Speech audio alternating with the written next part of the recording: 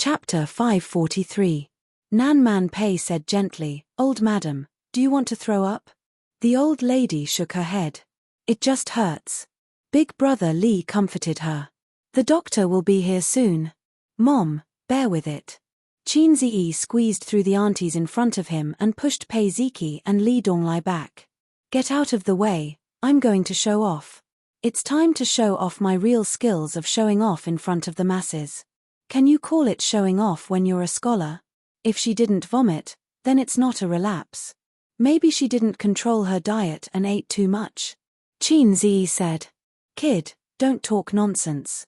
How do you know it's not a relapse?" One of the aunties who was pushed by Qin Ziyi reprimanded. "A relapse of pancreatitis is serious," Qin Ziyi said. "The symptoms are vomiting and abdominal pain. If it's just abdominal pain, is it acute or chronic?" This time, it was Pei Ziki who answered him. "It seems to be acute." Qin Ziyi came to a realization. He leaned closer to the old lady and said seriously, "It's okay. It's just that she's old and her organs are recovering slowly. She has intermittent pain, but it's okay." Regardless of whether they were sincere or not, everyone looked anxious and concerned, waiting for the doctor to come and check on the situation. However, this kid was self-righteous and talkative. He had some common sense and wanted to be in the limelight. That was the stupidest thing. Li Donglai quietly tugged at him with an awkward expression. The old lady was in so much pain that her face turned pale. Li Jianye frowned and said, "The doctor isn't here yet." Nan Man Pei said, "He was outside just now. He's not in the hotel room. He's already on his way back. Should we send her to the hospital first?" Someone asked. Li Jianye nodded. "No, wait. Send her to the hospital." They wanted to wait for the doctor to come, but the old lady was in great pain and the doctor was outside. No one present was a medical student, so they were afraid that it would delay the treatment. "Why don't I take a look?" Qin Ziyi moved closer to Nan Man Pei. This person, was he crazy about being in the limelight? The aunties and uncles frowned. Li Jianye looked displeased. Qin Ziyi immediately said, "I've studied medicine before. Sister Man knows." Nan Man Pei was dumbfounded. The others were stunned and looked at Nan Man Pei. Nan Man Pei put away his blank expression and remained silent. Qin Ziyi took the opportunity to squeeze to Nan Man Pei's side and nudged her to the side. "Elder Sister Man didn't expose me. Elder Sister Man really loved me." Qin Ziyi gently pressed his finger on the old lady's upper left abdomen.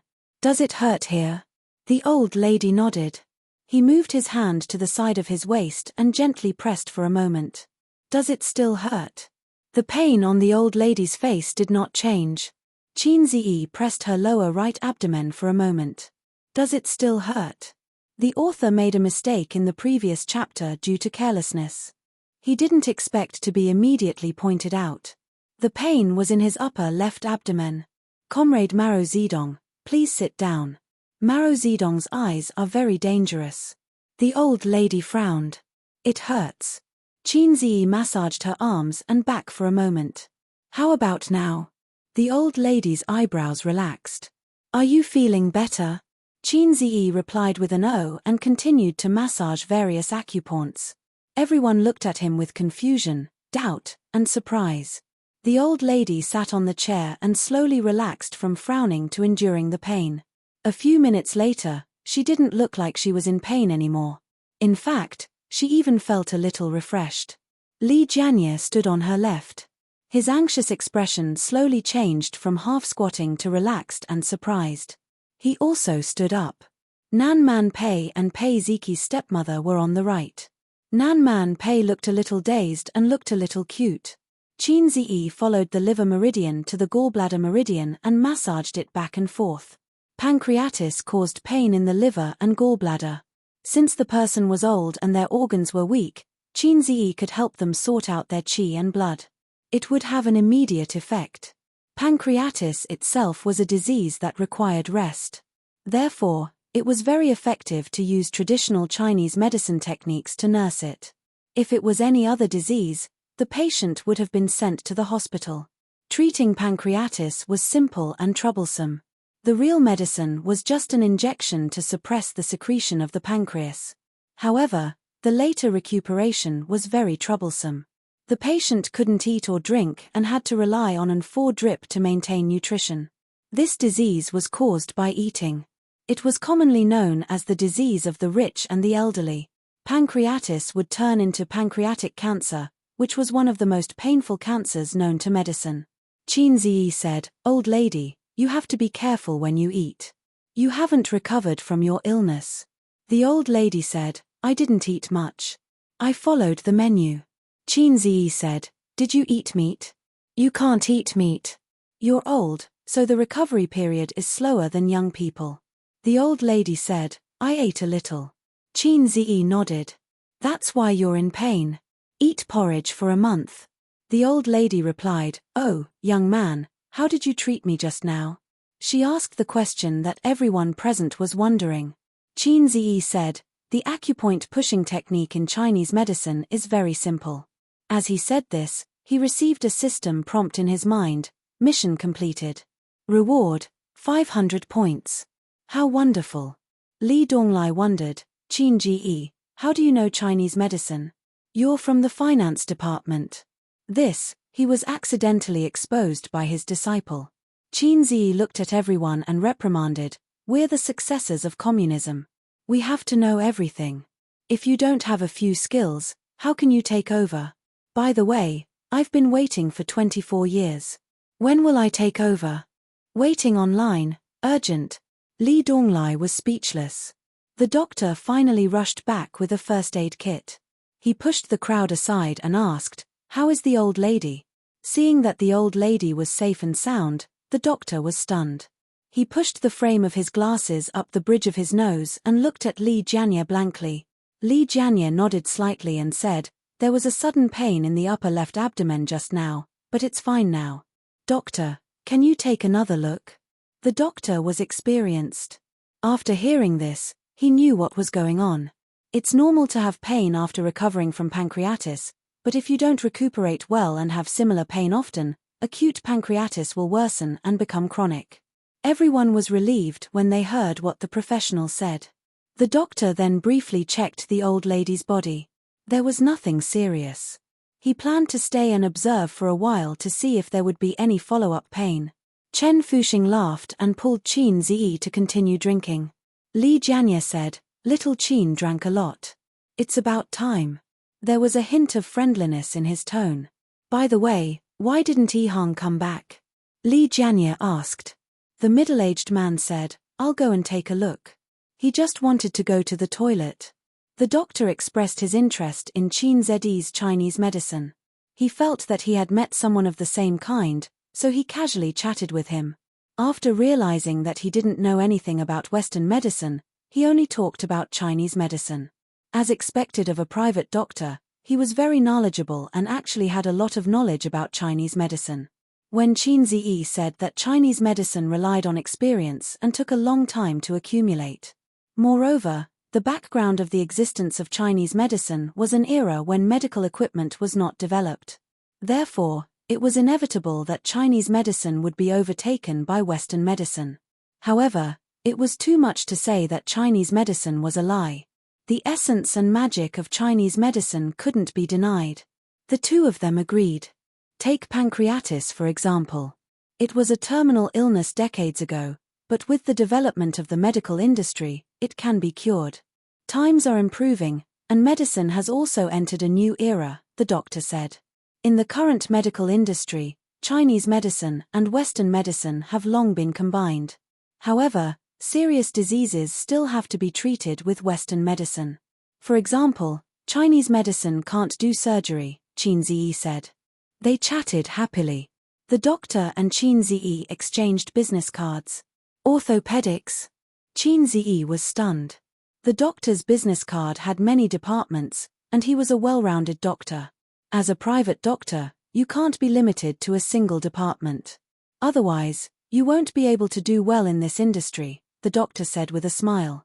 I studied orthopedics in Germany and got a doctorate. Qin Ziyi's small hand trembled. The doctor joked, in the future, if you have a serious injury, you can come to me. I'll give you a 50% discount. Chin Zedi's small hand trembled again. He tore it off. He would tear the business card off later. As the two of them were talking, the middle-aged man came back with a funny expression. Ihang passed out in the toilet and vomited all over the floor. He was lying on his own vomit. I asked the waiter to send him back to his room. Everyone immediately looked at Chin Zi. How much alcohol could this guy hold? It seemed that he was fine. Chapter 544. Chin Zi said disappointedly, he can't drink after just a few glasses of white wine. He hasn't admitted defeat yet. Everyone was speechless. They suddenly felt that this young man was quite interesting. He was forthright when he drank and wasn't restrained or anxious. Combined with what he had shown just now, he was bold. Chen Fuxing thought to himself, no wonder Yuan Yuan likes him. However, although he admired Chin Zi even more, Father Chen secretly dispelled the idea of supporting his daughter. This man was a little too outstanding. He didn't give his daughter a chance to speak at all. If his daughter got together with him, she would be bullied. Moreover, his relationship with Nan Man Pei was questionable. A father was a very complicated and changeable person. To his son, what? You changed girlfriends again? Not bad, little brat. You're much more charming than I was back then. Keep up the good work. Try to sleep with more women. To his daughter, what? Your husband went to the brothel? Damn it, bring me my 40-meter-long broadsword. I'm going to chop that kid into pieces. Therefore, from the perspective of an elder, Father Chen admired Chin Zi very much. From the perspective of a father, he refused. My little cabbage can't become a little vegetable. However, Father Chen didn't dare to talk to his daughter. It wasn't easy for his daughter to turn over a new leaf. What if she fell again? Father Chen's heart skipped a beat. He looked at Chin Zi. He heard from the little guys in his daughter's circle that this guy had rejected his daughter several times. However, when he was drinking and eating with her just now, he didn't show too much resistance. Did he have the same concerns as him? At this thought, Father Chen once again felt that Chin Zi's character was good. During this time, Chin Zi went to the toilet to vomit once. He vomited out the alcohol in his stomach, but he was still not drunk. Chin Zi drank so much white wine in one go. If it were in the past, he would have collapsed on the ground and passed out. Unknowingly, he became the focus of the young boys and girls. A capable and handsome young man was always able to gain the favor of many young girls. They were just a group of minors. No matter how powerful their fathers were, their own age and experience limited them. When they saw a successful man like Chin Zi, their eyes couldn't help but shine with stars. Just like when we were young, we especially admired and liked the big brothers and sisters next door. Chen Qingyuan, can you do it? If you can't catch up to him, I won't hold back. Someone said with a smile. That's right, that's right. Let's compete fairly. Didn't the netizens say that if you're capable, you should do it? We're going. Many young girls smiled and agreed. Chen Qingyuan said with a straight face, what are you talking about? Don't talk nonsense. You are all flowers of the motherland. Don't learn from me. I am a man-eating flower of the motherland. Li Donglai was stunned. Chen Qingyuan's tone was becoming more and more like Qin Ji's. One is marked by the company one keeps. Was this the latter or the former? Dinner lasted from 8 to 9 o'clock. Chin Zi noticed that the total price of the dishes did not exceed 5,000 yuan. The wine was also ordinary wine. There was no noble wine like Marotai, which was more gimmick than content. As expected, the details of politics were impeccable. Moreover, there was no discussion of politics at the dinner. It was all chatting and bragging. He originally wanted to use the river crab on his head to explore the general trend of Shanghai. After the dinner, Chin Zi was dragged by Pei Ziki, Li Donglai, and the other teenagers to play a killing game. Chin Ji, are you drunk? Do you want to go back to your room to rest? Chen Qingyuan was not reconciled. Pei Ziki kicked her from behind. Brainless woman. In his state, you don't even have a chance to go back to your room to rest. Chin Zi was sandwiched in a group of teenagers who were 5 or 6 years younger than him. Listening to their chatter, laughter, and anger, he inexplicably felt emotional. He missed his youth. Born in a big city, it was hard to keep friends. Those friends who were close to him when he was young, or classmates, went their separate ways after graduation. Or they moved away inexplicably and never saw each other again. And those children in Shujia town, if they met now, they probably wouldn't recognize each other. No one would remember him as a city boy who used to run under the sun and laugh in the fields. Thinking back, when Runtu grew up, he probably wouldn't remember Brother Zun. One day, Lu Zun, who had grown up, saw a teenager. The teenager said, "Brother Zun, it's me. Do you still remember the mistake I made in the melon field?" Lu Zun pondered for a long time and suddenly realized, "Oh, you are Runtu." He was moved and felt that he saw his lost youth. The teenager said, "No, I am Runtu." The story tells us two truths. First, people really get lonelier as they grow up. Second, Runtu also has dignity. Qin Ziyi didn't have a good time playing. He should always be the first to be killed. At dawn, he died. At dawn, he died. At dawn, he was voted to death. This King game experience was extremely bad. In the past, when he played killing games with his sister, Qin Bao Bao would always be the first to kill him, and Qin Ziyi would fight back and kill his sister first. Either he died, or his sister died. But my sister and I loved each other and hated each other. What do you brats mean? I can kill my sister to prove my Dao, but I can't be bothered to kill you passers-by. These days, there were many people who killed their sisters to prove their Dao. The road had been taken. If one wanted to prove his Dao, he had to find another way and kill his sister to prove his Dao. He was a celebrity, a handsome guy, and the object of worship of boys and girls. The idol effect caused him to always be picked on everywhere. After playing for about an hour, Pei Ziki chased them away. The teenagers who didn't have enough fun mumbled and left unhappily. "What, play for a while more? It's only 10 o'clock. Yes, I haven't killed Qin Ziyi yet." "Qin Ziyi," Pei Ziki pushed them. Go, we are going to sleep. You can continue to play by yourselves." After chasing them away, Pei Ziki and Chen Qingyuan tacitly took out cards and said that they wanted to play double buckles. Qin Ziyi didn't really want to play. He drank so much white wine that his brain was a little dull. He wanted to rest. But Chen Qingyuan and Pei Ziki seemed to have made an agreement. They hugged his arms on both sides and refused to let him go. They said that they wanted to play cards and play money. They wanted to gamble all their belongings and rip him off. After all, they were outsiders. The way they asked for money was very subtle. Unlike his Ying monster, who said, "Brother, you are using your wife's money. Qin Ziyi, how about 100,000? Ying monster waved a knife over. "Is your future wife only worth 100,000? Even Wang Zijin could only pinch her nose and accept it. 100,000 was too little.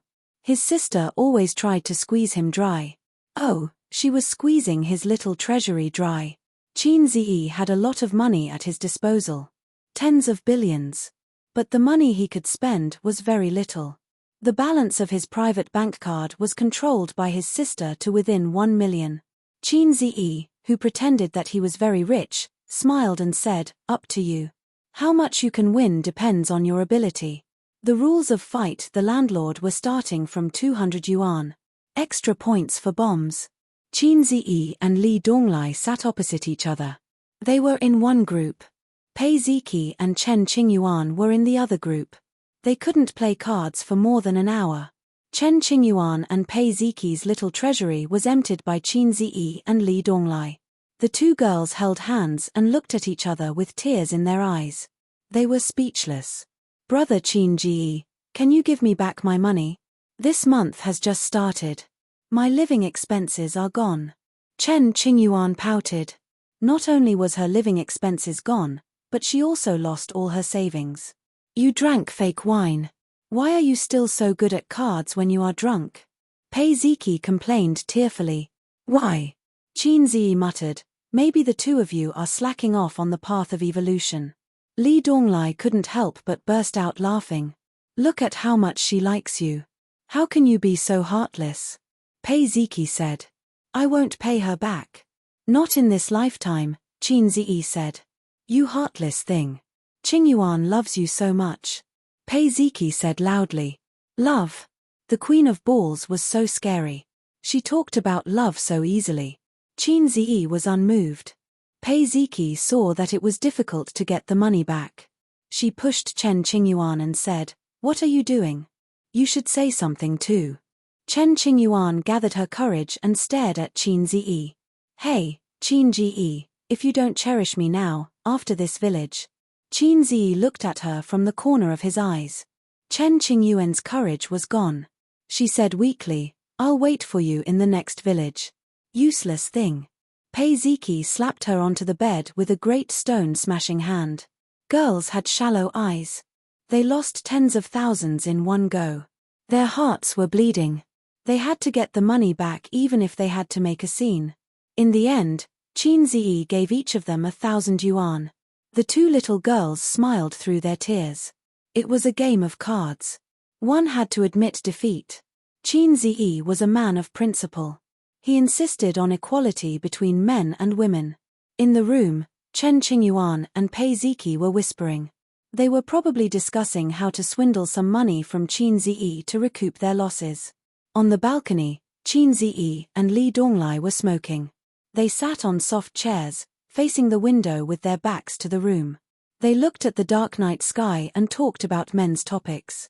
They talked about life, dreams, and careers. What are your plans in the future? Do you want to follow your father's path or be self-reliant? Qin Ziyi exhaled a puff of smoke. Let's see how it goes first. I'll probably follow the path he planned for me. The premise is that I have to work hard. Li Donglai said. After being hammered and sculpted by Qin Ziyi, he had changed a lot in the past year. He had slowly lost his Chinibya aura. Occasionally, he would look forward to his future. He was still angry with his father, but he was much more rational. However, it might take a few years to untie the knot in his heart. People would always grow up. No one would always be Chinibya. I'm not as good as you, Qin Ji. You know how to plan for yourself and set goals. You have achieved so much at such a young age. Li Donglai did not hide his admiration and worship. Qin Zi laughed until he coughed. After laughing, he felt a little sad. Where did the planning come from? The biggest plan in my life is to successfully complete my studies, get a good certificate, find a stable job, save enough money to get married, and then continue to save money to have children. It won't be too hard because I have my own house. However, I won't be too rich either. I'll have a big meal every weekend and travel during festivals. I'll be like this for the rest of my life. Because of his birth, he was born and lived in Shanghai. The people around him mostly talked about various kinds of security, social welfare, demolition, and finding a stable and profitable job through his relatives and friends. They did not talk about how he should work hard to become a millionaire or a billionaire. The richer the area, the less wolfish the people were. That's why the rich people in Shanghai were all foreigners. They had a secure life, good social welfare, and a house. They had not suffered much in their lives. Where did the wolfish nature come from? None at all. Moreover, how many people could succeed if they worked hard? Most people in Shanghai lived by the principle of being content with the small fortune. Then how did you get to where you are today? Li Donglai was puzzled. People are forced. Oh, it's this force, not that force, Qin Zi said. Li Donglai chuckled and said, I know. People are forced. At the same time, they have to work hard for it. Qin Zi was speechless. Comrade Maro Zedong, why are you so naughty? Li Donglai said again, Master, have you found the one who will work hard for you for your whole life? Qin Zi said in annoyance, you talk too much. Li Donglai egged him on and said, the one inside is really not bad. She's pretty and smart, but she's also quite stupid. In the future, you can have a wife outside, but at home, you can have a wife. Qin Zi sighed sadly. I might not be able to have a stupid woman in my life. Li Donglai obviously did not understand why he sighed, or perhaps he misunderstood. He said sympathetically, I know. What's so good about a girl? She doesn't understand romance. She's not as charming as the big sisters. Qin Ji, I understand your taste, but I don't understand why a girl's first boyfriend can take everything away from her so easily. It's the same for the second and third boyfriend, but the man who marries her has to buy a house and give a betrothal gift. Qin Ji said in annoyance, don't read the messy things on the internet. That's not how marriage is calculated. Li Donglai straightened his neck and said, but I think it's quite reasonable. Of course you think it's reasonable. It's because you haven't had *king girlfriend before. You won't think so after you've had a few girlfriends. Facing his disciple's misunderstanding, Qin Zi felt that it was necessary to enlighten him, lest this guy become cynical. Love doesn't care about the past. Li Donglai would definitely not understand such an answer. It would be useless to say anything. This was the difference between having sex for a period of time and having sex for a lifetime. Such an answer was too vulgar and not conducive to his master's image.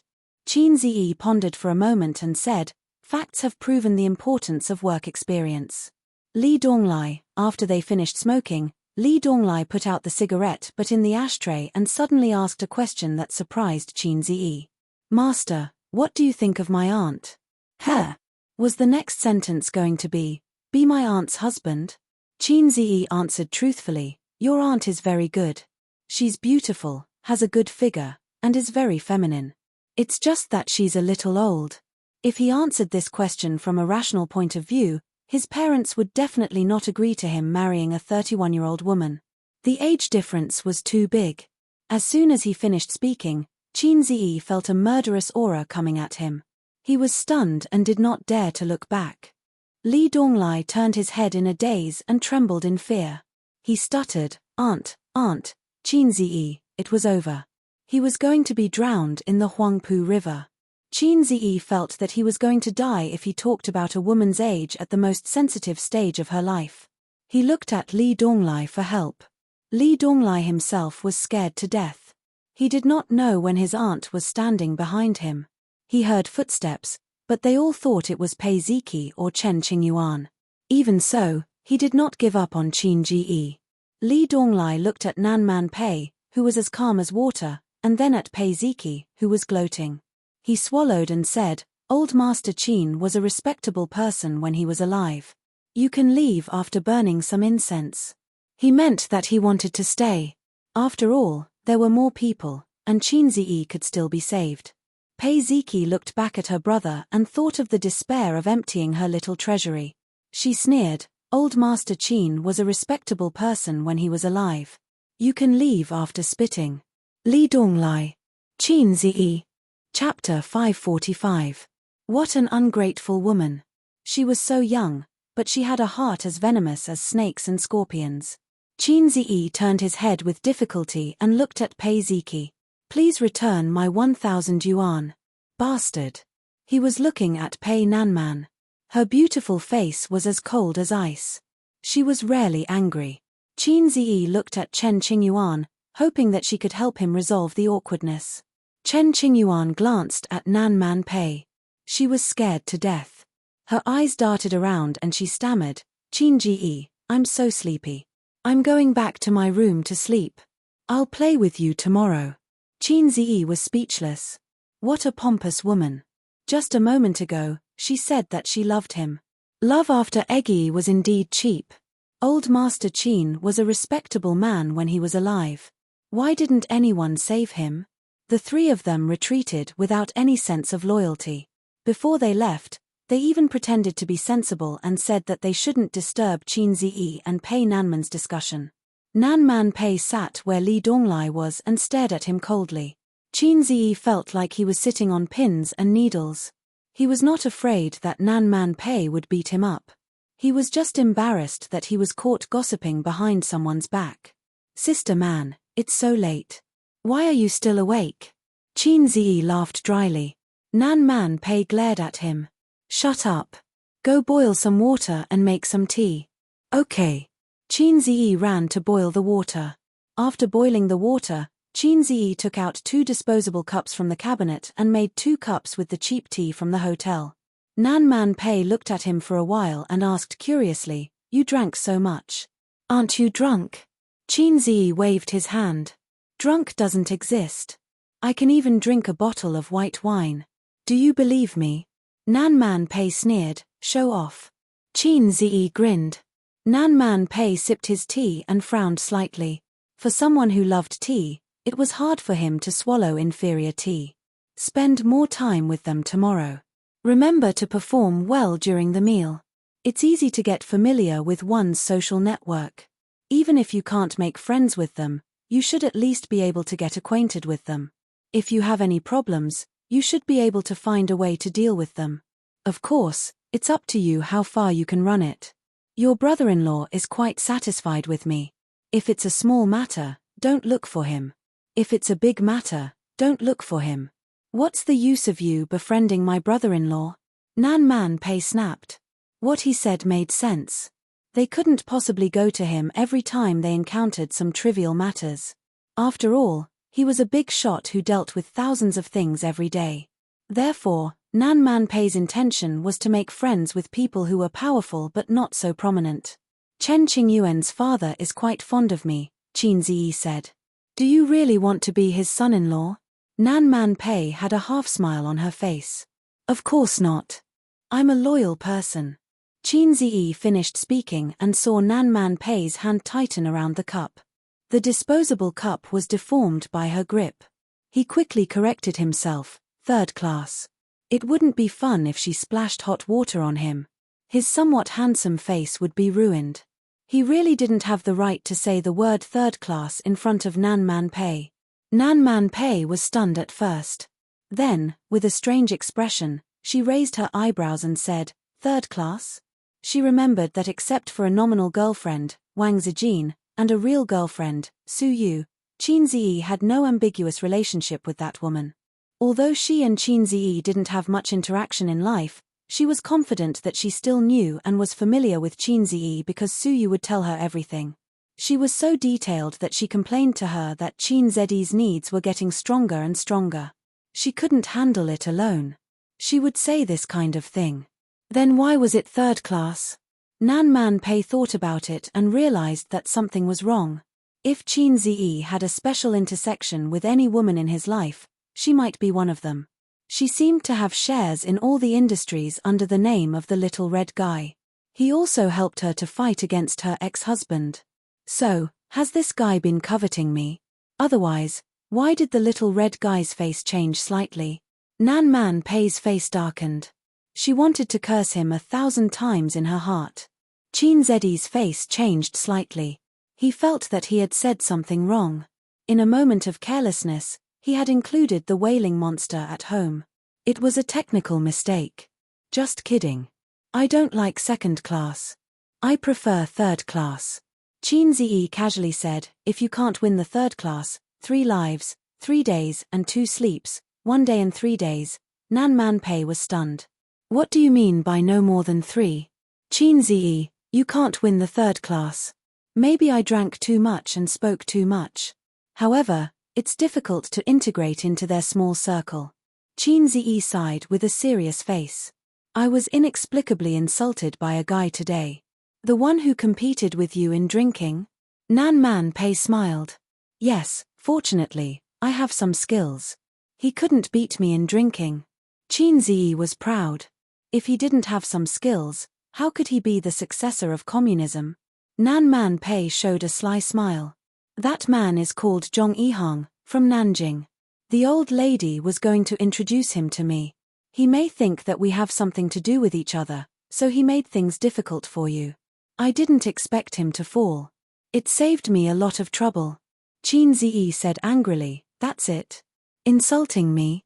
Nan Man Pei took a sip of tea and said leisurely, isn't it enough? If a man hooked up with Su Yu, would you insult him? Her family arranged a blind date for him, although Su Yu and he didn't know each other, would you insult him? Qin Ziyi was speechless.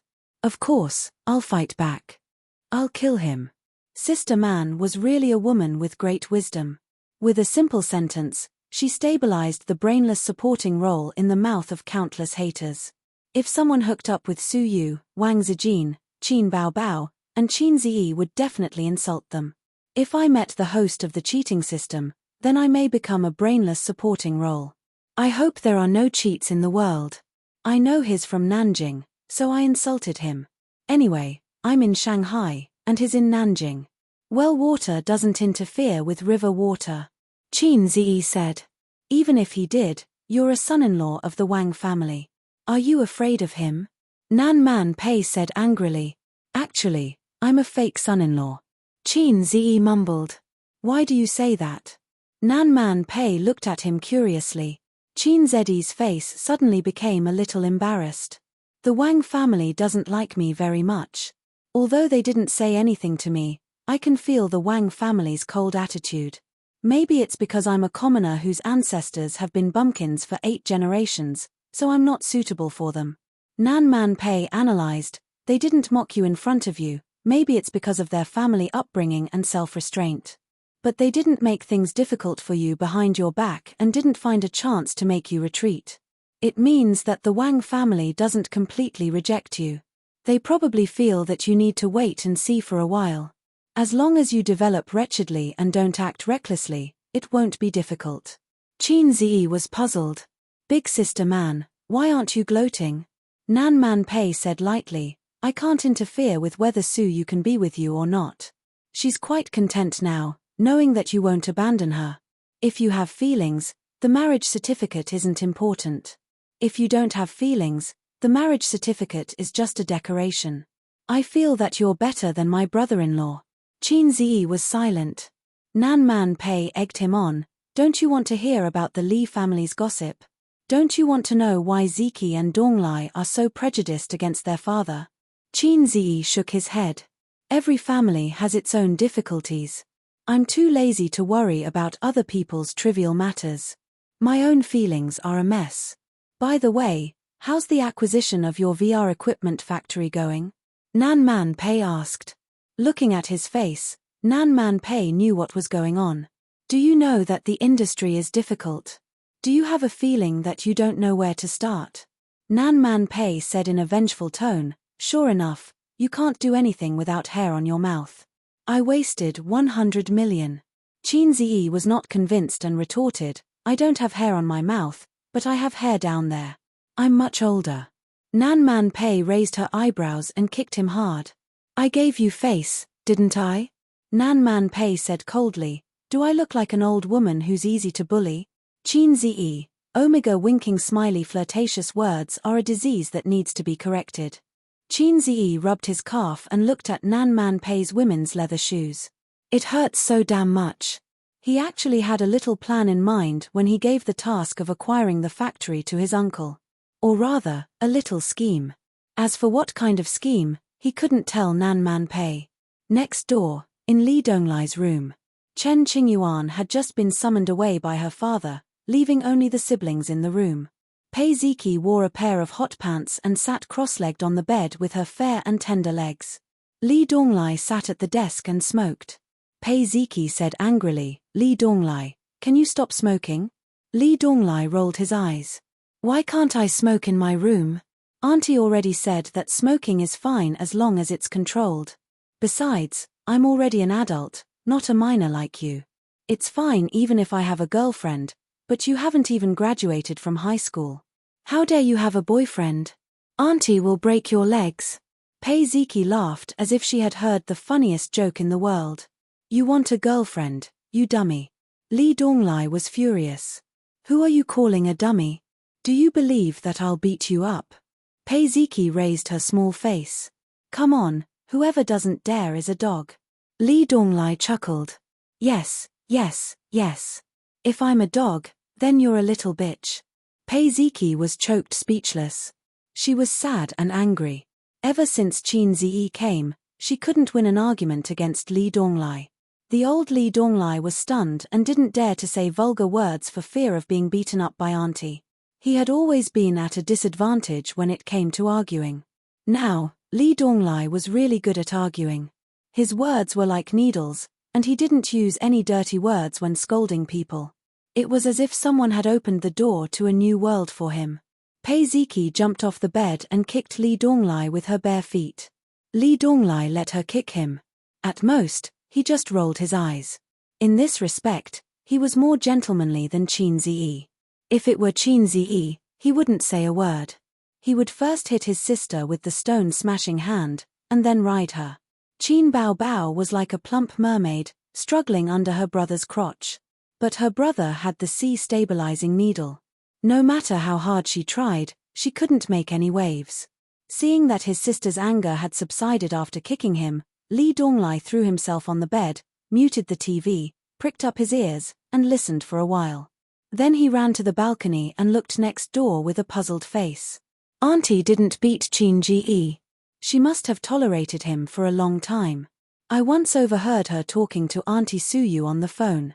Auntie said, "That guy is asking for a beating. I've tolerated him for a long time. If it weren't for your face, I would have beaten him to death." Pei Ziki was shocked. Qin Ziyi and Auntie Suyu. Chapter 546. You don't know? Li Donglai laughed and said, "Look at your long hair and short knowledge, my silly sister." Pei Ziki gritted her teeth and said, "You say it clearly." She also tolerated Li Donglai for a long time. He said a few words and then he would be eccentric, or there were hidden needles in his words, or his mouth was flowery. People couldn't help but want to beat him. It was all learned from Qin Ziyi, Pei Ziki secretly thought.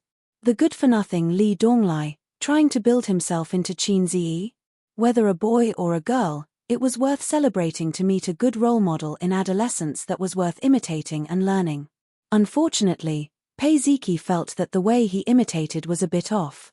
He imitated Qin Ziyi's flowery mouth and occasionally cheap bad habits vividly, but he imitated Qin Ziyi's talent and ability. For example, some time ago, her aunt urged Li Donglai to study. She bought a lot of university textbooks and asked him to read a textbook in half a month. She wanted to check the content. As a result, Li Donglai finished reading in a week. Nan Man Pei said with relief and surprise, "So fast?" Li Donglai was arrogant at that time, with his nose in the air, and a very manly tone. Qin Ji said that if a man is not happy, how can there be a happy life? The beating was miserable. From the living room to the room, the whole villa echoed with Li Donglai's wailing. Pei Ziki could remember, the number of times her aunt beat her brother like this can be counted with one hand. The most recent time was in junior high school. Under the instigation of his bad friends, he lifted the skirt of the female head teacher. In those years, Li Donglai was a rebellious young man who was undisciplined and sulking at his father. He was a rebellious young man who was willing to degenerate. Li Donglai didn't know his sister's rich inner drama. He reviewed his dark history and said, "Aunt Suyu used to work in her own family's investment company. Later, she went out with Qin Ji to set up her own company. The relationship between the two of them was unusual. Suyu used to ask his aunt out to play every weekend. Now his aunt spent more time at home on weekends, which meant that someone occupied Suyu's aunt's weekend time. Coupled with auntie's phone call, even a fool can figure it out. I've already told you that Qin Ji isn't interested in a silly girl like Chen Qingyuan. He's only interested in mature big sisters. Chen Qingyuan doesn't stand a chance. When she grows up to be a mature lady, Qin Ji might even have a child." Pei Ziki's expression kept changing. If Qin Ji really got together with Suyu, then Chen Qingyuan would have no hope at all. Although Chen Qingyuan was very beautiful, Suyu was more delicate and mature. Even Pei Ziki was envious of her long legs. Moreover, Chen Qingyuan is just an ordinary high school student. Her studies are not bad. Suyu is an overseas returnee. She is a strong woman who manages a company. There is no comparison at all. It's Gigi. Auntie is soft-hearted. Li Donglai muttered, "I still want to see Qin Ji get beaten up." Pei Ziki stared at him and curled her lips. "Auntie can't beat Qin Ji." "No." Li Donglai looked at her in surprise. "You don't know how good our auntie is." As the closest relatives, Li Donglai and Pei Ziki have heard about Nan Man Pei's background. Because that's also their mother's background, Nan Man Pei won't hide it. Li Donglai has seen Nan Man Pei's skills with his own eyes. Nan Man Pei has a fighting club under her name, which teaches taekwondo, sonda, and other training classes. Li Donglai once went to play with her and saw with his own eyes that in a competition, his auntie beat the 3 coaches in the club. They were all coaches who had learned a few skills. One of them could beat several ordinary people. Li Donglai's young heart was suddenly shocked. He vowed to learn a lot of skills like his auntie, laugh proudly on campus, and be chivalrous. But his auntie didn't allow it. This was the reason why he had been beaten into submission by Qin Ziyi. He wanted to learn a few skills from Qin Ziyi. Qin Ziyi did teach him a few skills. Li Donglai can usually beat 2 or 3 people of the same age. When did that happen? Why didn't I know? Li Donglai didn't believe it. Although Qin Ziyi is very powerful, he can't compare with his auntie, the goddess of war in his heart. Pei Ziki laughed and said, "You don't know this? My stupid brother, your knowledge is as short as your hair." Li Donglai, after Pei Ziki retorted, she said proudly, "It was my birthday.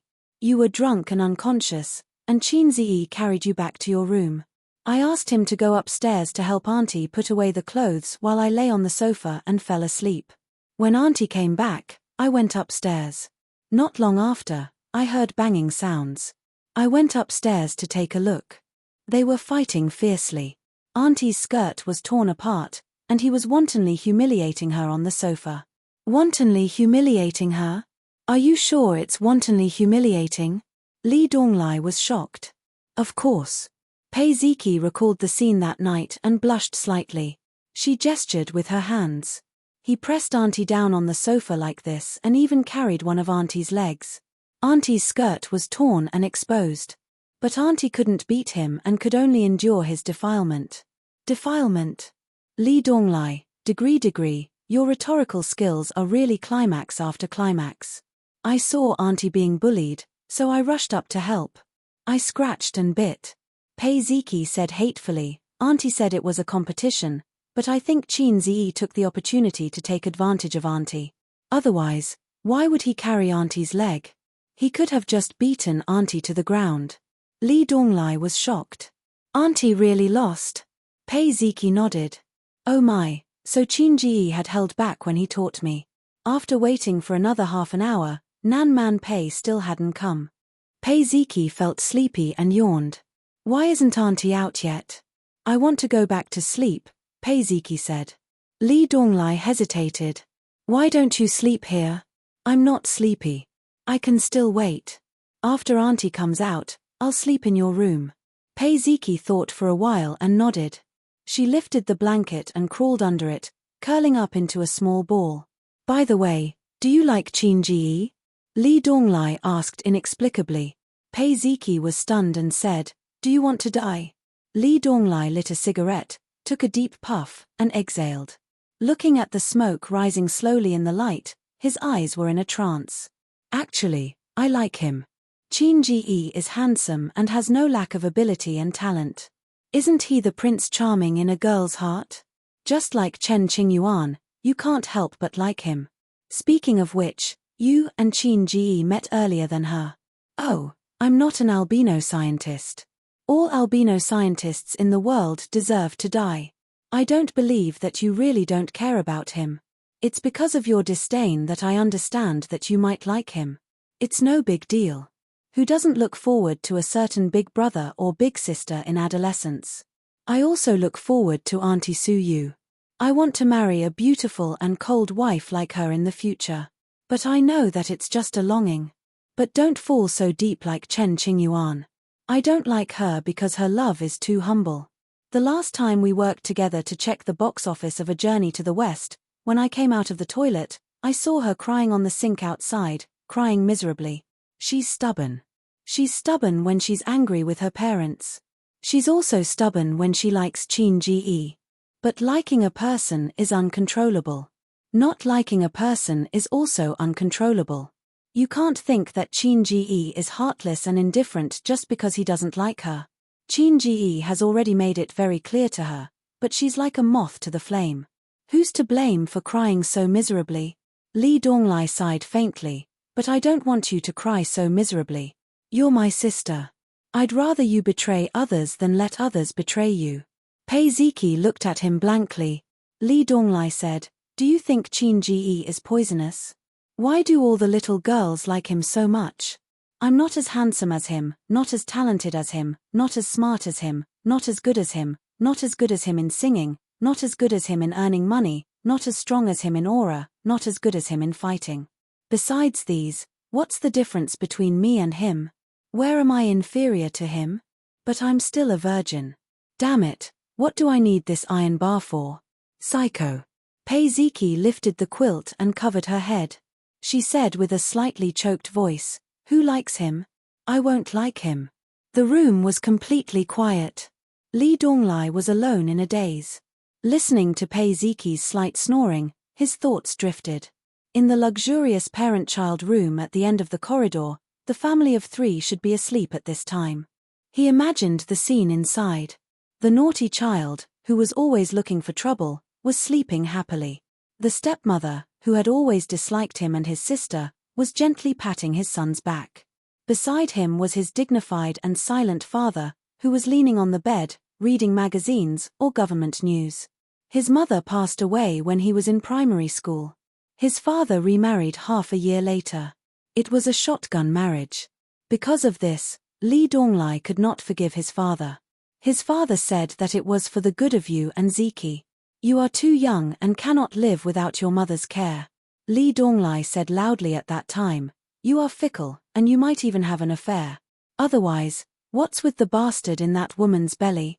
You scum." His father slapped him on the spot. His aunt said that his father cheated his mother. His mother abandoned her huge family business and followed him to Shanghai.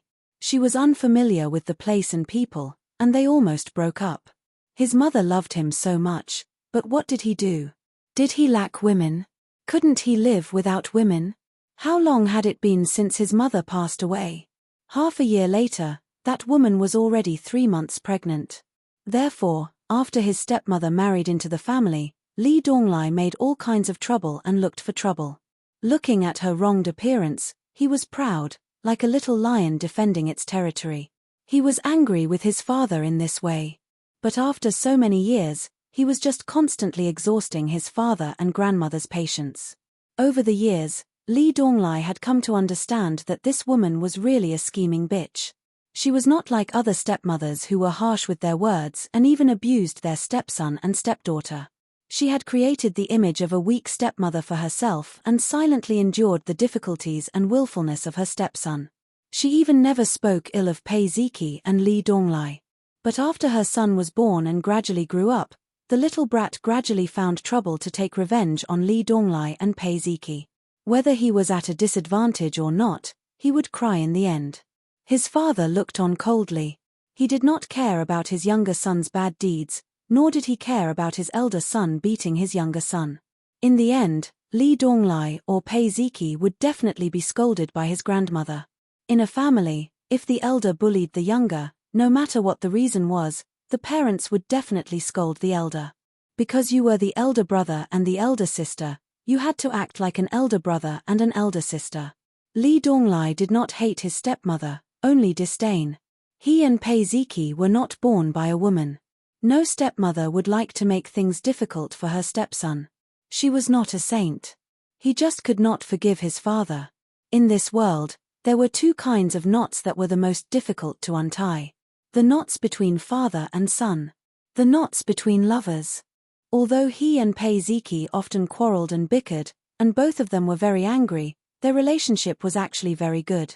Just like when he was beaten like a dog at the KTV, Peiziki would scream and be the first to rush up.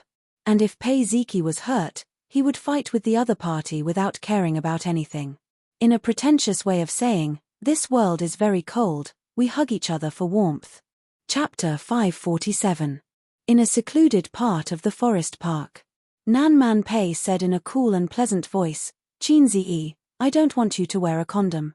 Qin Ziyi said in a distressed tone, "No, sister man. It's safe to wear a condom. If I don't, I'll die." Sunlight shone through the branches and leaves and scattered spots of light on the ground. Nan Man Pei wiped the sweat on her forehead and said, "Don't wear a condom. It's not exciting." Qin Ziyi said firmly, "No, it's too exciting. If I don't wear one, I won't last a minute." Nan Man Pei sneered, "You promised me that you'd listen to everything I say. I don't want you to wear a condom." Qin Ziyi refused, "If you don't let me wear one, I won't stab you. Nan Man Pei hit him and said angrily, do you men talk like farts? Qin Ziyi was silent. He had to wear a condom for this kind of thing. Otherwise, someone would die. He didn't want to die so early. His sister wouldn't agree. Sister Ziwei wouldn't agree. His little Teddy wouldn't agree either. Nan Man Pei said disdainfully, useless. Coward. The park staff looked at them in confusion and said unhappily, do you two need help?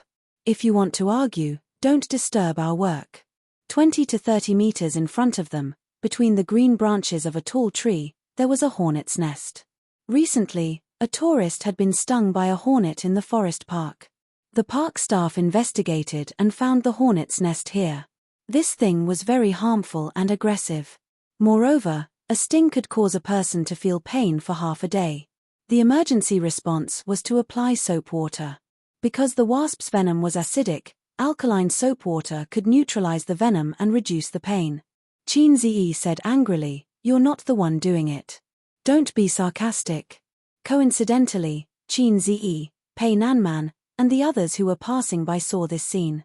Nan Man Pei pointed at the hornet's nest and said, if you stab it down, this old woman will forget about what happened last night. Poking a hornet's nest or sinking into the Huangpu River, you choose.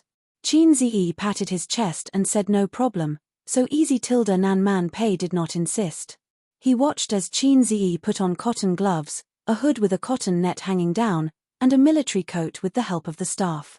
Then, he carried the ladder and walked valiantly towards Hornet's Nest.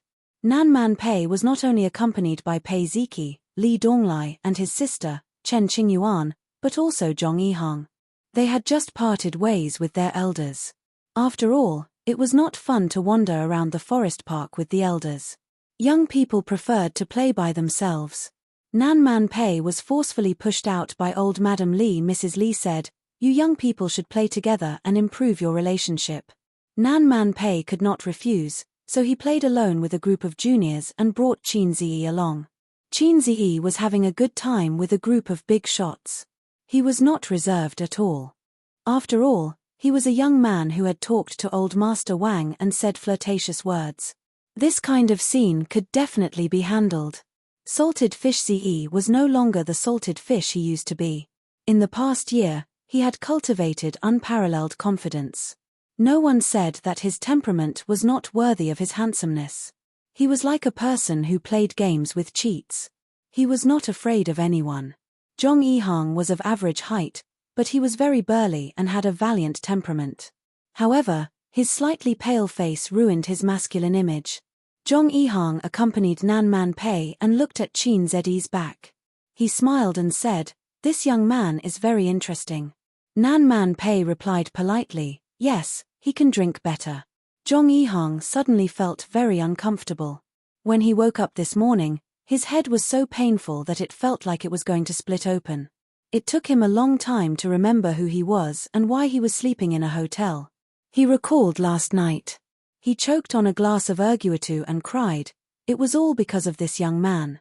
When he woke up this morning and had breakfast in the hotel, he found a few people who sat at the same table as him last night and asked them a few questions. He was right.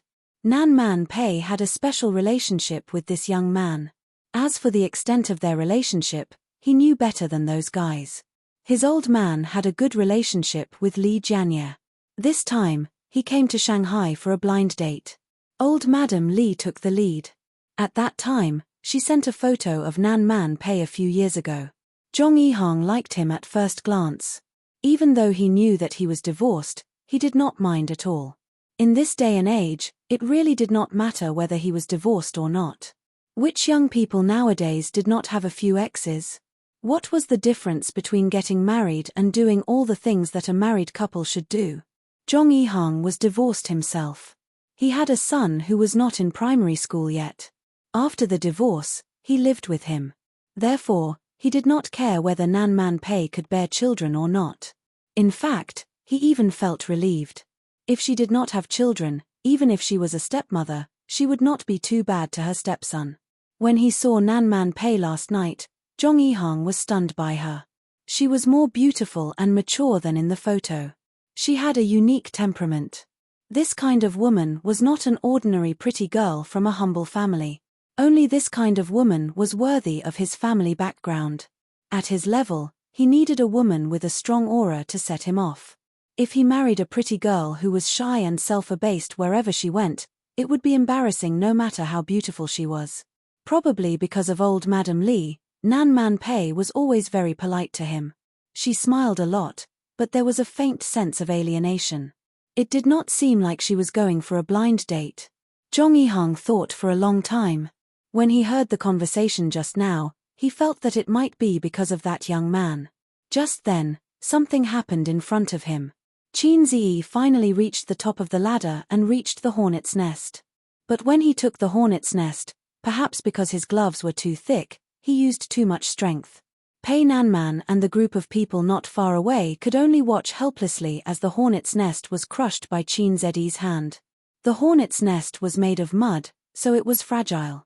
In an instant, it splashed Qin Ziyi's face. He had poked the hornet's nest. He felt that this figure of speech was weird.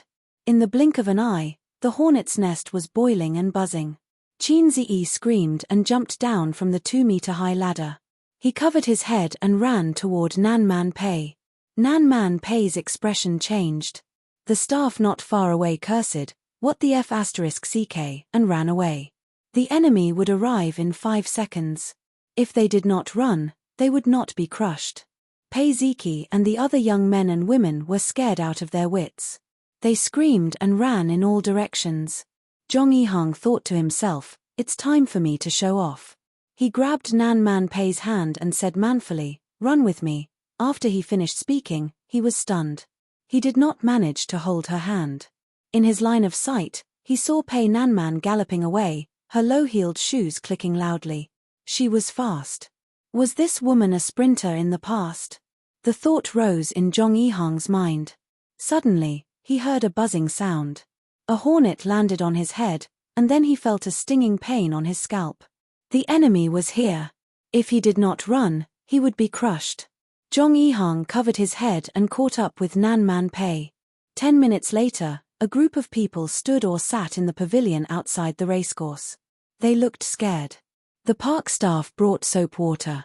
Not many people were stung by the hornet's nest, but Qin Ziyi was one of them. The rest were 2 young men, a girl, the previous staff, and Zhong Yihang. The staff wanted to curse, but he knew that this group of people was not ordinary, so he held back. "Why did you join in the fun? Was it fun?" "It was not fun at all. My head is hurting." Qin Ziyi sat in the pavilion and took off his short-sleeved shirt. His well-proportioned body attracted the attention of the girls. They kept looking in and out of his body. There was a big bump on his left chest. It did not look very harmonious. Chen Qingyuan stood at the side. Her heart ached. She wished that the hornet had stung her own chest. Chen Qingyuan was supposed to help her sweetheart apply soap water, but Nan Man Pei beat her to it. She was very unhappy, but she did not dare to say anything. Aunt Pei was an adult. How could she not know how to behave? How could she touch a man's chest so casually? Nan Man Pei helped him apply the soap water. "Does it still hurt?" Qin Ziyi was flattered. "Much better." Nan Man Pei frowned. "Why is it so swollen?" Wild hornets were very venomous. Although he was wearing a military coat, there were still gaps. Hornets were more terrifying than eels. They could enter any opening. When Qin Ziyi was escaping, the hornet had entered his body. He only managed to kill it when he escaped to the pavilion. During this period of time, the hornet had injected Qin Ziyi crazily. The injection volume was very scary. Otherwise, why would there be such a big bump? Pei Ziki mocked. "Your chest looks like a woman's." Qin Ziyi looked at her and retorted. "Do you feel inferior? Your chest looks like a man's." Pei Ziki was furious. She kicked her little leg. Qin Ziyi blocked it with his leg. The brat staggered and almost fell. "Auntie, he bullied me. Auntie, he bullied me." Nan Man Pei glared at Qin Ziyi. Qin Ziyi grinned and touched the bump on his left chest. It still hurt a little. Was the hornet's venom so strong? He glanced at his crotch. "I suddenly had a bold idea. No, no, no, 18 centimeters is scary enough. This idea is still very immature and can't be implemented. Otherwise, Suyu will cry. Qinziyi saw the staff with a bitter look. He walked to the edge of the pavilion, sat on the steps, and handed him a cigarette. I'm sorry, I screwed up. Although I'm Harai's king, I'm not an all-around player, and I occasionally make mistakes. The staff was very young, in his 20s, and he said insincerely, I understand, I'm just playing with my girlfriend. Nan Man Pei is very well maintained. She is mature and beautiful, fashionable and young. You can't see that she is 30 years old. In fact, a woman in her 30s is the most beautiful stage in her life. The most attractive age in a woman's life is 6 to 10 years old, 25 to 35 years old. Otherwise, how can there be two camps of lolicon and big sis? Young women are beautiful, but they are not seductive. In this world, only lolicon and big sis are eternal. Things like siscon are crooked. After a few simple words, the staff found that Qinziyi was very gentle and easy to get along with, without the attitude of a big star. He had long since recognized Qinziyi's identity. He was slightly agitated, cross it out and start over.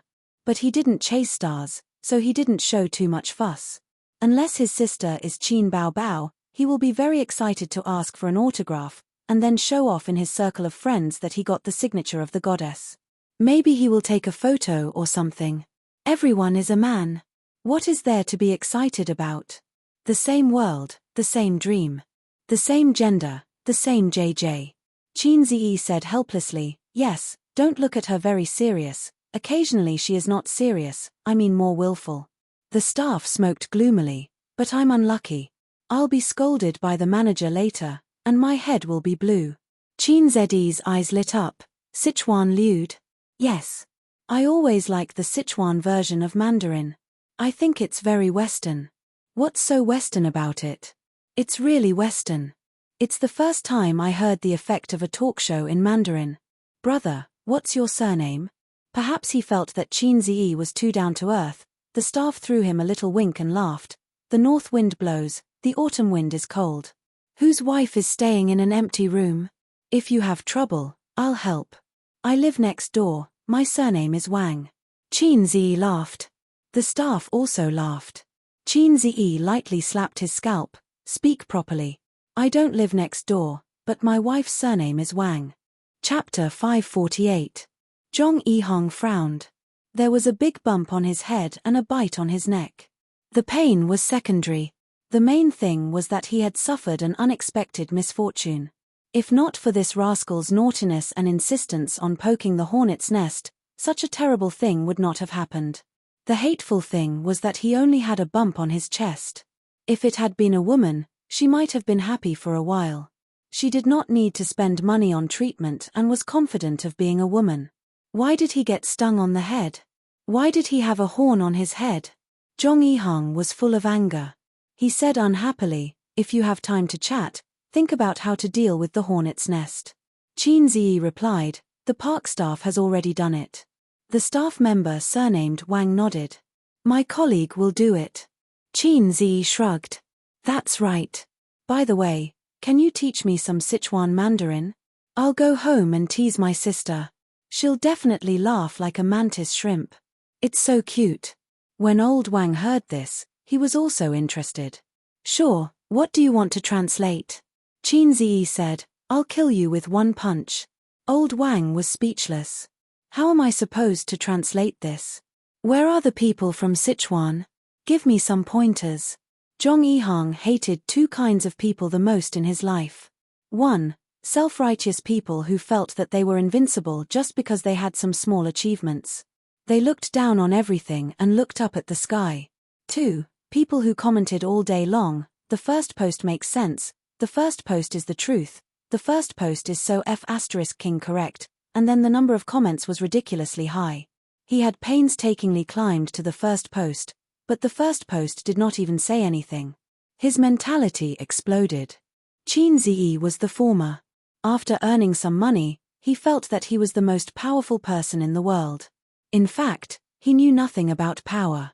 Moreover, Qin Ziyi had an ambiguous relationship with the woman he had taken a fancy to. Nan Man Pei did not even soap him. He only did it for Qin Ziyi. He even had to show off when he was wiping soap. If I threw a piece of soap, would you dare to pick it up? Zhong Yihang said sarcastically, if you don't have any skills, then don't do unnecessary things. You don't even know how to poke a hornet's nest. If you cause others to be stung by a hornet, don't you know how to apologize? Qin Ziyi scratched his head. Didn't I say that? Hey, didn't I apologize to you guys? The boys and girls replied, he did. They are all my men. Qin Ziyi shrugged at Zhong Yihang. He did. Zhong Yihang was furious. He could see that Qin Ziyi was deliberately looking for trouble. He was the only one who didn't apologize to him. He was clearly looking down on him. Understood. Sure enough, he had an unusual relationship with Nan Man Pei. This kind of person, who always went against him, was the legendary brain-dead villain. Watch me find a chance to smack him in the face. You're just a kid with no background and no power. What are you trying to do with me? Let you understand the horror of the world in minutes. Li Donglai interrupted, Qin Ziyi is good at martial arts.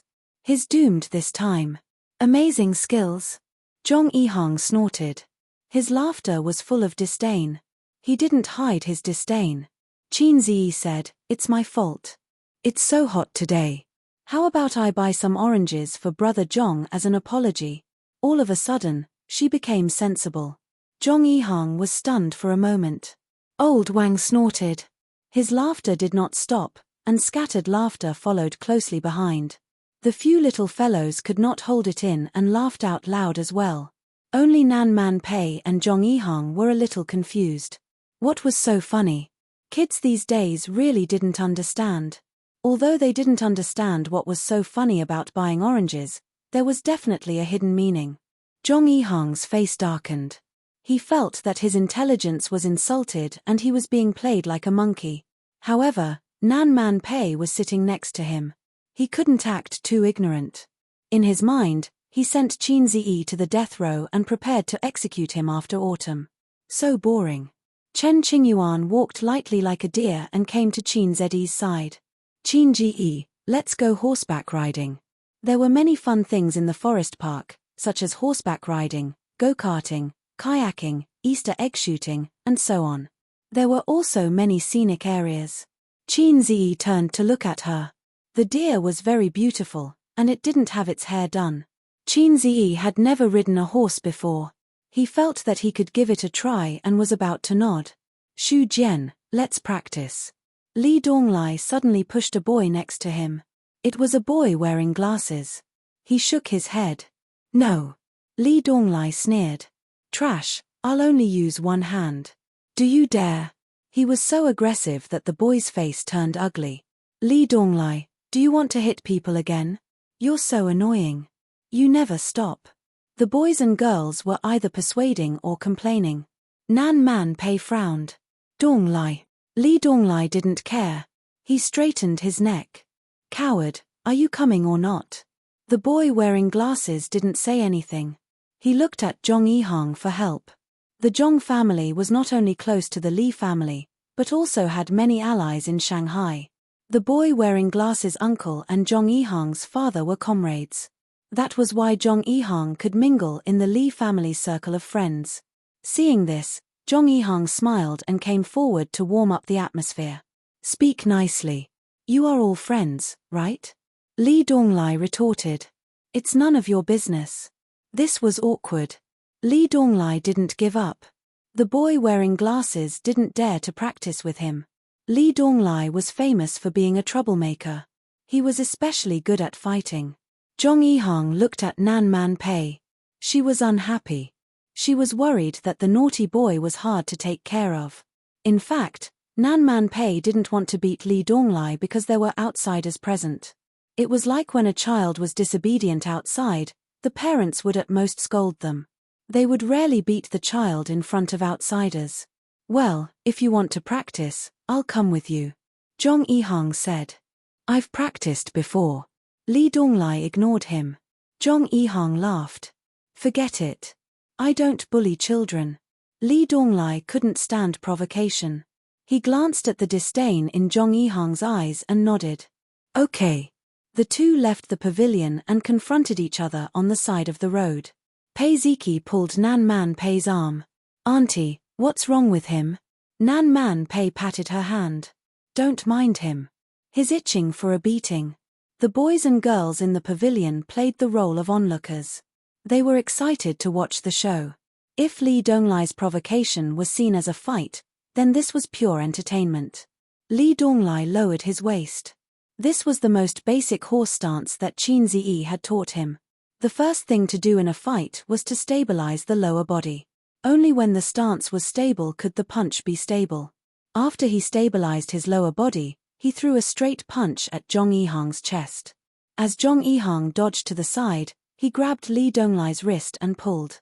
Their strength was not on the same level at all. Lee Donglai staggered and was tripped by Zhong Yihang's outstretched leg. He fell flat on his face. Lee Donglai was not convinced. He got up and fought again, but he was knocked down again after a few moves. It was a one-sided beating. The last time he fell, he was kicked in the stomach. Lee Donglai couldn't get up for a while. Are you okay? Zhong Yihang's kick was a punishment for this brat's arrogance. He pretended to slip up and reached out to help him up. But a hand was faster than him. It helped Lee Donglai up first. TSK, TSK. You've been slacking these days. Qin Ziyi patted the dust off him. What's wrong? Lee Donglai said softly, that little bastard said that my aunt's butt is big. It'll be great to touch it. Lee Donglai overheard the conversation between the young man with glasses and one of his good buddies. He said that Lee Donglai's aunt was beautiful. Her butt was big, and it would be great to touch it. Everyone had talked about the flirtatious words between young men. Everyone had commented on the beauties that they met by chance or by their side. It was normal. But if the families of the people involved heard it, it would be awkward. They would quarrel and fight. Lee Donglai said angrily, this guy is so meddlesome. I really want to beat him up, but I can't beat him. Qin Ziyi patted him on the shoulder and smiled at Zhong Yihang. Impressive. You've really practiced. Then, how about we spar a few times? The surprise came too quickly. It was like a tornado. Zhong Yihang was excited. I've already put you on death row, and now you're jumping out on your own. Well, I'll take it as interest. That's not good. I don't know how to control my strength. Man, he said. He turned around and asked Nan Man Pei with an intimate tone and expression. Pei Nanman sat there calmly. Her face did not show the slightest hint of anxiousness. He even grinned at Zhong Yihang. Zhong Yihang breathed a sigh of relief. He confirmed one thing. The relationship between this young man and Nan Man Pei was not that good. Maybe they were just two friends who liked each other a little. They were more than friends, but not yet in love. Ph. I can fight 10 of them. Zhong Yihang had joined the army before, and he was not a volunteer. The training he received was incomparable to that of a regular volunteer. Moreover, he was a troublemaker in high school. He used to follow Hu Longdao, the boss of his grade. In the words of the underworld, Boss Hu Longdao was charismatic and loyal. He was a good boss. The 6 brothers under his command were all dauntless. They were invincible in the whole school. Zhong Yihang was not outstanding back then. When he saw Boss Hu dominating the school, he thought enviously, when can I be as good as him? So he joined Boss Hu and became his henchman. As for now, he was still in the limelight, but Boss Hu was gone. It turned out that without a good father, one should not waste time in school. If one did not work hard when he was young, he would be a delivery boy when he grew up. Fighting had always been Zhong Yihang's specialty. It was time to show off his real skills. Not far from the pavilion, a fashionably dressed girl was holding a selfie stick. The camera was aimed at the pavilion. On the screen of the phone was a live broadcast. The comment section was flooded with all kinds of gifts. Hey, Qin Ziyi seems to be fighting with that guy. Let's not go over and secretly take pictures. The girl's sweet voice said, I have to go further away. Otherwise, he might rush up and smash my phone. Or I can pretend to be a tourist taking a selfie and sneak up. The girl looked at the screen. I've decided to risk my life to get closer. Can everyone send gifts? But when she saw the almost identical comments on the screen, she was stunned. Chapter 549.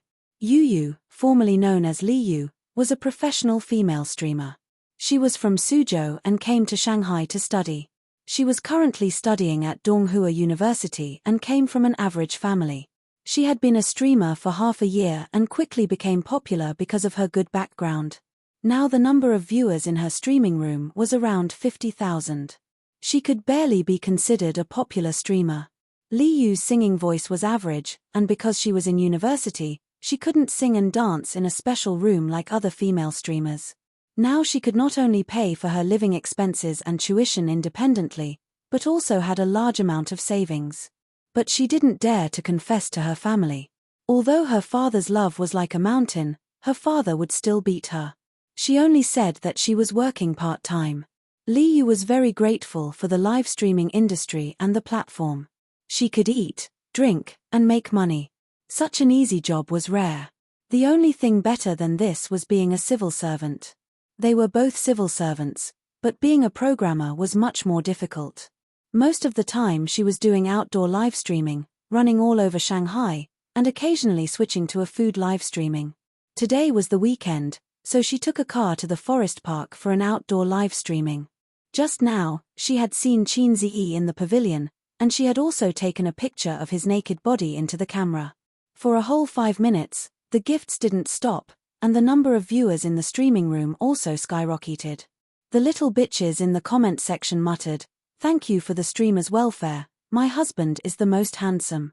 One must know that there were very few females in Yo-Yo's streaming room in the past.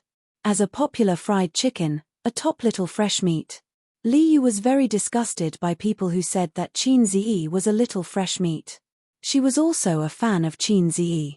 How could Qin Ziyi be compared to those flirtatious bitches? He was not a little fresh meat, he was an old godfather, an existence that made people blush.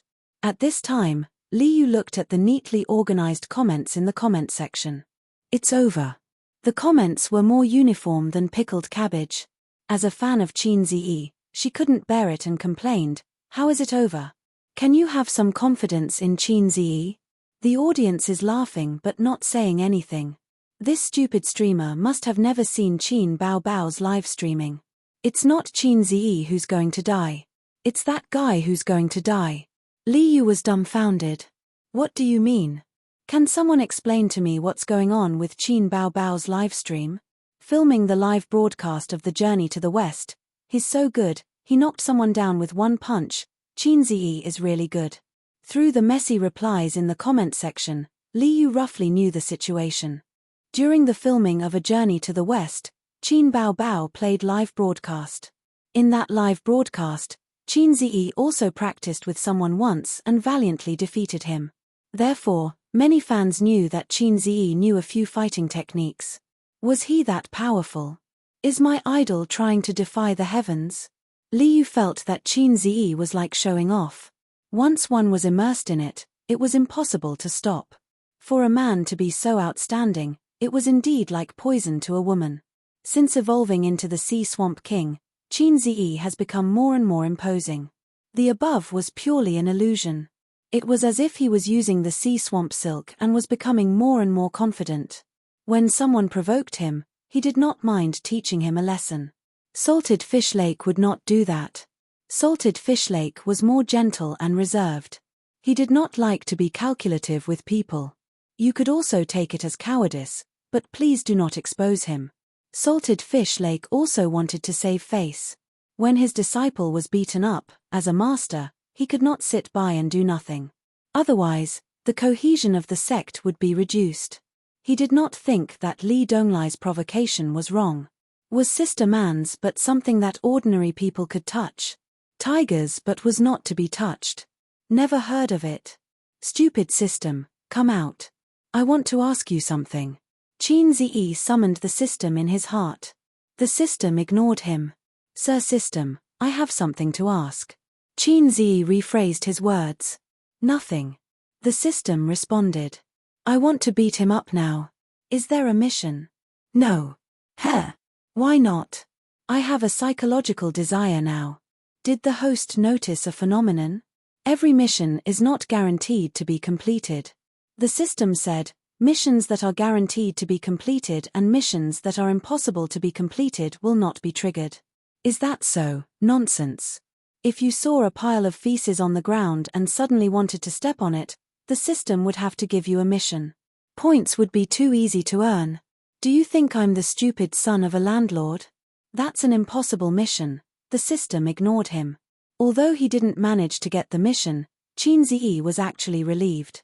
What if he saw a pile of feces on the ground and did not want to step on it, but had a bold idea, such as tasting it? Ding. Please eat 500 grams of hot feces. 100 points if successful. Corresponding points will be deducted if failed. Qin Ziyi might become the first protagonist to level up by eating feces. Zhong Yihang said, I joined the army after finishing high school. I received strict military training and am good at fighting and capturing. However, I don't know when to stop. You have to be careful. He said this so that when he beat up Qin Ziyi later, he would have an excuse to explain. I started practicing martial arts when I was 8 years old. It has been 16 years since then. I am proficient in internal martial arts and external martial arts, Tai Chi push hand, Bag bang, 7 injuring fist, and the lost finger zen. In addition, my Neigong Heart Sutra is the times are calling. Qin Ziyi said in one breath, I know when to stop, so I won't beat the shit out of you. Zhong Yihang was stunned by his words. When he heard the last sentence, he realized that he had been taken advantage of by the other party. Internal martial arts and external martial arts did exist and were not fake. However, most of the so-called Chinese martial arts masters were scammers because they were already so old. What a joke. How could they still be called masters at such an old age? Didn't they know that martial arts were afraid of the young? This was the same principle as Jianghu folk remedies. Folk remedies were real, but 90% of them were fake. Therefore, when people heard folk remedies, they subconsciously thought that they were scammers. At the end of the day, this was due to the lack of supervision of the country, which led to the prevalence of scammers in the industry. If Qin Ziyi had not mentioned the Neigong Heart Sutra, Zhong Yihang might have been alarmed. Don't think that I don't know what the times are calling is. Are you the successor of communism? Zhong Yihang felt disdain in his heart. He looked at Qin Ziyi's fit body and guessed that he trained in the gym. Perhaps he had strength, but his skills and speed were definitely not as good as his. I have been hitting people with bricks since junior high. My actual combat experience was trained by Boss Hu. Qin Ziyi did not say anything. Instead, he turned his head and looked at Liu, who was not far away.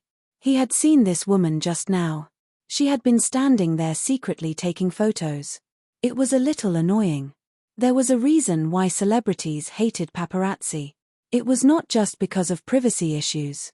When they were standing on the stage, they could take photos of them in any way they wanted. However, no one wanted a camera to be pointed at them in their daily life. This meant that they had to maintain their image at all times. They could not even pick their nose. Not to mention causing trouble when they were bored. Qin Ziyi used to lie on the sofa and cause trouble when he was bored at home. He was scolded by his sister several times when she saw him. She said that it was unhygienic and unhealthy. It was understandable that his sister would think so. After all, there was a difference between men and women. It was legal for boys to cause trouble. They could cause trouble as much as they wanted. Otherwise, why would she say you troublemaker? However, girls could not do that. After all, bacteria were pervasive. If a girl did that, what would it be called? Newer? Watch me mend the sky with one hand. Double-click 666.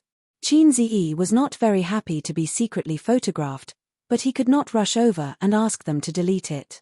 After all, if he forced them to delete it, there would probably be negative news reports tomorrow. Therefore, being a celebrity was sometimes really tiring. It required a lot of effort. He is looking at me, Liu exclaimed. She was a little happy and a little nervous. Will he come over and smash my phone? At this time, Qin Ziyi waved at her. Wow, is he waving at me? Liu looked around, but there was no one around. Should I go over? After I go over, how should I hand over the phone? Go, get close to the big boss. Host, go over quickly. Why are you in a daze? I want to see Chin Zedi's bare face. Go, focus the camera. The comment section was full of encouragement. The audience in the live broadcast room was more excited than she was. They sent her a wave of gifts and urged her to hurry over. Liu trotted over with excitement and nervousness. When she approached, Chin Zi asked, "Are you filming?" After seeing the screen of the phone facing him, his smile suddenly became gentle and his tone became easygoing. "You're broadcasting." He thought to himself, "Damn, you're broadcasting behind my back. Can I?" Liu asked timidly, his eyes shining brightly. "Yes." Chin Zi said, "Are you a female host?" Liu nodded vigorously. "Yes, my name is Liu. I'm a small host on the Salted Fish broadcasting platform." Chin Zi nodded and stopped her from filming. He smiled brightly and said, "Hello, everyone." He waved at the camera. The next moment, the comments in the comment section jumped and the screen was full of gifts. Liu's face was full of happiness. "Stand aside, I want to fight with my friends," Chin Zi said. Liu stood obediently by the pavilion. When she saw Nan Man Pei, her eyes lit up. She immediately aimed the camera at the people in the pavilion and greeted them as if they were close friends. "Hello, everyone." No one paid attention to her. The teenagers glanced at her casually. "Hey." Liu awkwardly moved the camera away. The eyes of the people in the pavilion made her feel the gaze of the big boss. A lively and beautiful girl like her was popular everywhere, but obviously the people in the pavilion were not so enthusiastic. Liu glanced at the phone. The audience in the live broadcast room was discussing the beautiful mature woman who had appeared for a moment. Some said that the two little girls were also very beautiful. Zhong Yihang was happy in his heart. "Oh, this little girl came at the right time. Isn't Chin Zi a big star? Watch me beat him in the live broadcast." From a physical point of view, a man in his early 30s was the peak of his body. Teenagers and young people may be energetic, but their strength was not as good as his age. Then there was experience. Experience needed to be accumulated over a long period of time. How could Chin Zi be the opponent of a veteran who had undergone strict training? The young boys and girls in the pavilion were watching with great interest. The female host of the Salted Fish broadcasting platform, Liu, held a selfie stick and looked forward to it. Chin Zi nodded to Zhong Yihang, indicating that he could attack. He didn't lower his waist and his muscles were loose. His casual posture made Zhong Yihang raise his eyebrows. He ran a few steps, gathered his strength, and kicked toward Chin Zi's lower abdomen. Chin Zi still didn't move. His face was calm. If he stood with his hands behind his back, he would look like a master. When his foot was about to hit Chin Zi's lower abdomen, Zhong Yihang's mouth revealed a smile. "This kick will make you spit out the wine you drank last night." Demasha. But at this moment, Chin Zi was as still as a virgin and as agile as a rabbit. He turned around to avoid the kick. At the same time, he exerted strength from his waist and swept his right leg. Chin Zi's leg swept Zhong Yihang's waist. It was like a whip hitting a sandbag, making a muffled sound. Zhong Yihang, who weighed 160 kilograms, was instantly sent flying. Chin Zi had used a lot of strength in his kick to send him flying.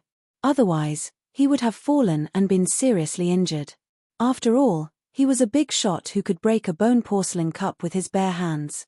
Zhong Yihang fell to the ground and curled up like a mantis shrimp. He first felt a suffocating pain, the kind that was really breathless. Then he felt a sharp pain in his left waist. My kidney. My kidney.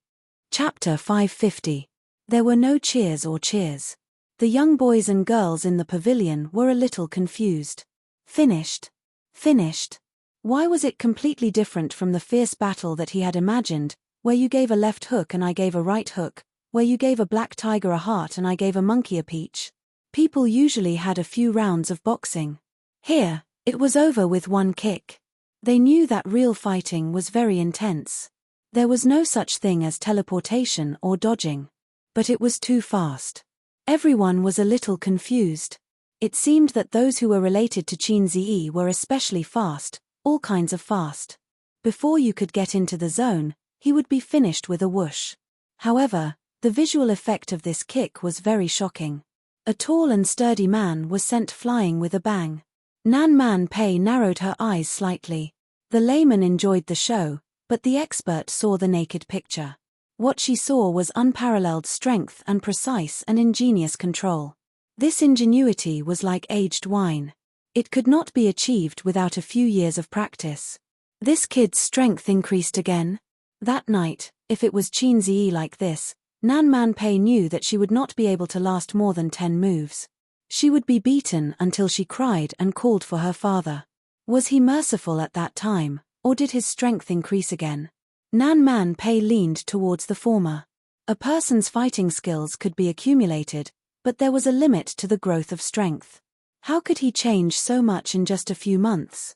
He was not Long Outyen. Influenced by Qin Ziyi, Nan Man Pei habitually muttered in her heart when she encountered unreasonable people or things. He was not Long Outyen. She had looked up Long Outyen on the internet. He was a novel protagonist who ignored all logic and reason. He was used to describe some inconceivable or absurd things. That was what the internet said. If you don't believe me, you can Baidu it.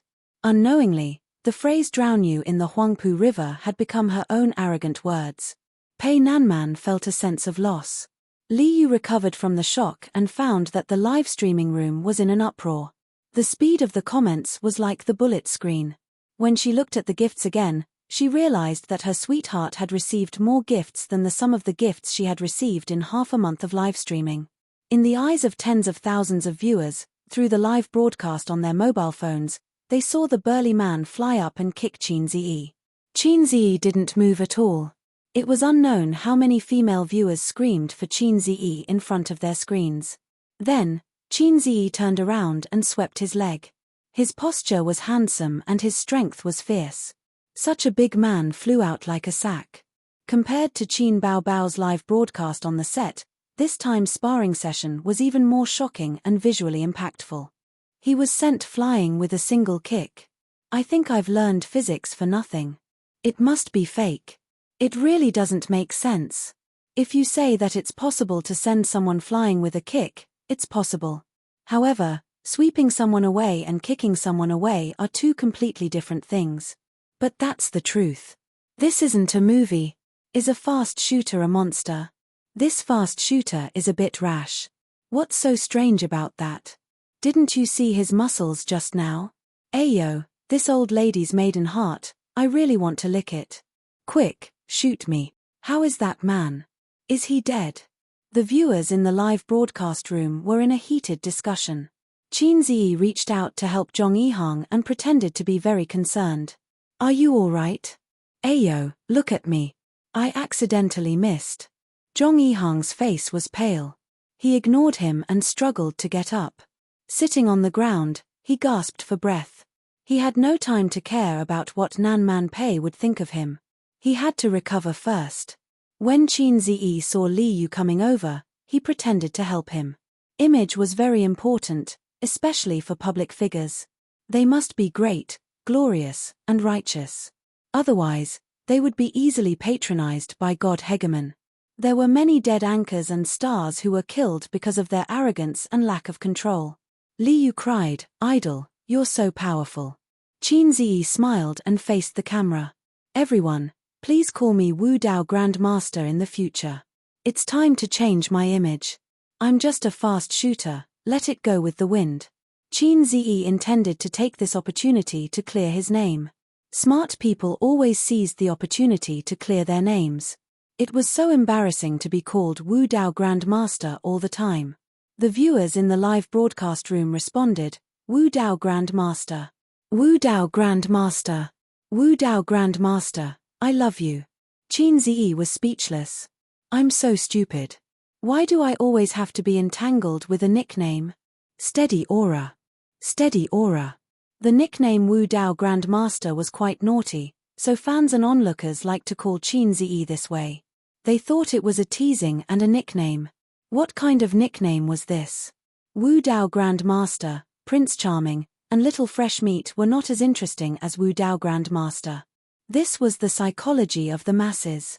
For example, many stars like to criticize themselves on Weibo, which could make fans laugh and like them. That was the reason.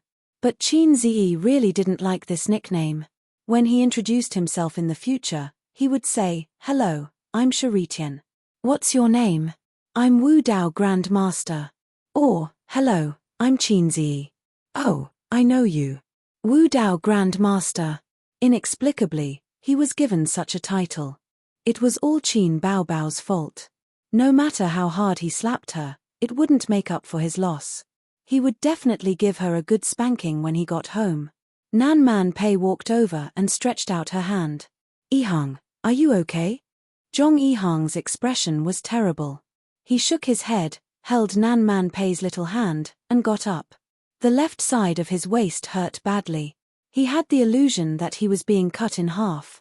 Nan Man Pei said apologetically, "I'm sorry," he didn't hold back. As she said that, she turned her head and looked at Qin Ziyi. The moment she said that, Zhong Yihang was mesmerized. But the words she said made Zhong Yihang break down. He doesn't hold back in all aspects. "I've been troubled." Zhong Yihang was speechless. It seemed like she said nothing, but it also seemed like she said everything. The art of language was filled with imagination. Zhong Yihang got up quietly, rubbed his waist, and forced a smile. "My clothes are dirty. I'll go back to the hotel to change. You guys have fun." Nan Man Pei nodded. "I'll call an electric car to pick you up." There was an electric car in the forest park that was similar to the ferry at the airport. After all, the park was very big. It was impossible to walk there. Zhong Yihang waved his hand and left. For both parties, this blind date was undoubtedly a failure. Both of them were people of status. They didn't overdo it to save face. "Do you have a house?" "No." "Do you have a car?" "No." "Do you have more than $1 million in savings?" "No." "Then why did you go on a blind date?" "Are you a virgin?" "No." "Then why did you go on a blind date?" Only vulgar men and women would talk like this. They didn't hold back at all. Although these were the 3 essentials of a blind date, a car, a house, and money, one had to learn to hold back. In life, there were many things that could be said in a subtle way. This would not only show quality but also avoid conflict. For example, your wife gave you a green crown. Your father was furious. Your mother is seeking death. The grass in your grave is green. I invite your mother to go to Mount Wu together. The art of language was wonderful. Chen Qingyuan said, "Qin Ji, let's ride a horse." She glanced at Li Yu's mobile phone and hugged Qin Zi's arm very schemingly. "Cameraman, quickly turn the camera over. I'll give you an extra drumstick tonight."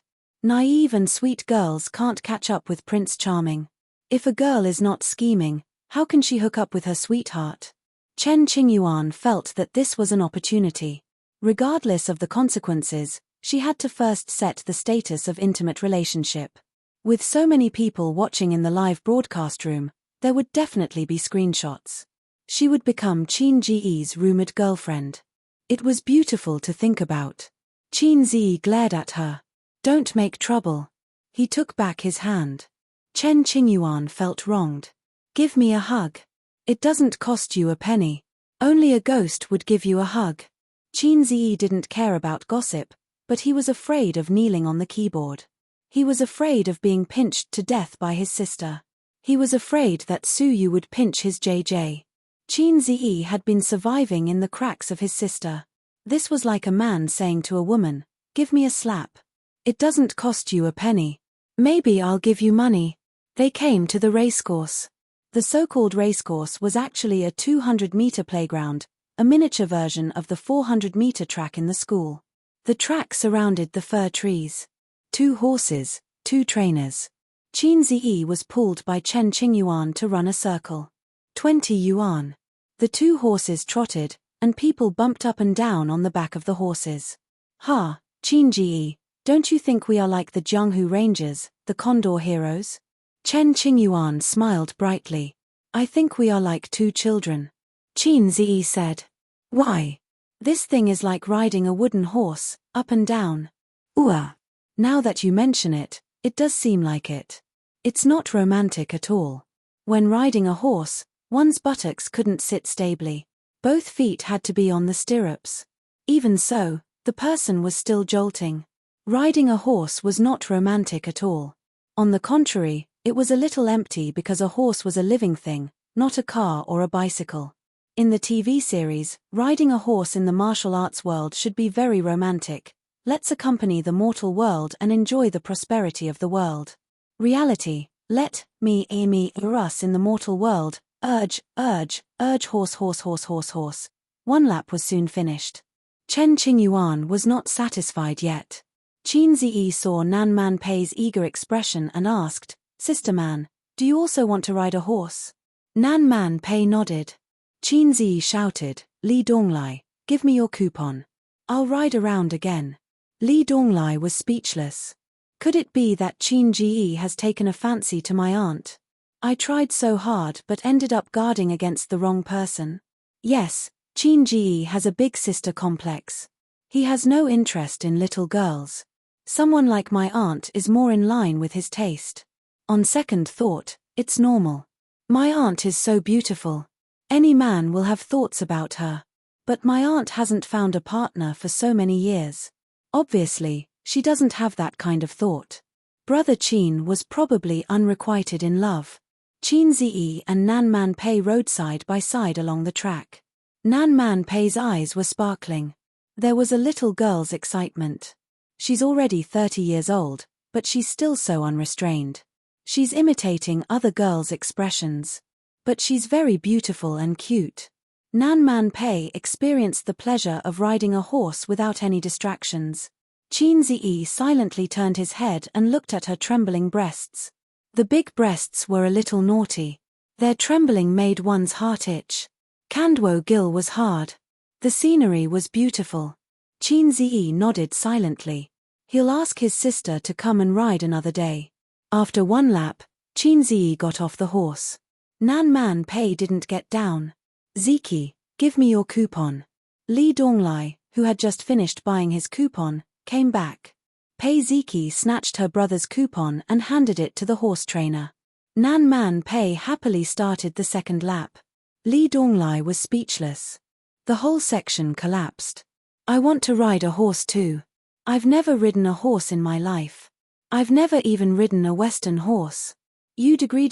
You. Nan Man Pei ran half a lap before Liu got on the horse with the help of the horse trainer. She was still holding the selfie stick. She grabbed the saddle with one hand and smiled sweetly at the camera. I'm going to ride a horse now. Okay, didn't I always show you Qin Ziyi? You can't ignore me. The horse trainer said, put away your phone. You can't broadcast riding a horse. Liu bargained. It's okay. The horse is so slow. The horse trainer said, no, you can't hold it with one hand. What if you fall? We are responsible for your safety. Liu looked at Qin Ziyi. She didn't know anyone here. She only spoke a few words to Qin Ziyi. Qin Ziyi smiled. Qingyuan, help me hold it.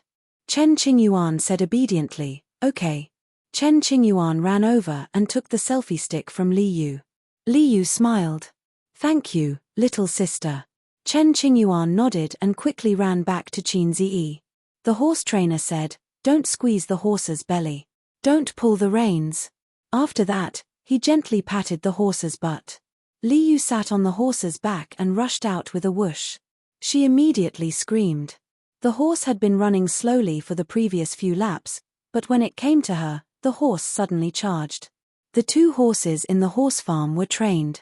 They were like machines on an assembly line, following a fixed program. The two horses had been running side by side, so the horse that Liu was sitting on subconsciously chased after Nan Man Pei's horse. A family should be neat and tidy. Liu screamed and bounced on the horse's back. A horse that accelerated was a terrifying experience for someone who had no riding experience. So she subconsciously grabbed the saddle and squeezed the horse's belly with her legs. Don't squeeze the horse's belly, don't squeeze the horse's belly, the horse trainer shouted.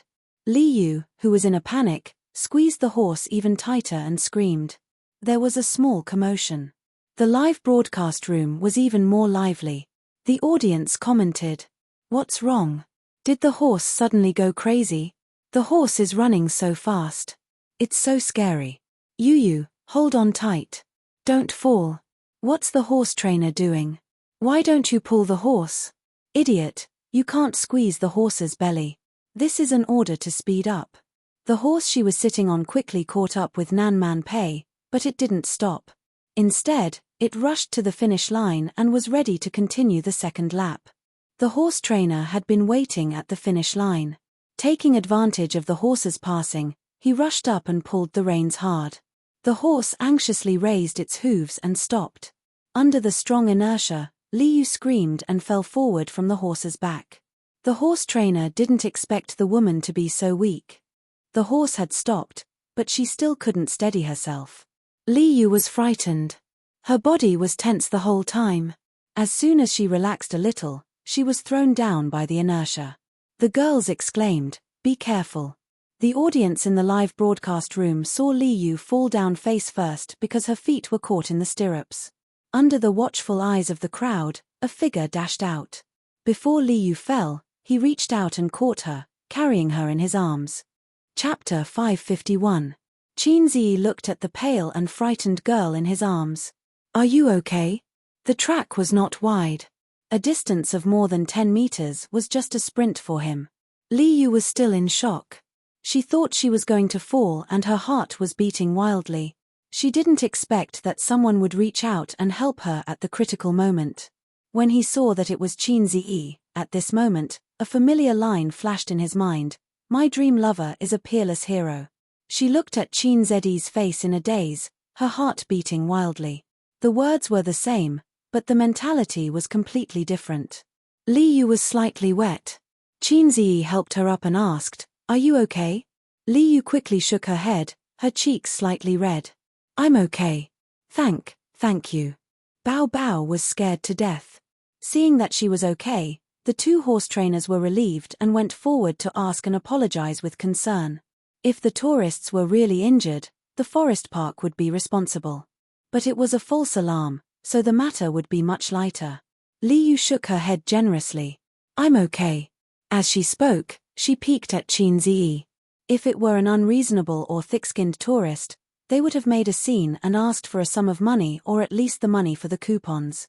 But just like men pretending to be generous in front of women, women would also pretend to be educated and reasonable in front of men. Chen Qingyuan heard the teenagers next to her breathe a sigh of relief and shout awesome, 666, and Qinji is mighty. She first cast an admiring look at Qinzi, then glanced at the people next to her with disdain. "He is indeed the man I like. Sit down, it's basic operation."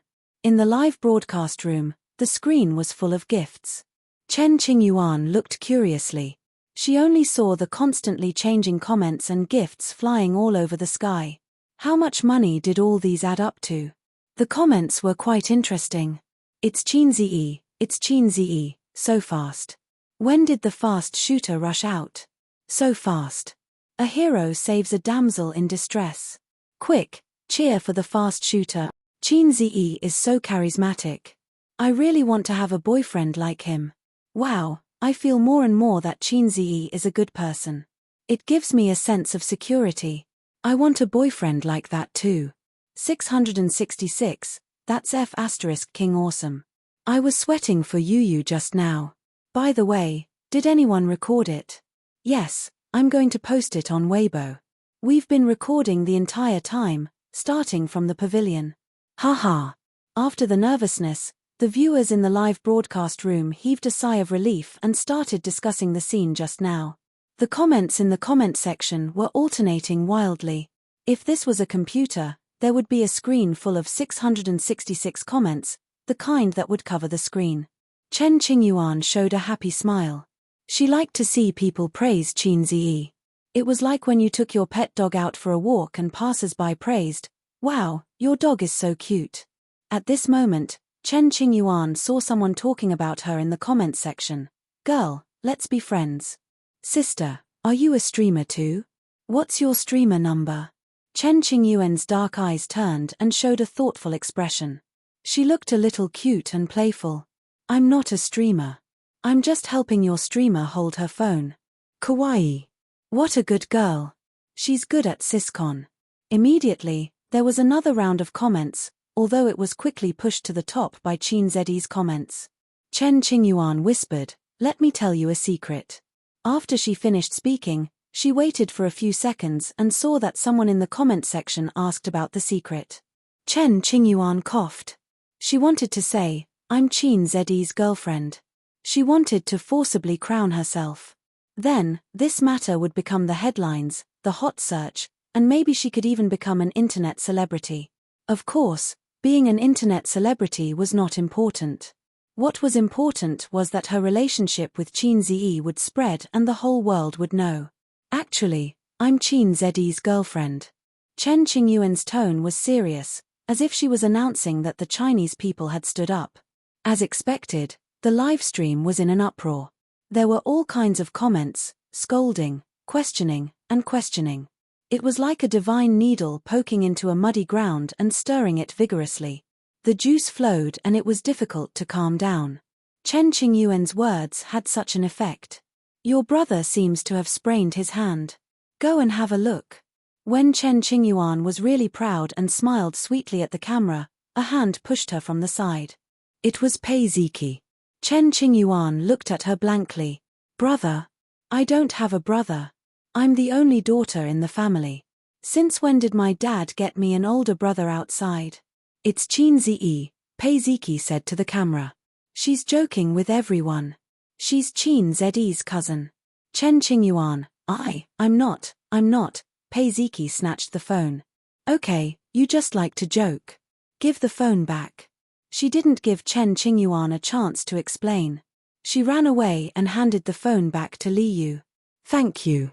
Li Yu took the phone and was ready to act cute and pitiful to the audience in the livestream and ask for gifts. Asking for gifts in fancy ways was the self-cultivation and basic skill of a female streamer. But when she saw the comments section, she was stunned. The audience didn't comfort her or discuss the thrilling scene just now. So it's Chin Zeddy's cousin. Chin Zeddy's cousin is so beautiful. The elder sister is beautiful. Is the younger sister so beautiful too? Chin Zeddy's cousin? Li Yu was confused. Was it the girl just now? Then she checked the number of gifts and was shocked on the spot. The gifts she received in one day were more than the total gifts she received in a month of livestream. No wonder everyone liked to freeload. It was too easy to make money. On the other side, Chen Qingyuan stared at Pei Ziki unhappily. Why are you ruining my business? His words sounded like a big bully asking a young hero who had pulled out his sword to help out when he saw injustice on the road. Pei Ziki said, don't mess around with this kind of thing. It's okay to be mischievous. But if you do it tens of thousands of times, something bad will happen. This was the same principle as playing with a little was good for the mood, playing with too much was bad for the body, and playing with too much was bad for the body. Everything had to be done in moderation. Chin Zi is a public figure. His girlfriend has always been a sensitive topic. Don't be silly. It's okay if it's really his girlfriend, but you're a fake. Pei Ziki said, believe it or not, you'll be found out tomorrow. Do you know how terrible the fans are now? Do you want to be made into a joke, be abused on the internet, and even receive threatening messages? Chen Qingyuan said guiltily, it's not that bad. Pei Ziki lowered her voice. It's okay if you're found out, but don't implicate your father. Is your father's butt clean? Everyone is squatting in the toilet. His *T will never be clean. Chen Qingyuan thought for a moment. Then I'll go back and help my father clean the *T on his butt first. Pei Ziki was speechless. Chin Zi held Nan Man Pei's waist and helped her get off the horse. He asked, Sister Man, do you still want to ride? If you do, Ziki and Donglai's coupons will be renewed again. Nan Man Pei shook her head. Forget it. It was a pity that they were not in the grassland. Otherwise, they could ride the horse and enjoy the speed and passion. Chin Zi said, oh. He was a little disappointed that he could not enjoy the moving scenery again. In addition, he suddenly understood why some people like to have sex on the horse. It was because it was too easy. The horse's power could replace the waist and save a lot of trouble. While riding the horse, he could also ride the big breasts. Nan Man Pei said seriously, "Qin Ziyi, were you not serious at all that night?" This could easily cause misunderstandings, so Nan Man Pei said it in a low voice. Due to the limited number of times that he and Nan Man Pei had been alone at night, Qin Ziyi thought for a moment and understood. "Yes," he answered honestly. "If you go all out, how many moves can I take?" Although she had expected it, Nan Man Pei was still unwilling to give up and asked. Qin Ziyi wanted to say, 3 seconds. On second thought, such an answer was too merciful. Moreover, it was too quick. He was now very sensitive to anything fast. "I've never tried, so I don't know," Qin Ziyi said. "Have you ever met an opponent that you can't defeat?" Nan Man Pei asked. Being stronger than any opponent is the biggest worry in life. Qin Ziyi sighed softly. Nan Man Pei rolled her eyes at him charmingly. The unexpected incident did not extinguish the teenager's interest in riding. Qin Ziyi and Nan Man Pei stood outside the track, watching and chatting. "Sister Man, have you seen today's headlines?" Qin Ziyi lowered his voice and asked mysteriously. As he spoke, Qin Ziyi looked up at the sky. The sun was shining brightly, and there were white clouds. There was no shadow of the river crab god. "I saw it." Nan Man Pei nodded. "How do you feel? How does your brother-in-law feel?" Qin Ziyi asked. It was good to talk to smart people. They could always easily understand the meaning of your words. Nan Man Pei glanced at him lightly and said in a bad mood, eating gutter oil, worrying about Nan Man Pei's heart. It seemed that Sister Man was secretive and did not want to discuss it with him. Qin Ziyi could almost guess that if he continued to ask, Nan Man Pei would reply, "Believe it or not, I'll throw you into the Huangpu River if you talk too much." Thinking about it, Sister Man was quite arrogant. Her body was upright. After everyone had experienced the pleasure of riding a horse, the group of people went elsewhere. Qin Ziyi thought that Nan Man Pei would go back. After all, she was here for a blind date. Now that the other half of the blind date had left, she had no reason to play with a group of kids. But she did not leave. Instead, she said that she wanted to drive a go-kart. The go-kart was a little far, and it would take time to wait for the electric car to pass by. So, the group of people rented the bicycles in the park. Li Yu happily planned to follow Qin Ziyi and get gifts. "Let's go." "Don't follow us," Qin Ziyi said. "Anyway, we're all playing. Let's go together, okay?" Li Yu said in a coquettish tone. "No, I'll hit you again." Qin Ziyi gently knocked on her head. "All right then." Li Yu clutched his head with a disappointed expression. After all, she was a college student. She was much more cultured than those female anchors from Dongguan. If it were them, they would shamelessly follow Qin Ziyi because they could earn money quickly. In that case, Qin Ziyi could only go back to the hotel. The two parties parted ways and rode in opposite directions. They met by chance and parted. They might not meet again in the future. Life was always like this. You would meet people one by one, and then those people would become distant scenery. Life continued to move forward. No matter if it was happy or sad, it would never stop. But Qin Ziyi did not know that he had gained a diehard fan. Chapter 552. For Chen Qingyuan, Qin Ziyi was the most dazzling scenery she had ever seen in her 18 years of life. She was so engrossed in it that she couldn't extricate herself from it. She tried to retain it so that it would forever be a part of her life. For Nan Man Pei, Qin Ziyi was also a scenery. It was still bright, but the color was a little bright and yellow. Thinking of this, she turned her head and looked at Qin Ziyi. The wind lifted his bangs, and on his angular face, there was a smell of sweat. It was a sunny day in August, and it was hot. Nan Man Pei regretted wearing a bra when she went out. It was uncomfortable, but if she didn't wear it, it would be heavier and more uncomfortable. Moreover, she was wearing short sleeves, and when she walked, it would jump and jump. It was very naughty. She envied women with small breasts who went out unrestrained. If Qin Bao Bao was here, she might be able to reach a consensus with Nan Man Pei. If Su Yu and Wang Zijin were here, they might join forces to fight against the two shameless women. Halfway through the ride, everyone saw a little kid sitting under the shade of a tree by the roadside, holding a dead branch in his hand. He was small and looked very lonely and bored. Pei Ziki and Li Donglai's half-brother. Why was he here alone? He looked like a punching bag. Although they hated this brother, he was still a brother. He was still young and looked like he was separated from the adults. They couldn't just sit back and watch. Li Donglai stopped the car and shouted, "Little brat, why are you here?" The little brat raised his head and looked at him. He didn't appreciate it at all. "It's none of your business." "Hey, you little brat, if I don't beat you up for a day, your skin will itch." Li Donglai stretched out his leg and kicked him lightly, knocking him over. The little brat had always been hostile to his elder brother. He felt that he had been greatly insulted and pounced over. Li Donglai stretched out his hand and pressed it against his forehead. He waved his hands and bared his teeth, but he couldn't touch him. This scene was unbearable to look at. Qin Ziyi coughed and said, "Donglai, don't bully children." Who knew that after Li Donglai let go of his hand, the little brat spat at him. Fortunately, Li Donglai reacted quickly and dodged it.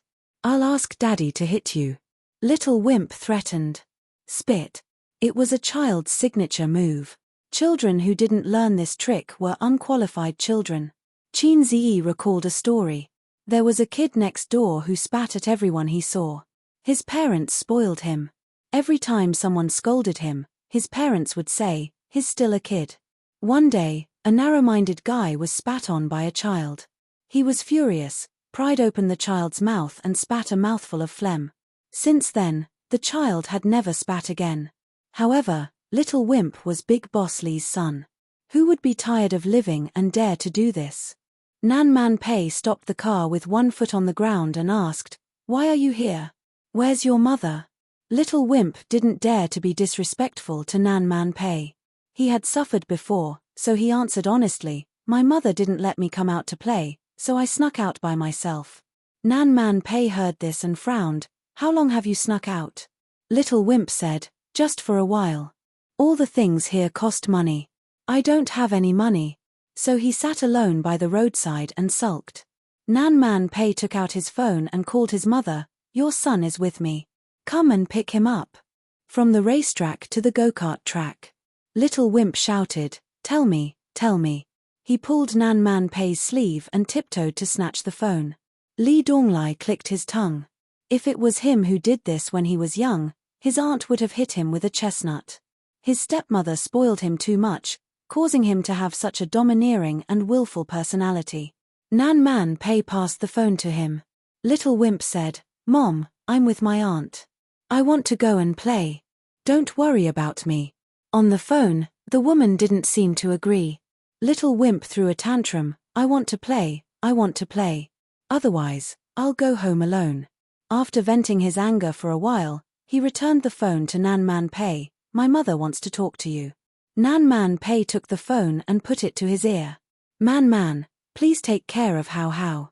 The woman said. Nan Man Pei said concisely, "Okay."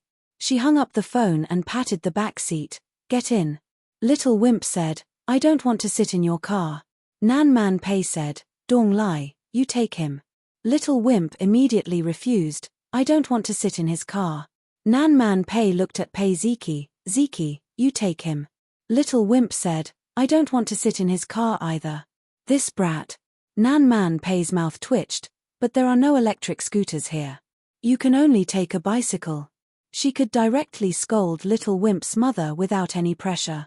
However, Nan Man Pei couldn't show any attitude to a 10-year-old kid. Moreover, he wasn't like Li Donglai and Pei Ziki, who were elder sister's children and could be beaten up as she wished. That little wimp pointed at Qin Ziyi and said, "I want to sit in his car. I'm so flattered. My charm isn't just limited to girls anymore. Even children are looking at me with admiration." Nan Man Pei nodded. Then, "Can you give him a ride?" Qin Ziyi said, "No problem." Sister Man Little Wimp immediately climbed onto Qin Ziyi's bicycle. The bicycles in the forest park weren't as snobbish as the shared bicycles. They had back seats. In the end, Little Wimp got on the back seat and said, "Let's go. Take me to have fun." I'll put in a good word for you in front of my dad. Chin Zi, who was pedaling, was stunned. What? You want to suck up to my dad?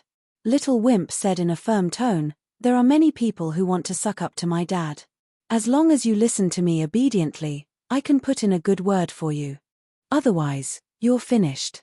This little wimp, Chin Zi said in annoyance, which eye of yours saw that I want to suck up to your dad? Little Wimp said, it's not like I haven't seen people like you before. Each and every one of them wanted to give my dad a gift and ask him for help. My dad wasn't willing, so they gave me a gift. They begged me to talk to my mom, and then my mom talked to my dad.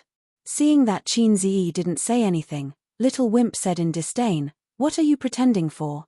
Hey, this kid wants to beat me up. When they arrived at the karting area, the group stopped and bought coupons to play. The fun of karting was that there was no need to consider any traffic rules. You could drive as much as you wanted and take turns in all kinds of positions. As for those who didn't know how to drive, they could experience the thrill of driving. The operation of karting was not much different from a real car. There were 5 karting cars on the track. If there were more, the track wouldn't be able to accommodate them. Chin Zi, Nan Man Pei, Li Donglai, Pei Ziki, and Chen Qingyuan were the first to finish. Chin Zi held the steering wheel and waited for the staff behind him to start the karting car with the key. He looked at Nan Man Pei beside him and said, Sister Man, 3 laps. Let's race. Nan Man Pei raised the corner of her mouth and said, what's the bet? Chin Zi said, if I lose, I'll sleep with you. If I win, you'll sleep with me. Nan Man Pei said, I'll sink you. Chin Zi cut in and said, I'll sink you into the Huangpu River. Do you believe me? Nan Man Pei said, if you lose, I'll kick you. If I win, I'll let you kick me. No problem. As soon as they finished speaking, they stepped on the accelerator almost at the same time. The 2 karting cars had the same horsepower and speed. It was just a matter of who was more experienced and who could take turns better. Chin Zi soon realized that his driving skills were not as good as Nan Man Pei's. When Chin Zi turned, he first braked and slowed down before taking turns. Nan Man Pei didn't brake. She just turned the steering wheel and drifted. Sister Man was indeed an experienced driver. She was ashamed.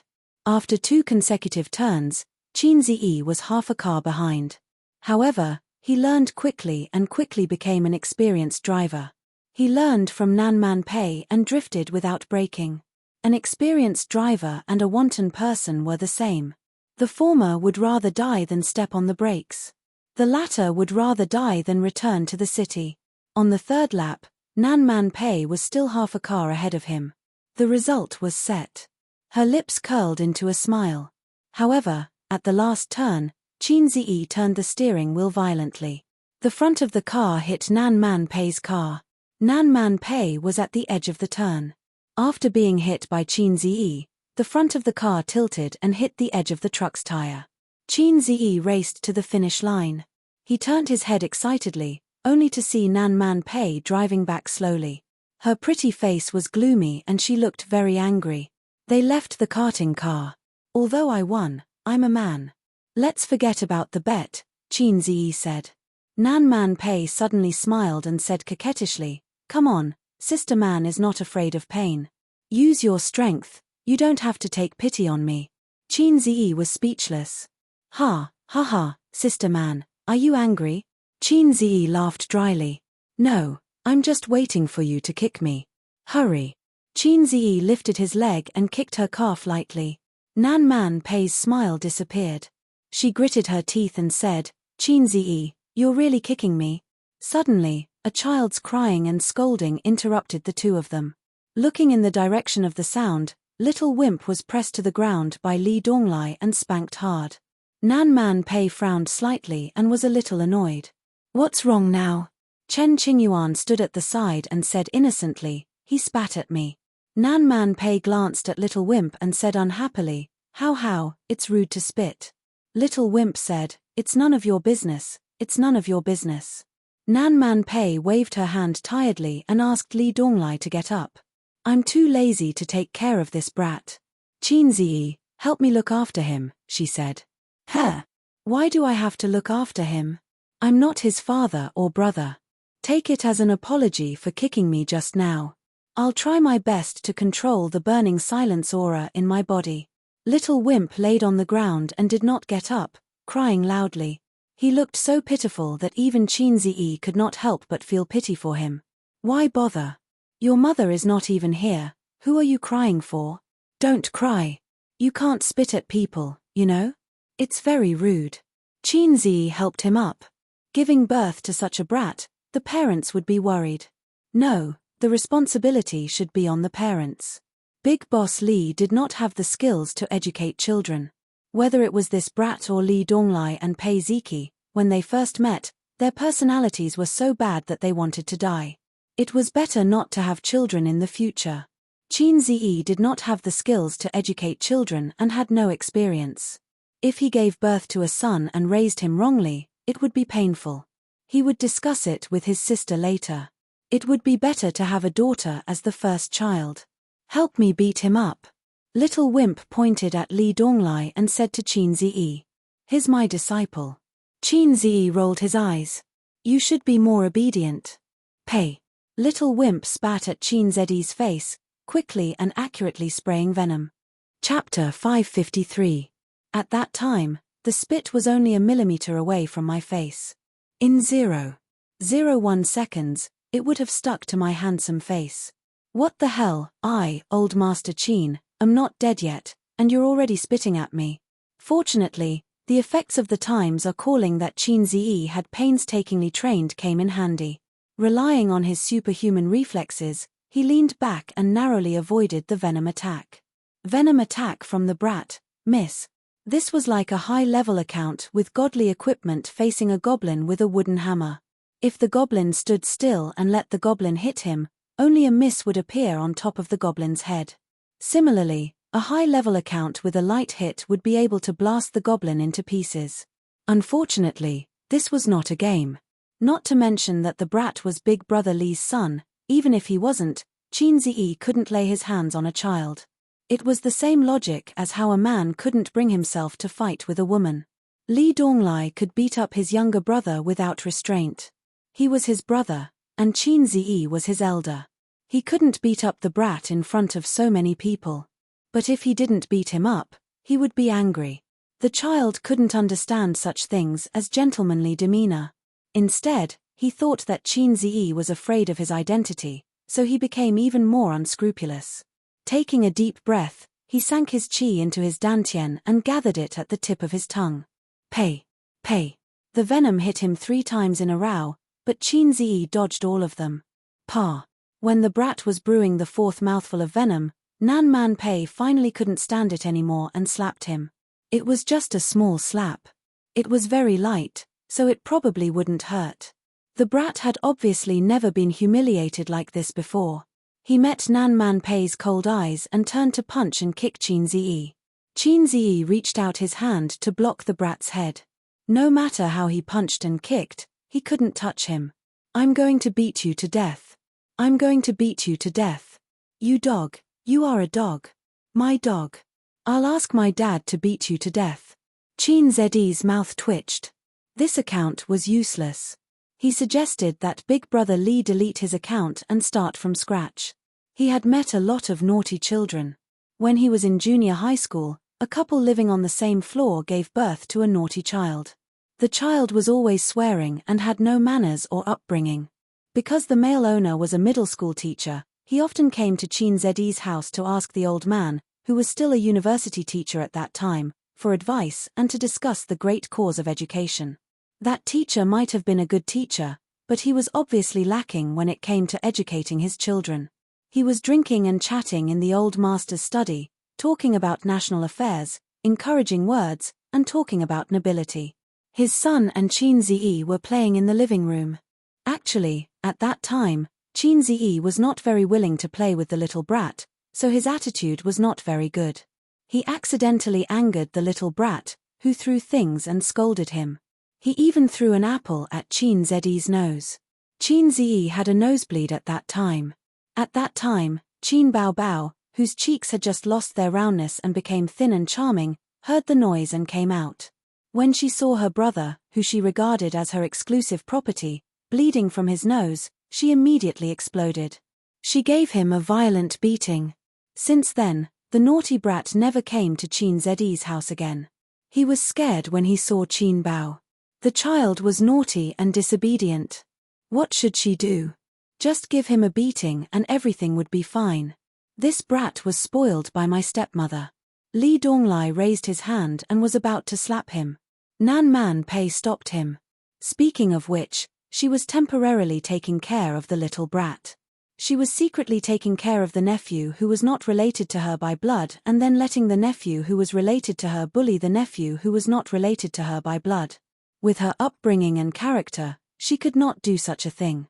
She was even too lazy to educate the little brat. What did it have to do with her whether he was ugly or not? As long as she educated Li Donglai and Pei Ziki well, she would be satisfied. Perhaps it was because his aunt and siblings were not kind people. Without his mother's support, he did not dare to be too picky. He also felt that Qin Zi was the same as those who came to ask for help and did not dare to offend him. Hence, he grabbed Qin Zi and scolded, "You're a dog who comes to my father for help. I want my father to beat you to death." Li Donglai was furious. "I'll beat you to death." His ambition was not small. He even wanted to stand shoulder to shoulder with his father. At this time, Nan Man Pei's phone rang again. She answered. Man, Mom is not feeling well again. Jianye asked me to take her to the hospital for a checkup. Also, he received a call. There's something at the office and he has to rush over. You can bring Hao and Ziki back with you. Nan Man Pei said, "You're leaving now?" "Yes." "All right then." Nan Man Pei hung up helplessly. The old lady was really too much. She came out to play when she was not feeling well. She went back to the hospital after playing around. "We have to go back." Nan Man Pei looked at them. "Grandma is not feeling well and your father has something to do at the office." Pei Ziki suggested, "Then let's go back later. I still want to experience kayaking." Nan Man Pei pondered. "That's fine too. Qin Zi, keep an eye on him. Donglai drove here himself. He has a car." After Li Donglai was admitted to university, Nan Man Pei rewarded him with an Audi A6. Li Donglai, this idiot, had a low EQ. It was probably because he spent all his skills and talents on fighting.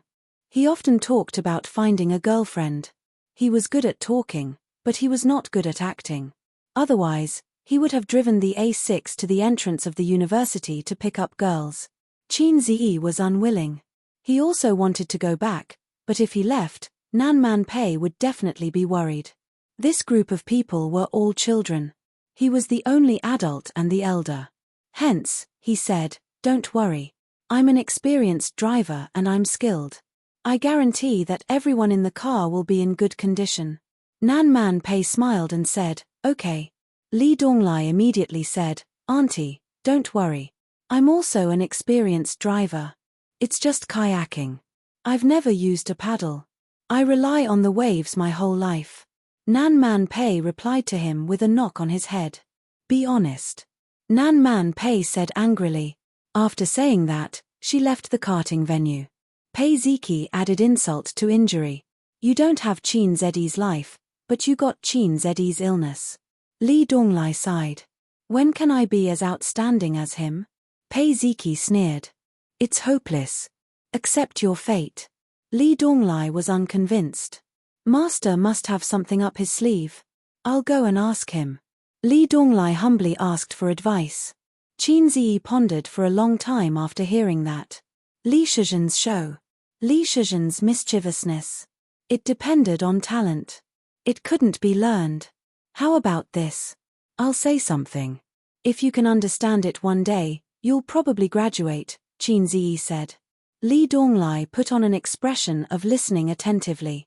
Chen Qingyuan and Pei Ziki, who were beside him, also pricked up their ears. Qin Zi said, "You just started university. How's university life? I came back from Japan and wanted to make friends with you. Are you interested in Japanese girls?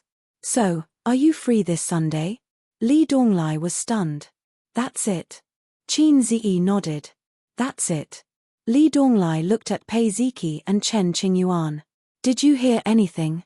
Chen Qingyuan, Qin Ji might want to say that university life is good. Pei Ziki, stupid Li Donglai, Qin Zi wants to introduce a girlfriend to you. Li Donglai was pleasantly surprised. Really, Qin Ji? Qin Zi, sigh, how lonely it was to be an expert. Everyone experienced the thrill of karting, except for the women. Including the brat of the Li family. The brat's driving skills were a mess. He bumped all the way. Fortunately, the karting wasn't fast and there were big trucks on both sides. No matter how hard he bumped, nothing happened. For a 10-year-old child, this was a rare and excellent experience. After all, he couldn't be like the rich children abroad, driving a small car with a little girl and showing off at a young age. When he grew up, he would be even more arrogant. Under the leadership of Qin Zi, a group of people rode to the kayaking area. The little brat naturally sat in Qin Zi's car. The little brat raised his chin at a 45-degree angle. His face was full of pride and arrogance as if he was saying, "Master gets on the sedan chair." Qin Zi really wanted to beat him up. The kayak moved forward on the blue waves. The blue sky and white clouds were reflected in the water. Qin Zi sat at the front of the boat and remembered that he went to the amusement park in Xishan with his sister and experienced many exciting games such as the haunted house and roller coaster. At that time, his parents were also with him. He was forced onto the roller coaster and pendulum by his sister. When they came down, his sister vomited. Qin Zi's face was as pale as a ghost. In the haunted house, the staff jumped out at the corner to scare his sister. His sister screamed in a high decibel. Qin Zi heard the staff cursing. "Damn, you scared me." Although the light was dim, Qin Zi clearly saw the staff's body tremble. At this time, he was suddenly kicked in the waist.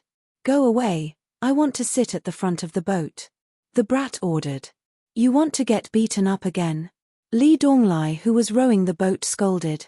"Donglai, don't be so angry." Qin Zi moved and gave the seat to the brat. When the brat grew up, whenever he recalled his childhood, he would probably say something like, "My brother loved me very much when I was young. He liked to treat me to his favorite big mouth." Qin Zi despised him in this aspect. "My sister loved me very much when I was young. She liked to treat me to her favorite big mouth. One punch for one big mouth." The system came out to show off. The system usually didn't come out. It said that it was deducing the birth, process, and destruction of the universe. It claimed that it was different from those pretentious brats who only knew how to show off with the host. If one had to give an example, it would be the difference between a celebrity and a scientist. Qin Zi tried hard to recall, but he couldn't remember the original name of the lowly system. He felt that it was looking for an excuse for its lowly status, and shamelessly gave itself the high hat of a scientific research system. "If you want to hit a big mouth, you have to ask for my permission first," Qin Zi said. "Everyone is hitting a big mouth," the system said. "Then this salted fish will have to be the enemy of the world," Qin Zi said. "What if it's a pretentious brat host that's hitting a big mouth?" the system asked. "Don't be afraid, just do it." Qin Zi finished acting cool and hugged the system's thigh. "Don't I still have you, the invincible system?" The system said, "I'm just a lowly one. This person."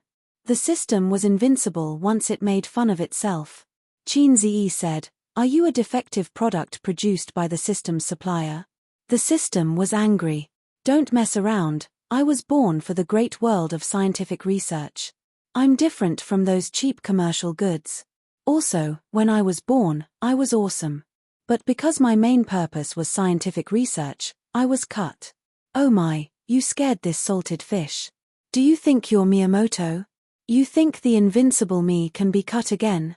After rowing the kayak, it was already 1 in the afternoon.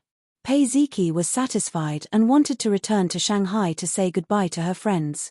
The little brat still wanted to play, but Li Donglai and Pei Ziki didn't care about him, so he vented his anger on Qin Zi. When Qin Zi wasn't paying attention, he ruthlessly kicked him. "Dog, you're a dog. Poo poo poo. Venom triple strike." Although he avoided the saliva attack, The 10-year-old brat's kick still hurt a little. Qinzi tried to hold it in, but he couldn't. He was completely enraged. If he didn't teach him a lesson, he wouldn't know the wrath of a king. Chapter 554. When Li Donglai saw this, he could not help but want to beat his brother up. His face was burning. After all, he was a member of the Li family. He had no manners and rules at all. It was so embarrassing.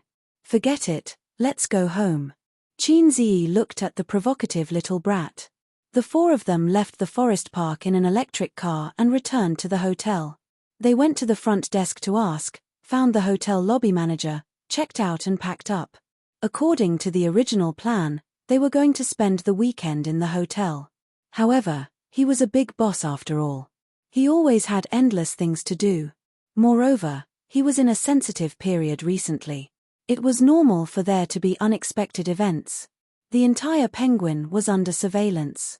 If you don't believe me, you can change the personal information of Weishin and Cuckoo. Whoever can do it, I'll live stream myself eating *T, eat a pound of *T, wait here, we'll drive over, Qinzi said to the little brat. The little brat ignored him and stood at the entrance of the hotel. A 10-year-old child could understand a lot of things. Moreover, he was born in such a family. His vision was definitely higher than that of ordinary children. When he said that Qinzi was a dog, he was referring to you are the Li family's dog. This was how it was shown on TV. In fact, since Qinzi became famous until now, the Li family had not done much. For Qinzi and Li Jianye, this was a friendship. Of course, the little brat did not understand this. He just said what he saw on the surface without restraint. Qinzi drove Li Donglai's Audi A6 out of the underground parking lot. When the bumper was raised, he looked back. There were no cars, so he stopped and asked the old man in the guard booth, "Sir, do you have a rope?" The old man first looked at the A6 logo and said kindly, "What kind of rope do you want?" Qinzi smiled and said, "Any kind of rope is fine." The old man said, "Yes." The Audi A6 left the underground parking lot and stopped at the entrance of the hotel. Qinzi pushed the door open and got out of the car. He stood beside the car like a butler and asked the young master to get in. The young master got into the car valiantly. He seemed a little surprised by Qinzi's sensibility and looked up at him. Then, he saw the scene in the car and was stunned. Bang! The car door closed. Qinzi quickly got into the driver's seat, stepped on the accelerator, and sped away. His impatient look made him look like a human trafficker who was driving a van to kidnap children from the roadside. Inside the car, Li Donglai and Pei Ziki were lying askew in the back seat. Their hands were tied behind their backs, and they were wearing blindfolds. They were motionless like salted fish. At such a young age, little Wimp had already experienced this feeling and was completely dumbfounded. Li Donglai, Pei Ziki, he shook Li Donglai and Pei Ziki, but the two of them seemed to have fainted and ignored his calls. "What did you do to them?" Little Wimp glared at the back of Qinzi's head. "I didn't do anything. I just knocked him out." "Why did you knock them out?" Acting proficiency, Qinzi laughed wildly. "Of course I'm going to sell it." Little Wimp, if there was a camera at this moment, it would be able to record a 10-year-old child's dumbfounded, nervous, and scared expression. A 10-year-old child, facing such a sudden turn of events, was a little confused.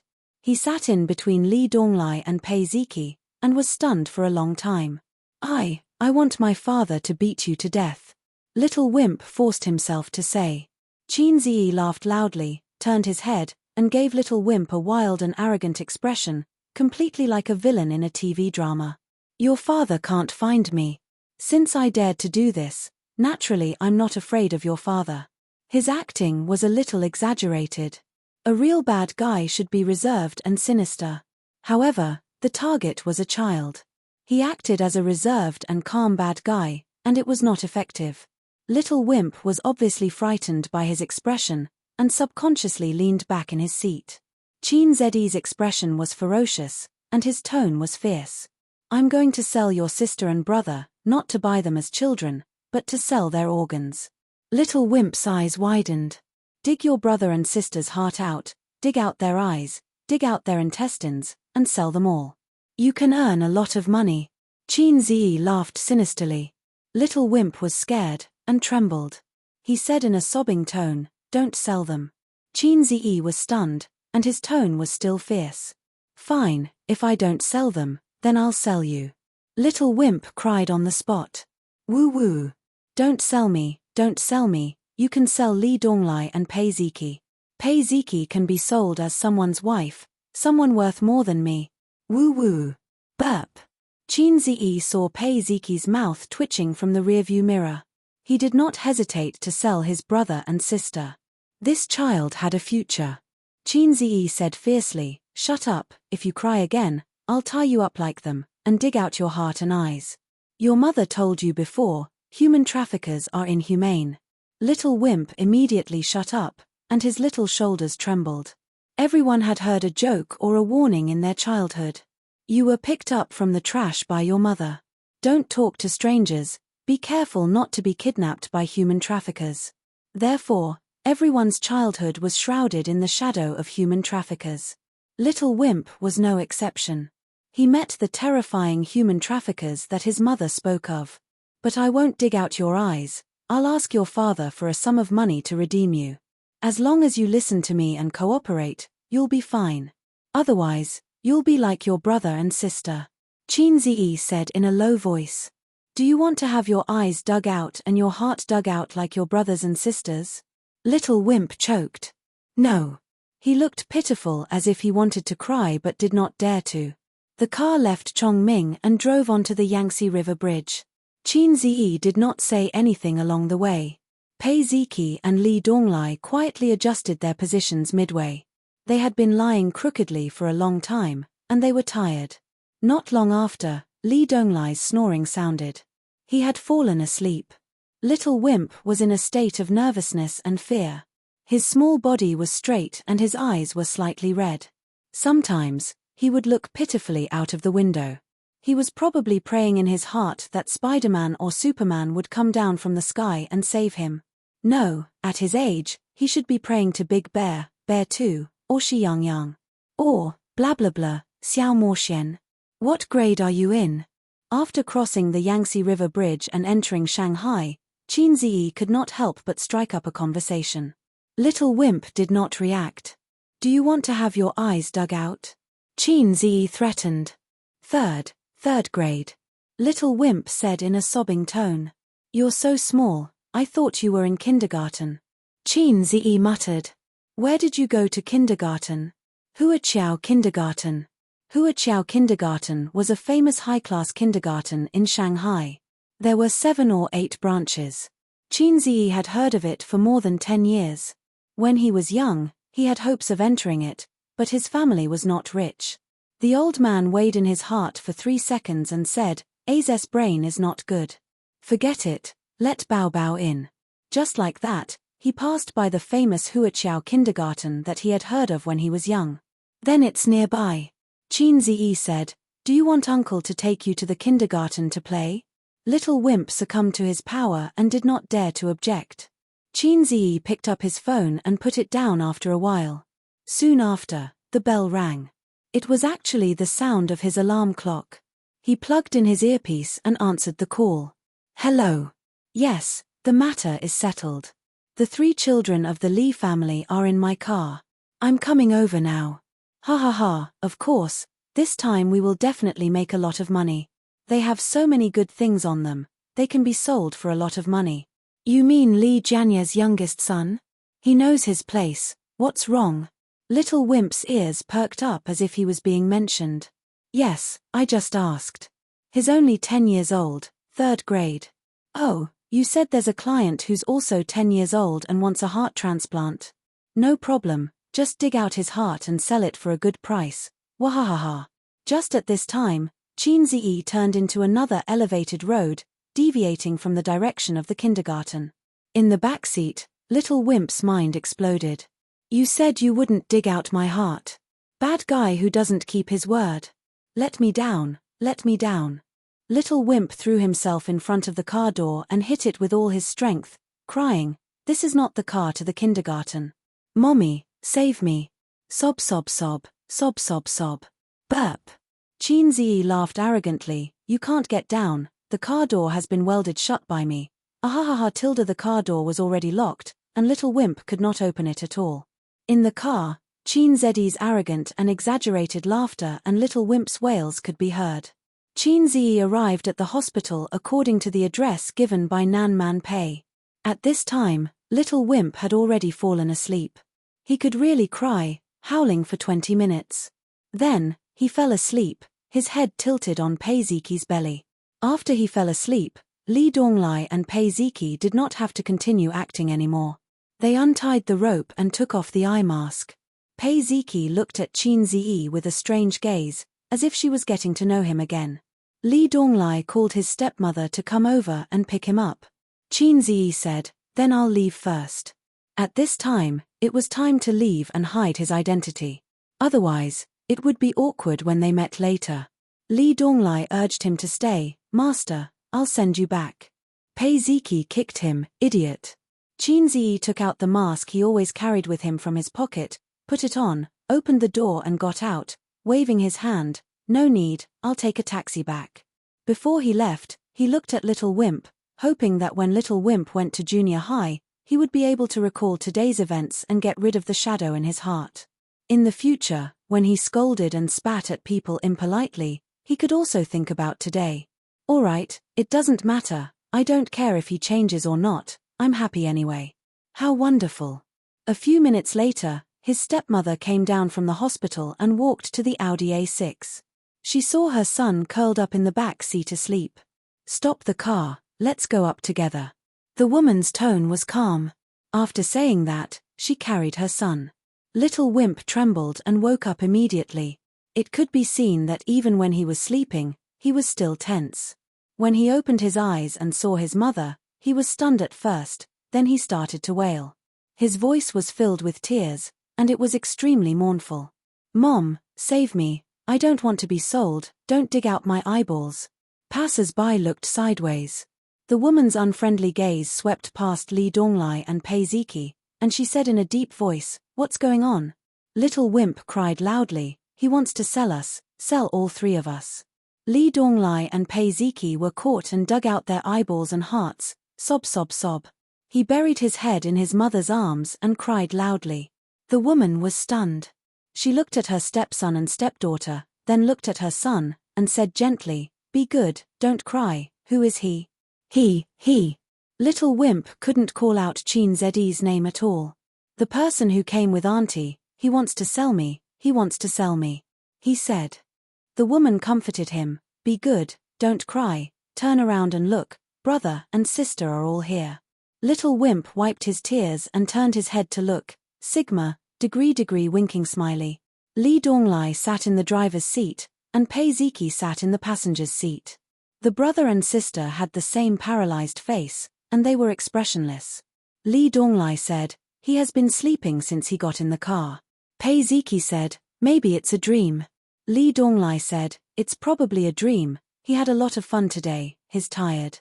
The woman asked, "Qin, je came back with you?" Li Donglai said, "No, he's with Chen Qingyuan."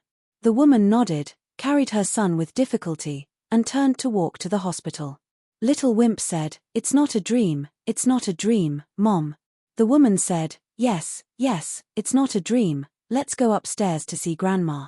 Little Wimp said, "It's not a dream, it's really not a dream, sob sob sob." The woman said, Yes, it's not a dream." Little Wimp, he felt so wronged, he wanted to make a scene. Chapter 555. In the special ward. Old Madam Li sat by the bed and nagged her son impatiently. "I told you I'm fine. It's just a little pain. I've been through worse in the past and didn't see a doctor." Li Jianye said helplessly, "Mom, you're old now. You can't be careless when it's just a little pain." They did a blood test and urine test, as well as an ultrasound. Everything was normal. Li Jianye wanted his mother to do a full body checkup. Illness comes like a landslide, but goes away like silk. Old man Li was infected with liver cancer for no reason. He was in the late stage when they found out and passed away after lying in the hospital for a few months. It was useless. Even if there were professional caregivers and medical teams, when the King of Hell called for you, even the 5-star red flag couldn't protect you. Nan Man Pei agreed. Old Madam, you should be more careful at your age. Old Madam Li didn't have a daughter. She treated Nan Man Pei like her own daughter and pulled her to the bed to chat. Li Jianye listened in silence. He looked at his mother and sister-in-law's beautiful face from time to time. It really felt like a younger sister chatting with her mother. When he first met Nan Man Pei, she was 13 years old. He was just a small cadre in a small town. In the blink of an eye, more than 10 years had passed. He had a son and a daughter. She was still single. Li Jianye thought that it was probably because he was born with a bad temper. When he was dating her sister, Nan Man Pei didn't like him. Later on, he went to Shanghai to seek refuge with the Li family. In fact, Nan Man Pei never asked the Li family to do anything for her. However, as her brother-in-law, he had to be self-aware. How did the unself-aware brother-in-law get half of his sister-in-law's butt? Although Li Jianye had no interest in his sister-in-law, he had to do his best to help her gain a foothold in Shanghai, regardless of whether it was for the sake of the friendship between the two families or for the sake of his wife. It was because of this that Nan Man Pei tolerated him all these years. Ziki and Donglai had resentment, but she didn't. Impossible. The woman carried her son in. It was a little difficult for the woman to carry a 10-year-old boy, but the little brat was sobbing in his mother's arms, making her unable to harden her heart and let go of her son. Pei Ziki and Li Donglai followed behind. Seeing this, the old lady frowned. Donglai, Ziki, are you bullying your brother again? Li Jianye turned a blind eye to it. During his tenure, Li Jianye was famous for his pragmatism. He was not an honest official, but he was definitely a good official who was influenced by his father. He had a good reputation in the government, but his attitude towards educating his children was thought-provoking. Li Donglai, Pei Ziki, and the little brat Li Hao had never seen their father scold them for doing something wrong, nor would he praise them for doing something good.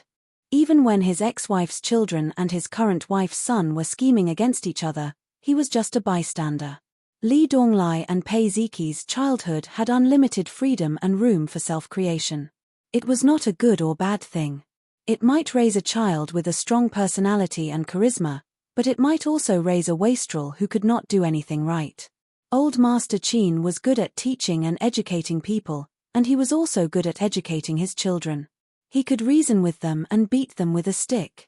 But be it Qin Ziyi or Qin Bao Bao, they rarely did anything out of line in their childhood and adolescence, and they would not try things that others did not dare to try. Stealing their parents' pocket money to buy popsicles and lick them did not count. They were nailed to a certain frame and followed the rules of the frame. Look, the little brat thought it through and did not dare to do it. Sister wanted to let it go, but still did not dare to do it. It was really hard to tell which was good and which was bad. Dad, he wants to sell me and dig out my eyes and heart. The little brat cried to his father. Before Li Jianye could say anything, the old lady frowned. What's going on? Who wants to sell you? The woman hurriedly said, It's okay, Mom.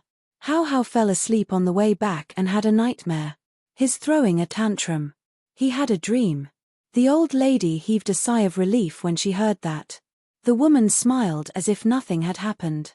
Man, is Qin Ziyi still in the forest park? Or did he go back to Shanghai? Nan Man Pei caught a glimpse of Li Donglai from the corner of his eye. He was slightly surprised and said, I'm not sure. Hao still wants to play in the park, so I came back first. The woman said, Oh. After sitting for a few more minutes, Nan Man Pei said, Old madam, if there's nothing else, I'll go back. The old lady urged him to stay. Stay for dinner tonight. Nan Man Pei shook his head. I'm still used to eating my own food. It suits my taste.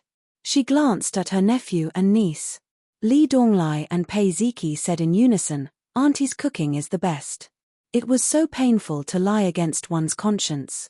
In the elevator, Nan Man Pei said, What's going on? Why is Hao crying? Who wants to betray him? Pei Ziki betrayed Qin Ziyi first. It's Qin Ziyi's prank. He immediately described everything that had happened. He described it vividly, and even the little brat's cries were not missed. Li Donglai said, "It's so satisfying. Qin Ji has so many ideas." Nan Man Pei was speechless for a long time after hearing that. This guy used a very popular online slang, Li Shizhen's skin. He had so many ideas. To put on a show for a little kid, should he say that he was bored or had a headache? Nan Man Pei didn't put herself in Qin Zi's shoes. If it were her being spat on and scolded by a little kid, over and over again, she didn't need to say anything. She would see him at the Huangpu River tonight. Leaving the elevator, Nan Man Pei took out her mobile phone and opened a chat group. This group was not Qin Zi's salted fish harem group. There were only 4 women in it. The meaning of its existence was to serve as a battlefield for Qin Baobao and Su Yu's quarrel. Occasionally, Wang Zijin would get involved. Nan Man Pei mostly watched. Sometimes, when she saw Su Yu being attacked by 2 women and retreating, she would jump out and give a fatal blow for her best friend. Today's chat record at noon: cross-dressing big boss, it's so boring. The heartless little red guy hooked up with Nan Man Pei and was taken to romantic Turkey by her. A little bird, damn brother complex, you can't live without Qin Zi, right? Cross-dressing big boss, yes, what's wrong? A little bird, damn pervert sister. Cross-dressing big boss, Zijin, scold her for me. Ching Zijin. Ching Zijin, in the face of ironclad facts, any attack I make is pale and powerless. Cross-dressing big boss, a little bird, cross-dressing big boss, Qin Zi said that your company is going to shoot a TV series again, right? Cross-dressing big boss, yes. A little bird, reserve a leading role for me, not a small supporting role, but a big supporting role. Cross-dressing big boss, okay. A little bird, you actually agreed so quickly? Then send me the show. Qin Zi only told her that Tianfang was going to shoot a TV series and that he would still write the script, but he did not say that he and Qin Baobao would not act in it. Su Yu thought that the siblings would still be the female lead. She couldn't wait to book a role, preferably with Qin Baobao. Cross-dressing big boss, but I have something to ask you. How much is Qin Zi's monthly salary and bonus at Bowser Investment? A little bird, 7 million yuan. Cross-dressing big boss, so little? Shocked expression. Bowser Investment was Qin Zi's most profitable company at present, half a notch higher than Tianfang Entertainment. As far as Qin Baobao knew, most of Bowser Investment's shares were in Qin Zi's hands, because it was the company he built single-handedly. It should be mentioned that Qin Zi only received his salary and no bonus every month. The money was deposited in a company account for emergency use. For example, this time when he ran away with the money. A little bird, because now I am the major shareholder of Bowser Investment. Cross-dressing big boss, degree, Ching Zijin, degree, a little bird, I bought it from him a long time ago. Didn't he tell you? Cross-dressing big boss, I want to kill him. Ching Zijin, same. A little bird, that's it. Give me the script, I will look for a role first. Cross-dressing big boss, the electronic version of the script is at the company, not at home. There are only copies at home. A little bird, then I will come over. I can't help but want to see it. After hesitating for a long time, Nan Man Pei chose to take a screenshot and send it to Qin Zi. Chapter 556. Qin Zi's head was scorching, wearing a mask, and he waited for a while on the side of the road before he got a taxi. The summer in Shanghai was particularly hot. In addition to the hot sun, there were thousands of air conditioners delivering heat and tens of millions of cars emitting exhaust fumes. Just standing on the side of the road for a moment, he was sweating. A blue taxi passed by, Qin Zi waved, and the car stopped at the side of the road. Where are you going? The taxi driver asked. Royal View Mansion. Qin Zi said. Oh, you live there? The driver looked at Qin Zi through the rearview mirror in surprise. Yeah. Qin Zi nodded. Which way to go, you tell me? The driver asked. Qin Zi said it again in Shanghai dialect. The driver replied with an "oh" and didn't say anything else. There was no problem in the conversation, but the driver was actually testing the passenger. If the passenger was not clear about the road, the driver could quietly take a few laps. How to quietly find out whether the passenger was a local was the professional cultivation of every taxi driver. This trick was very popular a few years ago, but it doesn't work very well now because even if the passenger is not clear about the road, he can use his mobile phone to navigate. With the development of technology, the drivers can earn less and less, which seriously affects the life and welfare of the taxi drivers. Evil technology, damn it. Chin Zi leaned against the back seat, blowing the air conditioner, and felt alive again. My life was given by the air conditioner. The phone rang. Chin Zi took out his mobile phone and found that it was a message from Nan Man Pei. He crossed his legs and leaned against the back of the chair, the posture of a big boss. Opening the phone, it was a screenshot. Looking at it again. Salted Fish Ce was stiff and unconsciously put down his legs and straightened his back. It became the posture of a little rookie facing a big boss. Suyu, what are you doing? Why did you tell them about the equity transfer? Do you think that by saying that you bought it, you can dispel their suspicions? Ridiculous, you know nothing about IQ. You pig teammate. And then? They are now, at this time, if nothing unexpected happens, at home, in Royal View Mansion. That's Azura Field. We still have 15 minutes to reach the Azura Field and are on the way to our deaths. Master, if you don't mind, why don't we drive around Shanghai? Chin Zi asked. The driver looked at him blankly through the rearview mirror and thought, is this passenger testing me? I didn't take a detour. I'll definitely send you back as soon as possible. The driver said. I don't mind if you take a detour. Driver. What was wrong with his brain? In the luxurious residence of Royal View Grand Garden, Qin Bao, Su Yu, and Wang Zijin were sitting on the sofa, each with a tall glass in front of them. There was red wine in the glass and a large plate of half-melted ice cream. It could barely be considered ice cream. It was Qin Bao's failed creation. The cream was mixed with shaved ice, and the surface was covered with a layer of soft mango paste, like a pile of fresh hot shit. The three of them were playing cards and running fast. This time they didn't play with money. Suyu had suffered. If they played with money, she would be besieged by two women. The rules of playing cards were that whoever had the most cards in their hands at the end had to do a shameful thing according to the requirements of the winner. Zijin, she only has 2 cards. Let's join forces to trap her. Qin Bao Bao urged. Suyu's face changed. At this time, Suyu had 2 cards in her hand. Qin Bao Bao had the most, followed by Wang Zijin. Wang Zijin glanced around, her eyes looked up, pondered, and nodded, okay. Pair of 3. Wang Zijin played her cards. Suyu suddenly smiled and threw out the last pair of cards in her hand. Pair of 8, I won. On Qin Bao Bao's face, the smile gradually disappeared. She stared at Wang Zijin with wide eyes. Wang Zijin looked shocked and innocent. Oh, I didn't expect her to be a pair in the end. I thought she was a single. I miscalculated. 3, Qin Bao Bao, you degree, you degree, go away, you fake best friend. Suyu laughed twice. Let me think about what to do this time. She guessed right. When there were no interests, the 2 best friends were not of one mind. If they played with money, Qin Bao Bao and Wang Zijin would unite to ensure that the interests of themselves and their best friends would not be lost. But in normal life, the 2 of them were not united. Especially when they could see the other party embarrassed. Of course, Suyu herself had lost several times and was forced to do some shameful things. For example, just now, Qin Bao Bao made her crawl around the sofa 3 times. It was so shameful that she almost had a dog chain around her neck. There was the sound of a password being entered outside the door. A moment later, there was the sound of a key being inserted into the keyhole.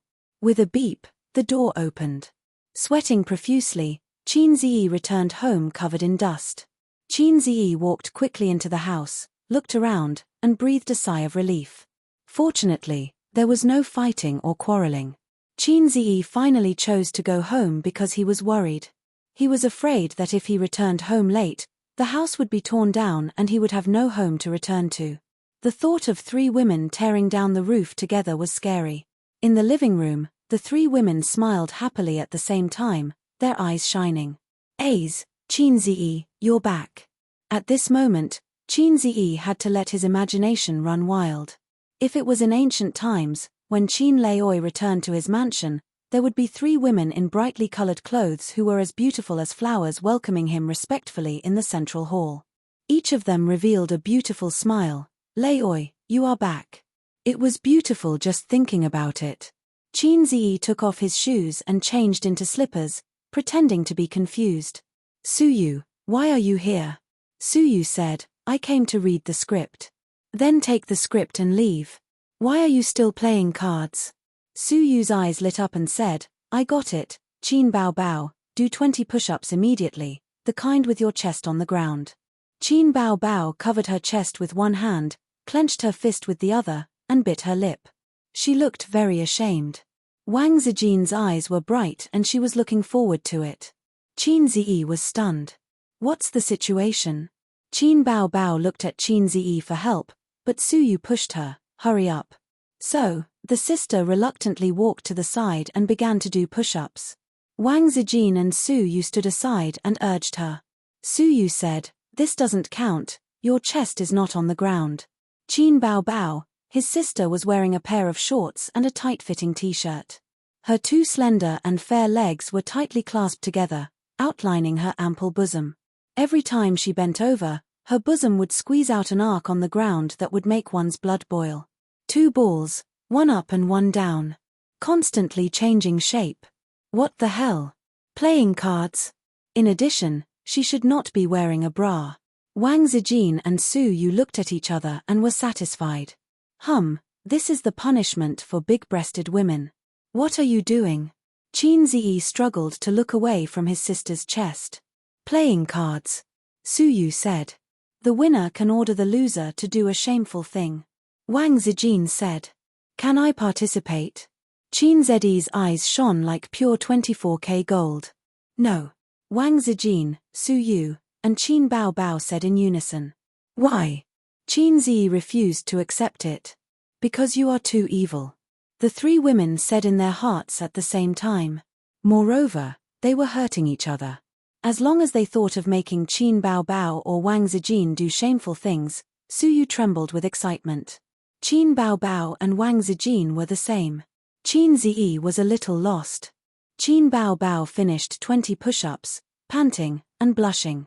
She shook her numb and swollen hands, rubbed her numb and swollen chest, gritted her teeth and said, again. Qin Ziyi was suddenly very curious about one thing. When men do push-ups, their chests will be sore. Do women feel the same? The chest is full of fat. Suyu won the second game. This time, Wang Zijin did not throw the game. Suyu had a good hand. Qin Bao Bao was very nervous. But this time, Suyu did not embarrass her. She pointed to Wang Zijin and said, 3 minutes of cheating. Wang Zijin's small face was white. Qin Bao Bao was surprised that Suyu did not scold her. Of course, she did not know that if it was before, Suyu would definitely catch Qin Bao Bao and scold her. But now, Suyu's hostility to Wang Zijin is actually more than Qin Bao Bao. Wang Zijin gritted her teeth, trembled, and sat down slowly. Qin Ziyi found that her delicate body was trembling slightly, and her face was not very good. Suyu said, split to the end. As she said, she pressed Wang Zijin's shoulder hard. Wang Zijin moaned and split to the end. A split. For 3 minutes, Wang Zijin struggled to hold on. Qin Bao Bao and Suyu tasted red wine and enjoyed the cold wind from the central air conditioner. 3 minutes later, Wang Zijin lay on the ground and could not get up. Qin Ziyi hurried forward to help her. Is it that painful? He wondered. Wang Zijin grabbed Qin Ziyi's arm tightly, and her small face was pale. She said bitterly, this is the 6th time I've split.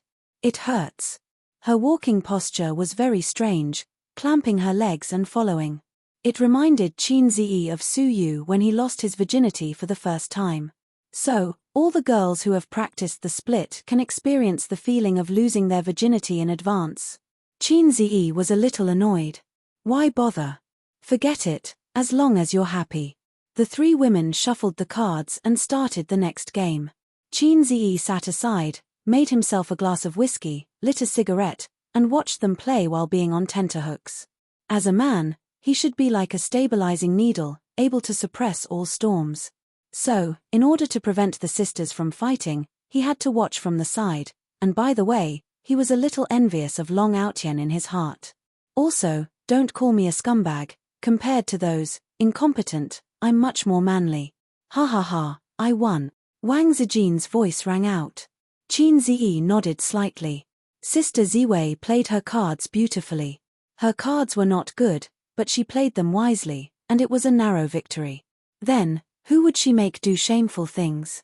Even though she and her sister were best friends, the two of them were always scheming against each other. Qin Ziyi was actually eager to watch his sister play again, so that he could fully understand his sister's magnanimity. Wang Zijin snorted, Su Yu, do 50 squats and say, I'm poisonous as you do it. Su Yu pouted. She was willing to admit defeat. She got up, stood in front of the TV, put her hands on her head, and squatted. As she did, she said, I'm poisonous, I'm poisonous. Qin Baobao hit her when she was down. This B*TCH is poisonous. Wang Zijin agreed. I think so too. Qin Zedi's face was full of tears. It's not poisonous, really not poisonous. I swear on my integrity. I swear on my life. Chapter 557.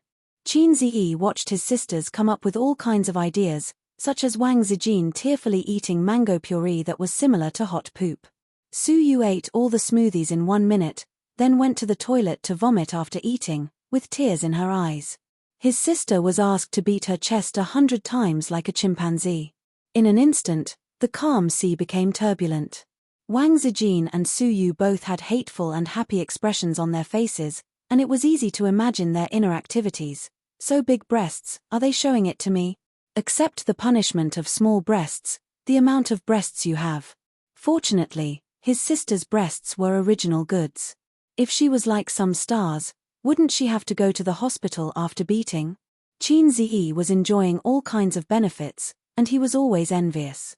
He wanted to participate and let his sisters see his imagination. He might as well play something more exciting, such as putting the fat girl on his head, or wearing a bra outside. Thinking about it made his nose hot. Another day, play such a game with Su Yu? In terms of card skills, he should be better than Su Yu. If he won, he would encourage Su Yu to taste the lollipop. If he lost, what if Su Yu encouraged him to taste his sister's juice? Thinking of this, Qin Ziyi shuddered. Equality between men and women, equality between men and women. Su Yu went to the toilet halfway. Qin Baobao sat in the middle, Wang Zijin sat on the left, and Qin Ziyi sat on the right. Qin Baobao leaned on her brother's shoulder tiredly and sighed, Why are you back today?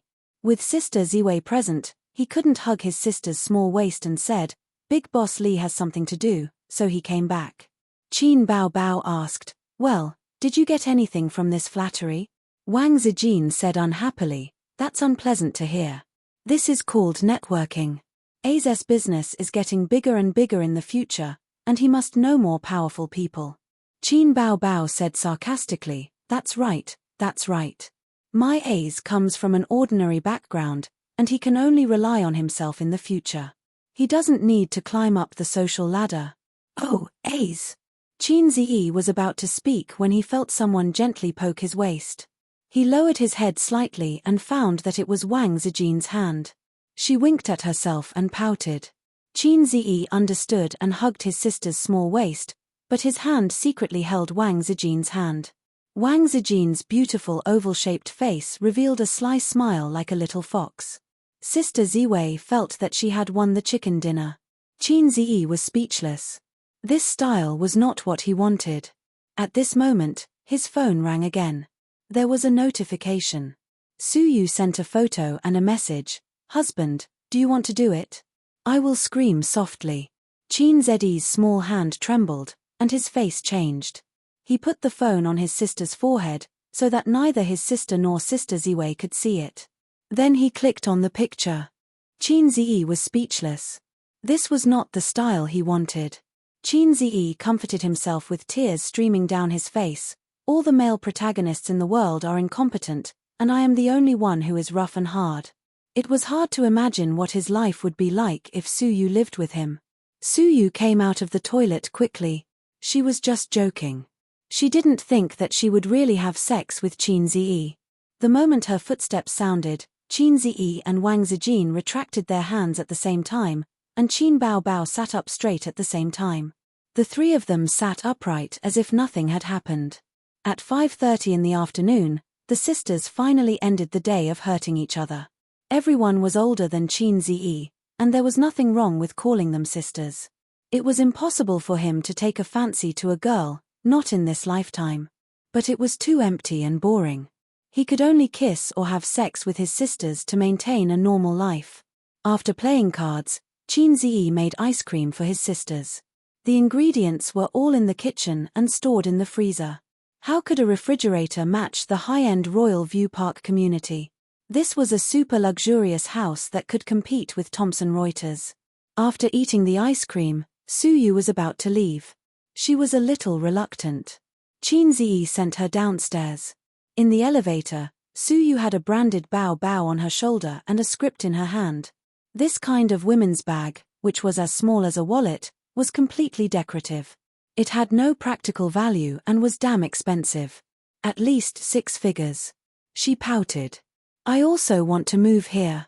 In the face of such a difficult question, Qin Ziyi said earnestly, do you want to face Qin Bao and Wang Zijin's 2 hateful and ugly faces every day? Wouldn't it be a juror's field every day? The sisters might not just play cards every day. No. Suyu smiled, her dimples shallow. But I can face your cute and handsome face every day. Good. Qin Ziyi touched her head. Suyu narrowed her eyes, her face full of enjoyment. They took the elevator downstairs and arrived at the underground parking lot. Suyu looked around, pulled Qin Ziyi to a corner without surveillance, and put her hot red lips on his without saying a word. The two of them had a 5-minute saliva exchange in the corner. Qin Ziyi hugged Suyu's slender waist and teased her chest with his other hand. Really funny breast. Suyu brand tofu milk, great. Night. Come to my home. Suyu said, panting. I have to write the script at night. The company has already started casting. I have to finish the script quickly, Qin Ziyi said. Because of the bra, he couldn't pick grapes. You can also write at my house. Suyu looked coquettish. Coming to your house is to eat grapes, not to write a script. Qin Ziyi refused. Suyu was a very beautiful woman. Doing indescribable things with her was far easier and happier than writing a script. Qin Ziyi found it hard to resist that kind of temptation. Qinghua Gil van Golja. The two finished making out and walked toward the parking lot.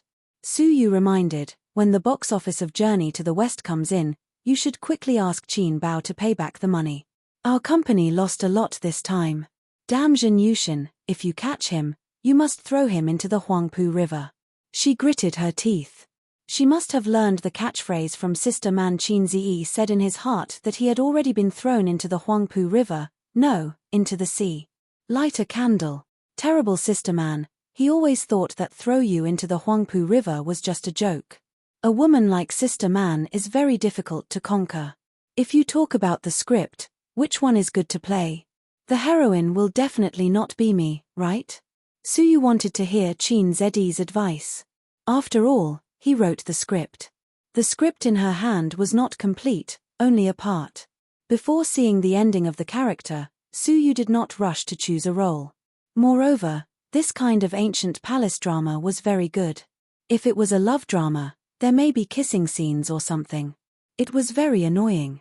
Even if there was a double, she was not willing.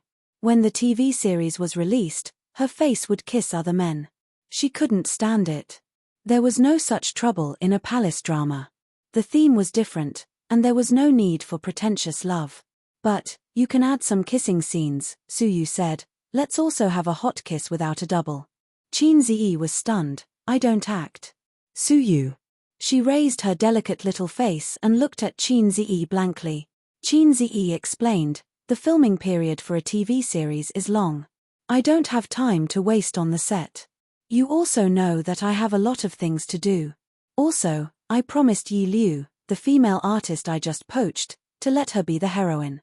So, my sister won't act. Anyway, she's salty like me and doesn't like to act in TV series. I think she's the only one who's busy filming outside and is worried about me. Suyu looked at the script and then looked at Chin Zi. Her little face gradually turned ferocious. No wonder that little b*tch Chin Zi agreed so quickly. It turned out that she and Chin Zi were not acting at all. Smash. Suyu imagined herself smashing the script and said angrily, "Then I don't want to act either." Chin Zi expressed that he did not care. Suyu was not good at acting. She was not even as good as Wang Zijin's acting. A woman who had been pretending to be cold and depressed for a long time found it hard to let go of her emotions like an optimistic person. To put it simply, it was too boring. It was only when the two were deep in communication that Suyu was more open. She could act as a cold teacher, a cute student, and an obedient maid. Maybe her talent was in the wrong place. Ever since she got together with him, her personality became more and more cheerful. This was a good thing. Chin Zi liked to see the optimistic and positive Suyu. He hated a depressed and oppressive life. It was just like how his unreliable uncle kept getting into trouble and his mother was sad all day. On the night they decided to sell the house, his mother cried for a long time and her eyes were red the next day. He and Qin Bao Bao did not even dare to speak loudly when eating. After Suyu got in the car, she started the car and lowered the window. She waved her hand. "Honey, I'm leaving." Another day. Qin Zi waved his hand. Another day. Returning to the house, Qin Bao Bao was reading a book, which was rare. Qin Zi bought her a book called The Birth of an Actor. It was the self-narration of an old senior. It contained his feelings, thoughts, and experiences about acting. It was similar to the textbook on the 300 Postures of Pretentious by the current online author. "You're back?" Qin Bao Bao asked. "You took so long to send someone back. By the way, we talked about some work matters. After all, the company was embezzled 300 million yuan. Qin Zi said. It was not good to tell his sister that he had just had a body fluid exchange with Suyu, so the time was delayed. While talking, he glanced at his sister's long legs. They were white, slender, and straight. From the thigh to the corner, the curve was just right. Summer was so good, and he could see his sister wearing a pleated skirt. His sister's legs were irresistible. By the way, the company will be selecting actors in a few days. Do you want to check? Qin Zi said. Forget it, there are professional directors and scriptwriters who will deal with it, Qin Bao Bao said, but do you want to let Yeye audition? Can I? Suyu can act, why can't our families Yeye? But we can't open the back door for her. Let her audition by herself, the effect will be better. The elder sister rolled her eyes cutely. Yeye's personality is too boring. Her family's sufferings over the years have made her a little dull and self-abased. It's because she's too much like a punching bag and is beautiful that she's bullied at school. That, Qin Zi said, when. Yes, it's when. How do you remember it so well? Qin Zi didn't explain at once. Of course, I remember it well. I also contributed a lot of children and grandchildren to her in those years. Wang Zijin was not in the living room. She was watching a TV series in her room. Qin Zi opened the door and went in. Wang Zijin patted her 2 thighs. Come on, give me a massage. Qin Zi closed the door, sat down by the bed, put Wang Zijin's 2 legs on his lap, and massaged evenly. I really don't know if I'm your boyfriend or your manservant, Qin Zi complained. Sister Ziwei's legs, although not as long as her sister's, were also tight, and her body proportion was very good. Wang Zijin reached out and touched his head. Be good, come home with me at the end of the year. I'll ask my family's opinion. If there's no problem, we'll get engaged. Then, Qin Zi asked, what if there's a problem? Qin Zi had never enjoyed this kind of action of an elder sister touching her younger brother's head. The whining monster at home had always touched his head with the mentality of touching a dog's head with a smile. Wang Zijin said, if there's a problem, then there's a problem. Marriage is important. You have to consider your parents' feelings, but you also have to follow your own heart. At the end of the year, Qin Zi fell into deep thought. If I don't do it well, I might die at the end of the year. Senior White, please protect me. Ace, I saw a lipstick yesterday. Buy it for me. Wang Zijin handed the phone to him and said shyly, I'll pay you back a little every day. Qin Ziyi took the phone. It was a high-end cosmetic online store. If it was a cat store, Qin Ziyi would have thrown the phone away and left on the spot. The price wasn't cheap. A lipstick actually sold for 5 figures. TSK, Sister Ziwei is becoming more and more corrupt. Okay, but Sister Ziwei, you also have to give me a gift. I can't always give you gifts. Shouldn't I give you gifts in return? Qin Ziyi said. Usually, he would buy small gifts for Wang Zijin. On Valentine's Day, he would secretly give them to her. But Wang Zijin seemed to have only given him gifts on his birthday. Women didn't have any self-awareness in this regard. They only knew how to think about gifts from their boyfriends.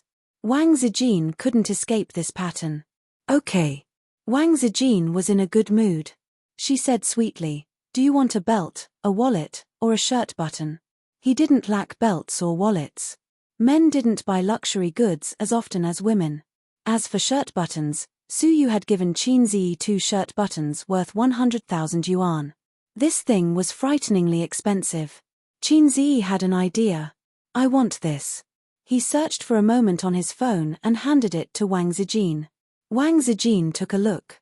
It was Durex. You could get a 10% discount if you bought the whole box. Qin Ziyi winked. I'll give you one every day. Wang Zijin. Chapter 558. You only know how to flirt, Wang Zijin said as she rolled her eyes. I'm not flirting. I gave you a lipstick worth tens of thousands, and you gave me a small gift worth tens of dollars. I'm not asking for much. Qin Ziyi wrapped his arms around Wang Zijin's waist and pressed her against the headboard. His face was buried in her chest, which was not very big but was still quite big. Wang Zijin raised her hand and slapped him twice. Although you're ugly, you wish. TSK, this woman was really naughty. Until today, Qin Ziyi still did not think that he could control Wang Zijin. She was too opinionated, and her good education prevented her from being like her sister and shameless Su Yu. There was a saying, I'm not afraid of you being slutty, but I'm afraid of you being serious. After chasing Sister Ziwei for so long, the most outrageous thing he did was that night when she was handcuffed, he took out the 20,000 miles under the sea and rubbed it against her. Host, I have a trick here called Monkey's Intelligence Subtraction. Do you want to try it? The system jumped out again. Such a high-end function, can you do it? Is there going to be another version upgrade? Qin Ziyi was shocked. Strictly speaking, I can only interfere with brainwaves, but it's not a true intelligence subtraction. That kind of rule involves the rules of the universe, and it's not something that a normal system can do. The system seriously found an excuse for itself. At this moment, Qin Ziyi was very excited. He imagined countless scenarios of time stop. System, if you have this kind of function, then I think it's worth it no matter how many points I spend. Qin Ziyi swallowed. Wang Zijin glanced at him with a smug look in her eyes. Sister was indeed charming. She was just lying there without showing off, but Ace was already drooling. Well, the system's voice said, it's not that I can't do it, but this function doesn't require points. It requires a huge amount of energy, and it will drain your body. There might even be a bit of backlash. Qin Ziyi. No need to explain, I understand. The system was speechless. I never had high hopes for a low-level system, because that would be an insult to my intelligence. The basic operations and skills of other people's cheat-like systems were taboo techniques in his system's eyes. How sad. Ace, regarding Purple Crystal's development, I have an immature suggestion. Wang Zijin wrapped her legs around his waist, hugged his back with her small hands, and rested her chin on Qin Ziyi's head. Fortunately, she was only a B-rank boss. If she was a D-rank boss like his sister, who was 36 years old, Qin Ziyi would have suffocated. Tell me your immature suggestion. Maybe I'll have a bold idea, Qin Ziyi said in a muffled voice. He stuck out the tip of his tongue and licked her chest. Wang Zijin had goosebumps all over. She patted her head lightly and said coquettishly, don't mess around. She gently touched Qin Zhi's head again and said softly, "Our Golden Shield antivirus users have exceeded 1.5 billion domestically and overseas, and the number of users in the client is even more.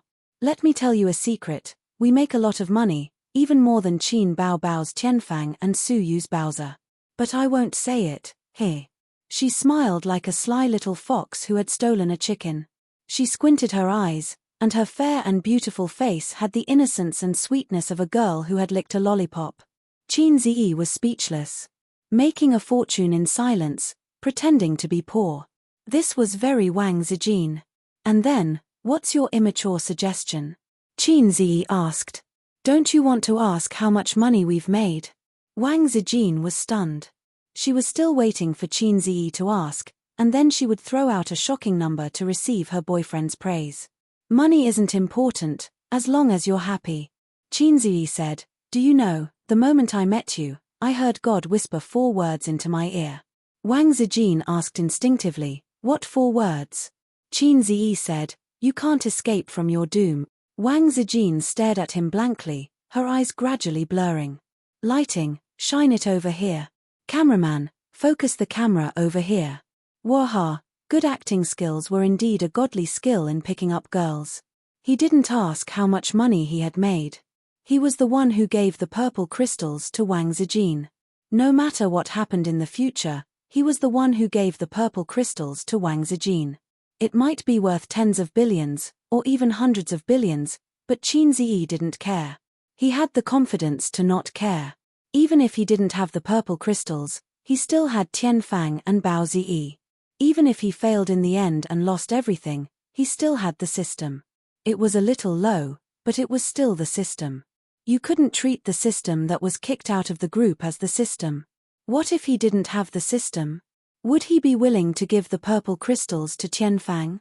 Would he be willing to give most of the shares to Su Yu for free? Don't mess around. It was impossible for Salted Fish Zi to hook up with the 2 goddesses. Salted Fish Zi's fate was to be a silly boy under his sister's legs. No, he couldn't even get his sister. Forget about each other and live a peaceful life. That was his and his sister's fate. So I still have to thank you, low system. Every time Qin Zi reminisced about the past, he would silently thank the system from the bottom of his heart. Many times, but every time, he felt the same gratitude. The more salted fish he was in the past, the more grateful he was now. There were millions of salted fish in the world, but the system chose me. I accidentally became the saltiest one, hard and salty. I really am a man with great luck. So don't King blabber. I started a harem because of God's will. Hey, I want to make a game. Wang Zijin restrained the emotion in her eyes and said seriously, "Try a mobile game first. Smartphones are so developed now. An excellent mobile game, the income is not worse than online games, and the cost is less than online games." Qin Zi nodded slightly. Sister Ziwei seemed to have made preparations. But even if it's a mobile game, it's not easy to do well.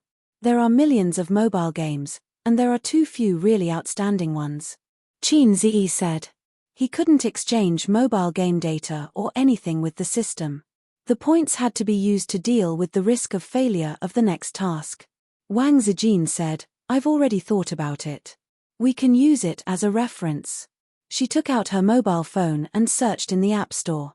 She said, "Do you know the Parade of Frogs that is very popular recently? The mobile game in Japan is unexpectedly popular in China." She handed the mobile phone to Qin Zi. Qin Zi took it and looked at it. There was a software in the App Store. It had the same color, the same icon, and the same name. Parade of Pandas, a domestic product by Penguin. I've played it before. It has the same design, the same template, and even the color and background are 90% similar. It's a shameless plagiarized work. But this game is very popular in China. There are many people playing it. Penguin must have made a lot of money this time. They don't need the designers to rack their brains, and they don't need the scriptwriters to write the script. They just need a group of programmers to copy it easily and put it on the shelves. They can just sit there and collect money. Wang Zijin became more and more excited as she spoke. She put on a working people are the most glorious attitude. A's, this is a huge business opportunity. There is no game that can't be plagiarized. If there is, then buy it. Chin Zi, Sister Ziwei, has she been tainted by the big dye vat of the industry so quickly? Brother Ma, please return the pure and innocent Sister Zien to me.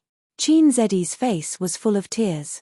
Sister Ziwei had once again broken through herself and stepped into a higher level of life. She had gone from being a young lady to a veteran of the internet to a game designer. Sob, sob, sob. Wang Zijin was full of pride. This time, I'm definitely going to use King of Glory as a reference and develop a mobile game of my own. Chin Zi shook his head. Don't, you'll be sued. Wang Zijin snorted. You think I'm afraid? Chin Zi. Go, Sister Ziwei.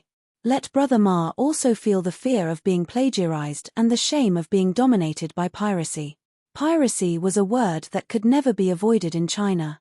Perhaps it could be beautified with the word pirated, but at the end of the day, it was still piracy. It was a world-famous pirated culture. It was really shameful to think about it. Don't blame foreigners for looking down on us. After all, we have too many things to complain about. It's just like how we look at those Hindustanis who treat trains as electric scooters and are looking for trouble. Then, in the eyes of foreigners, we are also labeled as pirates. Don't refute it. The biggest game company in China, a well-known listed company, started and made money from piracy. Even now, it was still tirelessly on the road of piracy and plagiarism. There was no way to refute it. Chin Zi hoped that one day he could lead the world, clear the name of his motherland, and let the world know that Red Flag Nation didn't only have piracy. Just thinking about it made him happy. Stop, he couldn't go on indefinitely. With such a grand theme, if the system gave him a grand task of leading the world, Chin Zi wouldn't have to wait until the end of the year to die. In mid-August, Chin Zi wrote, copied, the entire script and revised and perfected it himself. I'm not copying, I'm just a porter from two worlds.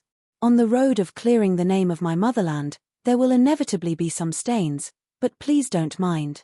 After all, the river crab law of the two worlds was different. Some things needed to be revised. For example, in his world, cleavage could be exposed in ancient costumes. But this time, the revision wasn't too big. It wasn't as big as when he wrote the Journey to the West script. He was a man, so he couldn't perfect a script adapted from a women's genre. Some classics in women's genre were simply toxic in the eyes of men. F***ck, a woman like you actually liked someone other than the male lead. That's too vicious. Shino is dead. I'll burn him if there's anything. F***ck, for such a trivial matter, you guys actually fought over dozens of chapters. Even Newer would be poisoned to death. Abandon the book. Chin Zi patiently wrote down the script, but his heart was greatly traumatized. Several times, he couldn't help but revise some of the toxic points in his heart. But thinking about it, these toxic points might just be the high points of women. So after thinking about it, he gave up. Chin Zi was full of anticipation. He ordered his plain-looking assistant to send a notice in the company's internal group chat. The leaders of the production team will have a meeting at 1:30 p.m. in the afternoon in conference room 3. You can't be late. After this notice was sent, Tianfang fell into an atmosphere of anticipation and excitement. Tianfang Entertainment's first TV series was about to be filmed. Chapter 559. Conference Room 3. Chin Zi presided over this meeting alone. His sister, who used to play with her phone as a vase, wasn't there. Just now, she and Chin Zi had a fierce fight in the office. The cause was actually a small quarrel. Chin Bao Bao wanted to eat a lollipop, but Chin Zi felt that his sister loved to eat sweets too much. He said to her, "Look at your big breasts. If you eat high-calorie food, they will sag." Chin Bao Bao whimpered, "No one wants me if my breasts sag. A's, you have to take care of me for the rest of my life." He didn't know what would happen in the future, but young women like to exercise.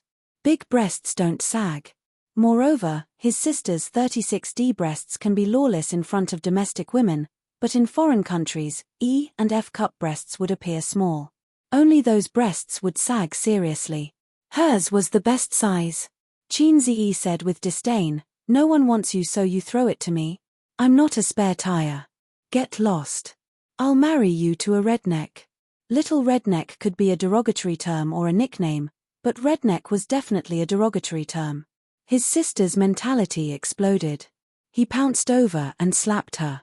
His sister, who no longer had the advantage in strength, was pressed down on the sofa and bullied. Not only did she not teach her brother a lesson, but she was also taken advantage of for a long time. Her butt hurt like hell. In fact, the two of them often bickered, but not that kind of bickered.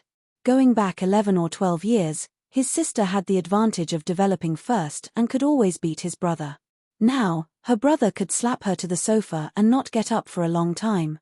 At this moment, she threw a pack of tissues with tears in her eyes and scolded, "Get lost, get lost. Little rednecks are all bad things." Just like this, Qin Ziyi came to the meeting alone. The touch of his sister's extremely elastic but still seemed to remain in his hand. He finally understood why some people compared a woman's butt to a peach. It was because it was really too similar. Qin Ziyi came back to his senses and scanned the people in the meeting room.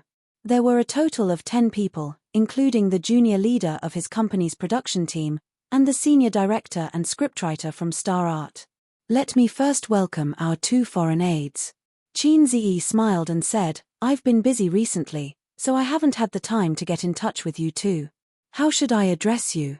The middle-aged man with glasses got up and introduced himself. My surname is Sun Wuda. Another lean middle-aged man with white hair, but it was hard to tell if it was natural or dyed white. He introduced himself. My surname is Zhao Yuqian. Sun Wood. Zhao Yuqian. The name was given as if it was a joke. Qin Ziyi suppressed the dissatisfaction in his heart and nodded. Thank you for joining us. Everyone, please give us a round of applause. Pa, pa, pa, pa. The sounds were endless, each more intense than the last. The 2 senior directors and scriptwriters from Star Art were actually very familiar with the junior leaders of the production team before this. They drank together, chatted together, and even fought together. Recently, the great sword industry has been revived. Even a wildfire can't burn it out, but it will grow again when the spring breeze blows. I'll only tell you about the benefits of the male industry secretly. Don't spread it out. This is the script. Go back and take a look. Try to get all the preparatory work done within a week. Qin Ziyi sent out a few printed copies of the script. There were a total of 4 copies. Mo Yu had one, Zhong Wuda and Zhao Yuqian signed another one, and their scriptwriter signed another one. The others didn't need to look at the script.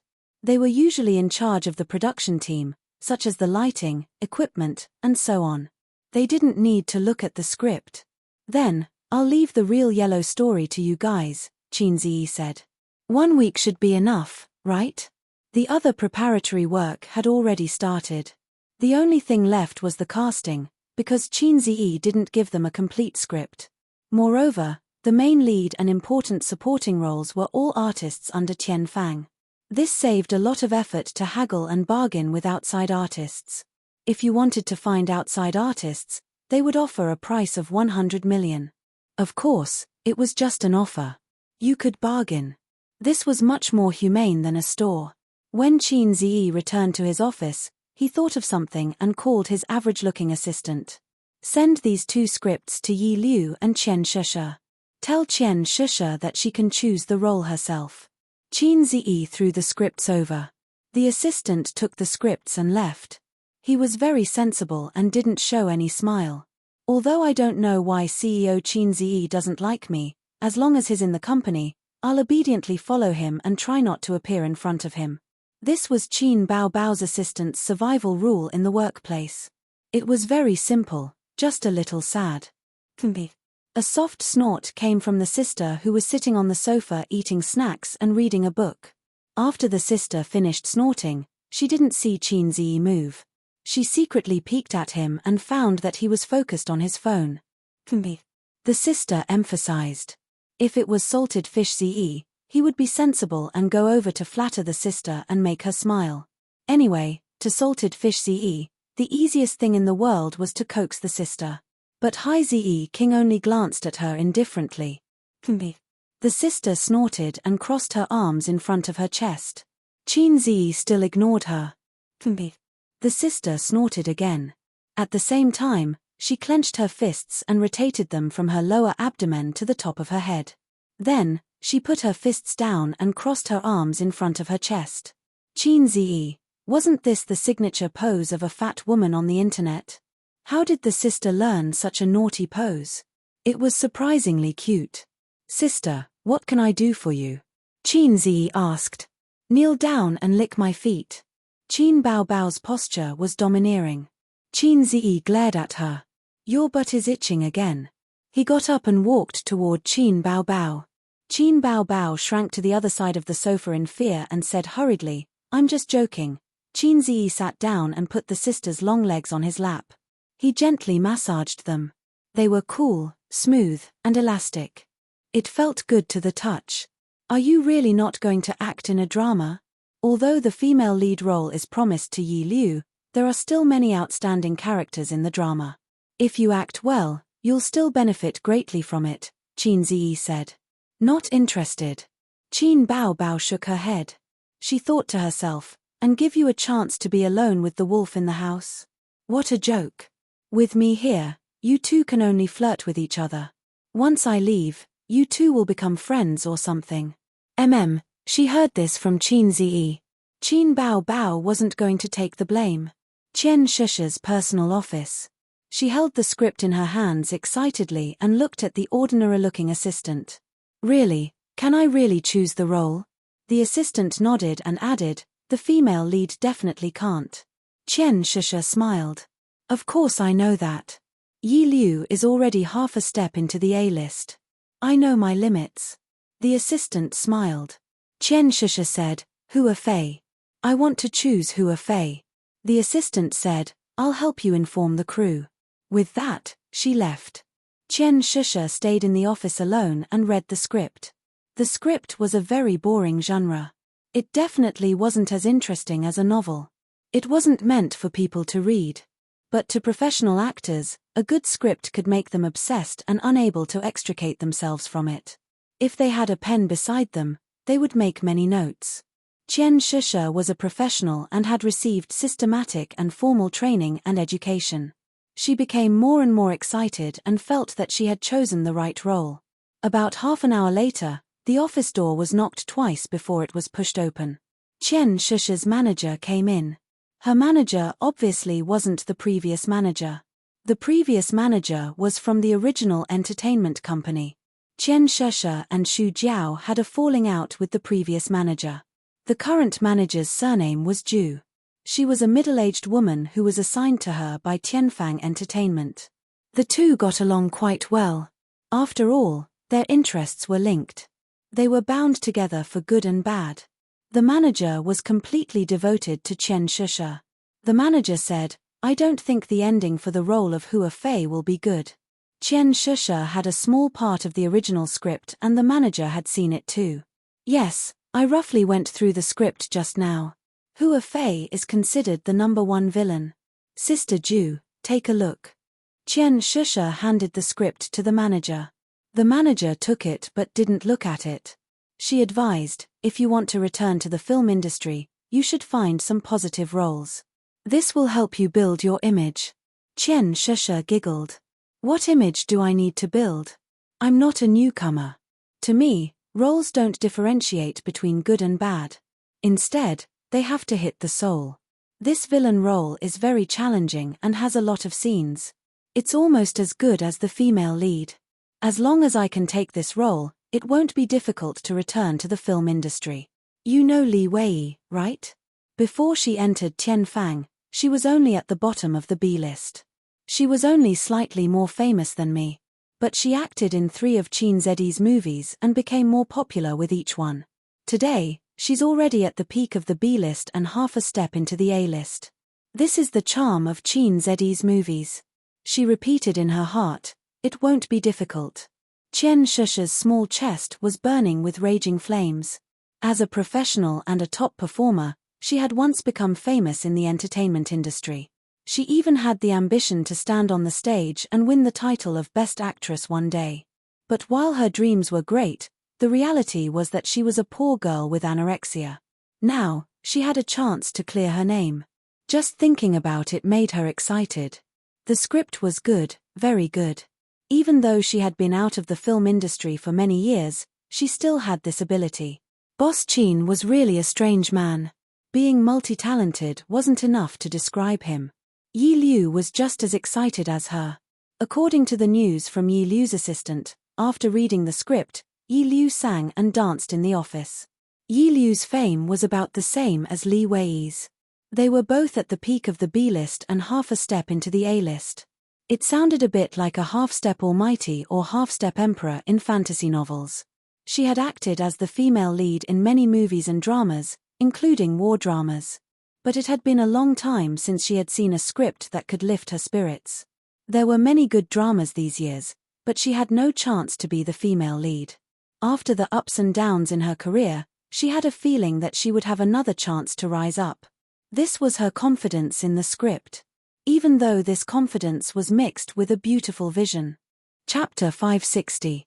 The leaders of the production team spent about a day going through the script. The next day, they started the audition and choosing the roles. The audition would last for 3 days. The audition location was Tianfang Entertainment's big dance studio. This time, it was open to all the artists. Tianfang Entertainment had an unspoken rule that artists hated. The leading roles and important supporting roles in their movies and TV series were always provided to the artists under their company. This was understandable. After all, other entertainment companies were like this. With good resources and good roles, they would naturally think of their artists first. But Tianfang Entertainment was so stingy that the roles they gave out were much fewer than other entertainment companies. But this time, it was a TV series. Naturally, there were several times more roles in a TV series than in a movie. Therefore, many artists came to audition, but they were all not very famous. Director, what do you think of my performance just now? A tall beauty with chestnut-colored curly hair stood in front of the director's desk. Her hairstyle was somewhat similar to Qin Baobao's. Her chestnut-colored hair was slightly curled at the ends. She also had a short pleated skirt. It looked like she was imitating Qin Baobao's clothes. Perhaps she thought that it would add to her image. Qin Baobao rarely dressed like this in public. After all, it was too casual. But she would post some photos on Weibo, such as wearing a pleated skirt or an off-the-shoulder dress, etc. But before posting the photos, she would discuss, approve, with her brother. Only when Qin Ziyi felt that there was no problem and that it was not revealing would she post it. It was equivalent to a benefit for fans. This little artist had put in a lot of effort. Sun Wuda handed a resume to Zhao Yuqian. On it was the personal information of this little artist. Jiang Nan, female. Graduated from Shanghai Drama Academy. Signed artist of XX Entertainment Company. Participated in productions. Director Zhao Yuqian glanced at it and said, "Go back and wait for news. I'll give you an answer in 2 days." The little artist in the pleated skirt nodded confidently and left the big dance studio. Director Zhao Yuqian and scriptwriter Sun Wuda looked at each other and kept this little artist in the inspection list. Actually, the female artist named Jiang Nan's acting was not outstanding. In fact, she had quite a few flaws. But so what? She's pretty. Zhao Yuqian and Sun Wuda were very willing to have in-depth discussions with beautiful little artists and guide them on how to steadily rise in the entertainment industry. You said it was too dirty. Don't mess around. This is how it is in this industry. Then, let's meet tonight. Sun Wuda said, "Director Zhao, have you talked to your sister-in-law yet?" Zhao Yuqian nodded. "Yes, tell her that the crew is busy and won't be home for a few days." For people like them who often went out to film, it was common for them to go on long trips. Zhao Yuqian muttered, "They're just a little older. Aren't there any fresh graduates?" Zhao Yuqian preferred younger girls. It was probably because he had seen a lot of flirtatious women, so he was especially fond of pure and soft girls. Flirting. It was especially exciting to teach. Qin Ziyi had already delegated most of the matters in the crew to the two of them. The newly promoted director, Mo Yu, also had to learn from them. Absolute power should be enjoyed to the fullest. Following that, they auditioned for a few more roles. As long as it was a pretty little artiste, they would fold the bottom right corner of their profile and mark it.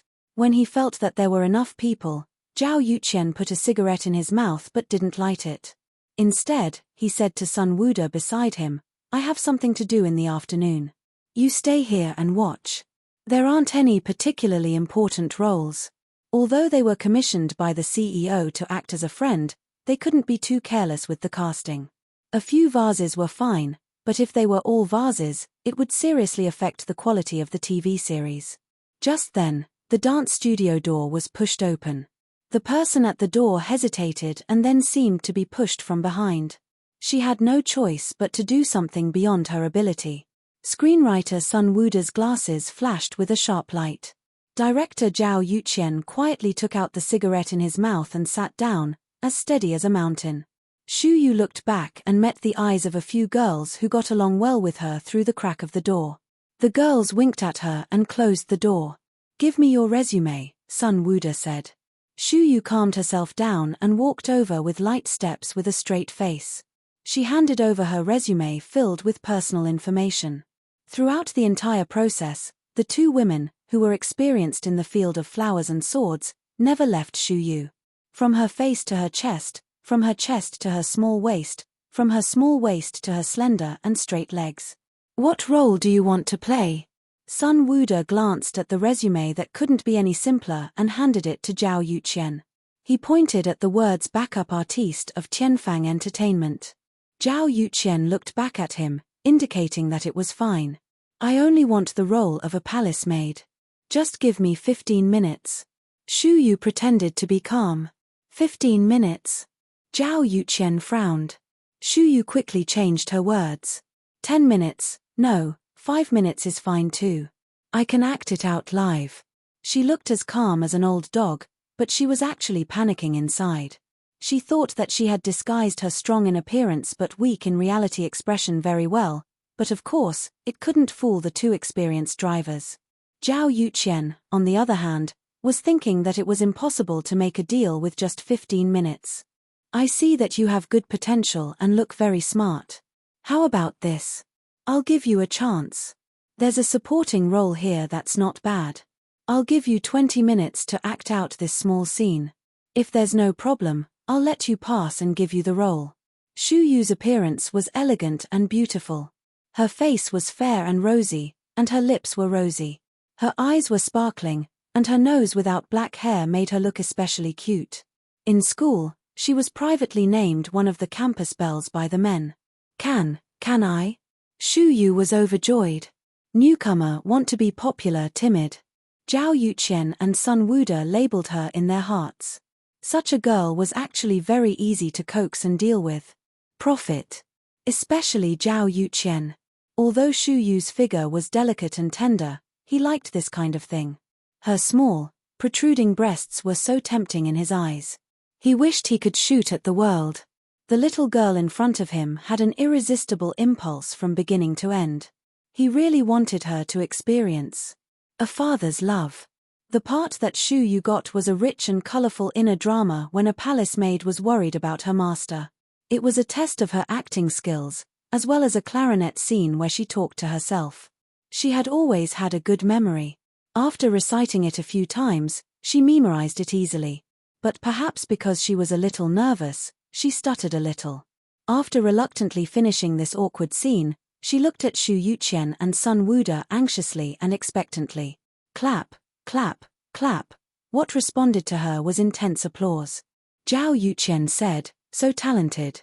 Sun Wuda said, "Little girl, the crew needs talents like you." Shu Yu was overjoyed. She didn't want to come, but her cousin called her to come for the audition, so she came. When she said that she wanted to audition, the sisters in the backup artist group all teased her and pushed her over. "Do I have a hidden talent in acting?" Shu Yu didn't have a mirror in front of her. Otherwise, she would have denied this idea. Zhao Yuqian said, "Are you free tonight?" Shu Yu was confused. "What's wrong?"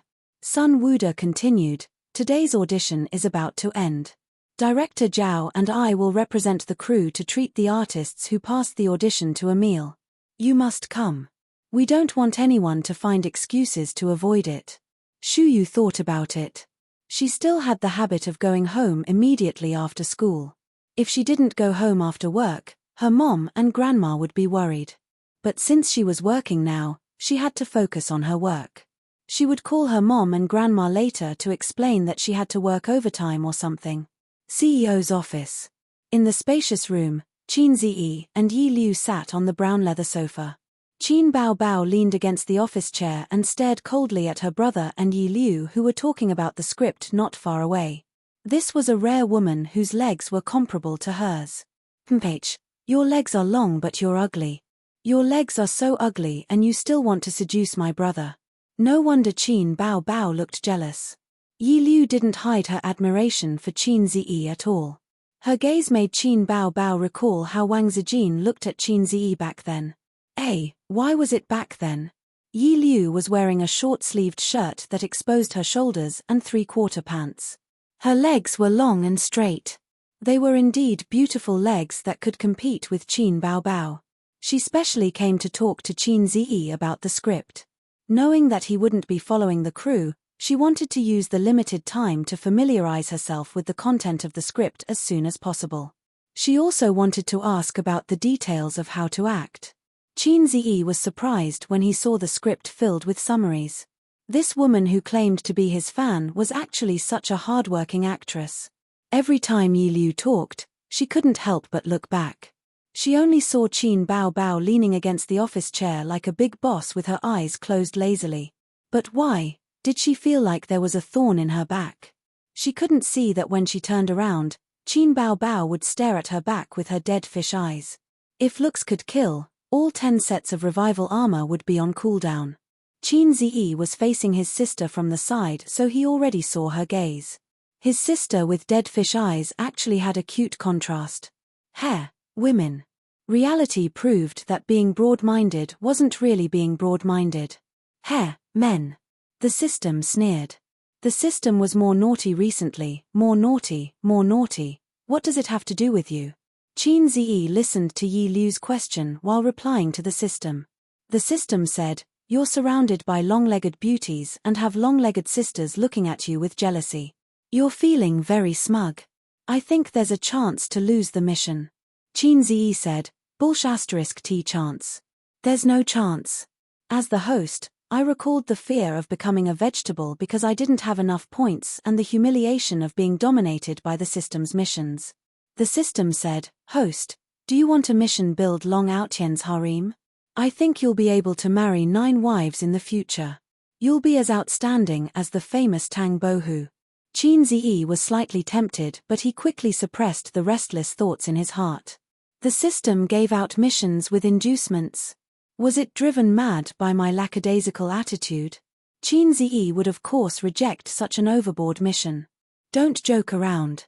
If I want to start a harem, all the female artists and singers in Tianfang can be ridden by me and suck their breasts. As for me, Hai Ziyi King, I'm not afraid at all. Why should I be bound by your mission? Lastly, Tang Bohu doesn't have 9 wives. Who told you that Tang Bohu has 9 wives? I think it's some joker called Zhu Xingxing, the system answered honestly. At this moment, his phone rang. It was his cousin Shu Yu. Chapter 561. Hello, cousin. I passed the audition. When Qin Ziyi picked up the call, Shu Yu's happy voice could be heard. It was crisp, pleasant, and soft. Not bad, Qin Ziyi praised. Shu Yu added, the director said I have good potential. Not bad. Qin Ziyi smiled. There was a moment of silence. Shu Yu was a bit disappointed that she didn't hear her cousin's sincere praise. Her cousin loved to touch her head when she was young. He would touch her head whenever they didn't like each other. Did you tell Auntie and Grandma? Qin Ziyi asked. No. Shu Yu said softly. Am I the first person you tell the good news to? Qin Ziyi was surprised. He and his sister didn't like to go to their uncle's house to have such an unreliable uncle. Their attitude was cold. At the same time, his cousins also had some grudges against him and his sister. The relationship between cousins wasn't bad, but it wasn't good either. It was mainly because he didn't remember much about his childhood. In his childhood, his sister took up 99% of the space. He only vaguely remembered that his relationship with his cousin was pretty good. Shu Yu hung up the call in disappointment. Then I won't bother you anymore. Qin Ziyi said, okay. Call me if you have any problems. Yi Liu sat quietly at the side while he was on the phone. Yi Liu said, CEO Qin, you spent a week writing this script? Qin Ziyi nodded. Why? Yi Liu shook her head. I just find it hard to believe. Writing such a script in a week was already hard to believe. Without considering the time, just the quality of the script made her, a capable actress, gasp in amazement. Oh, he was a fast shooter. He wrote songs so fast too. Qin Ziyi pretended to be pretentious and said lightly, not exactly a week. I've been quite busy these past few days and couldn't find the time. I only wrote the beginning. I started working hard the day before yesterday and the script was ready. Yi Liu was stunned. So, this should be the basic operation of a fast shooter? Basic, don't be stupid, sit tight. A man could not be a fast shooter, but this man who was a fast shooter felt so charming. Oh, men. Qin Bao Bao muttered disdainfully. Oh, women. Qin Ziyi heard it and sneered. The older sister glared at him fiercely. Due to the presence of outsiders, she didn't PK with her younger brother in real life. Otherwise, she would definitely teach this little pervert a lesson. At 7 o'clock in the evening, Shu Yu carried her backpack and took a taxi to the hotel. Shu Yu had never stepped into a hotel of this level before, so she was a little nervous and timid.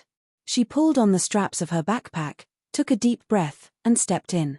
She went to the private room according to the address in the text message and knocked on the door. You're here. Sun Wuda opened the door. His face was red, and it looked like he had drunk a lot. Shu Yu stood at the door and pecked at his head. The moment she entered the room, she was stunned. It was different from the scene she had imagined of a group of people sitting around a table. The private room wasn't big because the table itself wasn't big. There were only 3 people at the table. The scriptwriter Sun Wuda, the director Zhao Yuqian, and a beautiful older sister with makeup, fake eyelashes, and chestnut-colored curly hair. Come in. Sun Wuda pulled her in. Shu Yu was invited to sit beside Zhao Yuqian. When Shu Yu saw Sun Wuda return to his seat, she hugged the older sister's waist. Director, is it just us? Shu Yu asked timidly. Yeah, only you and her passed the audition, Zhao Yuqian said. TSK, little sister is so pretty. Jiang Nan smiled. Hello, sister, Shu Yu replied. Both of you are good seedlings worth nurturing, Zhao Yuqian said as he wrapped his arms around Shu Yu's waist. Shu Yu noticed it, so she turned sideways and blocked it with her elbow. She looked at him with shock and vigilance. This scene made Jiang Nan burst into laughter. She raised her glass to dissolve the awkwardness. Director Zhao, let me toast to you. Zhao Yuqian didn't mind and raised his glass with a smile. Zhao Yuqian knew that picking up girls was like cooking, so he didn't show too much of a desire.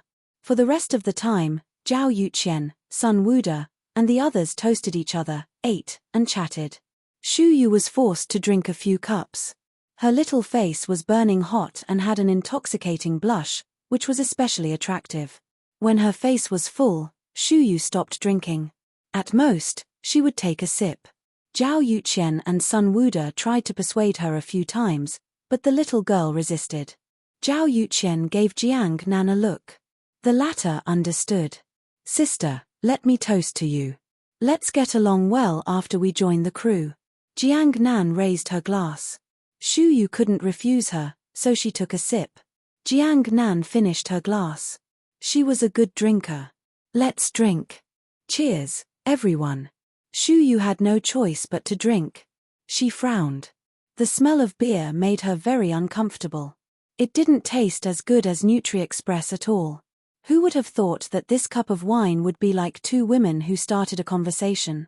Jiang Nan said, Do you like Qin Ziyi? Shu Yu nodded. Of course, she liked him since she was young. He was a gentle and easy to get along with cousin. Jiang Nan raised her glass. Come, let's have another toast. I like Qin Zi too. So they had another toast. Jiang Nan continued, don't you think President Qin is amazing? He can do whatever he wants. This is talent. Ordinary people can't compare to him. Among my sisters, there are many who want to marry him. I say, they're all daydreaming. If someone as cute as my sister can climb up in Tianfang in the future, she might even have a chance to catch President Qin's eye. Such a topic could easily resonate with little girls. It was like a bourgeois woman talking about luxury goods and cosmetics. Jiang Nan was very experienced. Shu Yu smiled awkwardly but politely. Sister, this isn't ancient times. If cousin likes me, the whole family will explode. Bayu tilde boom tilde the whole family was shocked. Actually, it would be fine to just laugh it off, but Shu Yu didn't have that kind of social experience. She felt that it was impolite not to reply, so she said, actually, he wasn't like this before. He was even a little stupid. In terms of IQ, her sister could look down on Qin Zi. Her cousin could also look down on him. Although Shu Yu wasn't a top student, she was still a student. For someone like Qin Zi, who had worked so hard to muddle his way into an above-average grade, it was indeed ordinary. He could get into the University of Finance and Economics purely because of his grandfather's hard work. He also used his connections to get in through the back door. Otherwise, due to the admission limit, he wouldn't have been able to get in. Uncles love education plus the low cutoff score for locals plus the back door. Shu Yu knew all this. Jiang Nan frowned slightly. She didn't like what she heard and deliberately said, I'm angry. I'm Qin Zi's fan, you know? Your words offended me. It was half true. She was indeed Qin Zi's fan. Shu Yu was a little embarrassed. Jiang Nan said, drink. Punish yourself by drinking 3 glasses. Otherwise, we won't be sisters. Becoming sisters without a word was something that both the boys and girls were quite disgusted with. For example, when the author was in junior high school, he always heard a group of people calling themselves brothers and sworn brothers. It was very awkward. Shu Yu forced herself to drink 3 glasses. She let out a loud burp. Her face was even redder, and her eyes were a little blurry. It was about time. Zhao Yuqian said, Yu, do you know how many people fight to get a role in Boss Qin's movies, even if it's just a small part? Shu Yu nodded. She really didn't know. Shu Yu said, Boss Qin's movies are very good. She always felt that calling him cousin Boss Qin was very strange and awkward. Every time she didn't pay attention, she would say cousin and then stop. It should be Boss Qin. No one knew that this introverted and shy girl was Qin Zi and Qin Baobao's cousin. But even if you are good seedlings, there are many good seedlings in the world. Zhao Yuqian paved the way and painted a big picture. As long as you make a name for yourself, earning money will be like running water. The hard life you had before will all become fleeting. Wearing high-end clothes, walking the red carpet, driving a luxury car with a chauffeur, escorting bodyguards, and a group of crazy fans. You have good looks. As long as you are willing, you will definitely make a name for yourself. Shu Yu nodded happily. She didn't understand the meaning of Zhao Yuqian's words at all. What you get is proportional to what you put in. Becoming a celebrity is not an easy thing. Zhao Yuqian nodded in satisfaction. Then you know what to do. Shu Yu nodded and said crisply, I will act well and work hard. Zhao Yuqian, Sun Wuda, Jiang Nan. Did this girl really not understand, or was she pretending not to? Zhao Yuqian thought for a while and said, how about this, after dinner, follow me to the room upstairs and we can talk about the script. Shu Yu exhaled and said, okay. Halfway through, Sun Wuda and Zhao Yuqian went to the toilet. This girl is a little innocent. Sun Wuda pushed open the cubicle door one by one. After making sure that there was no one there, he said. That's what makes it interesting. Zhao Yuqian stood in front of the urinal and looked at his bloodshot eyes. Did you bring the medicine? Sun Wuda nodded. Yes, I will give you one later. But I feel that it's not easy to persuade her. Did she agree? Zhao Yuqian waved his hand. She drank so much that she agreed to it half-heartedly. At most, I will chat with her in the room. Sun Wuda said, will it cause any trouble? I'm worried about Tian Fang. What can happen? Zhao Yuqian let out a long sigh. It's like this in our line of work. Tian Fang is untainted. Look, Mo, you didn't say anything. In the entertainment industry, only good female artists can make a name for themselves. Qin Bao Bao is an exception. But how many Qin Zi are there in the entertainment industry? When Zhao Yuqian first entered this line of work, he didn't see many chaste women. There were still a few. But slowly, they were all soaked in the industry. He used to like a small-time actress many years ago. At that time, he was still doing odd jobs on the set. The assistant director was his relative. Later, the small-time actress met him and complained tearfully to him. Zhao Yuqian was very angry and went to reason with the director. The director didn't say anything. But that night, he was slapped a few times by the assistant director. The next morning, he saw the small-time actress he liked coming out of the director's room. She had dark circles under her eyes, but she was smiling contentedly. Zhao Yuqian knew that there must have been an indescribable deal last night. He felt that he was really stupid. Because of his relative, he wasn't kicked out of the set. Zhao Yuqian said, "Oh right, are you coming later?" Sun Wuda said, "You go first." "I'll come later. But I'm afraid she's young and can't take it. I think we should change to a big suite. Bring Jiang Nan too. Her persuasion might be better than ours," Zhao Yuqian said. Good idea. When they were in Star Art, these two partners had developed the habit of working together. Chapter 562. After dinner, Shu Yu followed Zhao Yuqian and Sun Wuda upstairs to talk about the script. Jiang Nan also went with them. "Turn off your phone, in case a call comes in later and disturbs us," Sun Wuda said. "Okay." Jiang Nan smiled and took out her phone. She demonstrated in front of Shu Yu and turned off her phone. The three of them looked at Shu Yu. Shu Yu hesitated for a moment. "I have to tell my family. If I don't go home late, my mom will be worried." Shu Yu had never seen the world and didn't even have working experience, but she was not without EQ. She felt that this matter was a bit unreliable. But since it was her cousin's company, she didn't care too much about the twists and turns of the entertainment industry. She didn't want to talk about the script, but her other sister had agreed. She didn't have the courage to refuse. People with little experience and thin skin were easily led and didn't know how to refuse. Zhao Yuqian said, "Just say that you want to talk about the role and rehearse. Tell your mom not to worry." Shu Yu nodded and rubbed her temples. Her head hurt and she felt like vomiting.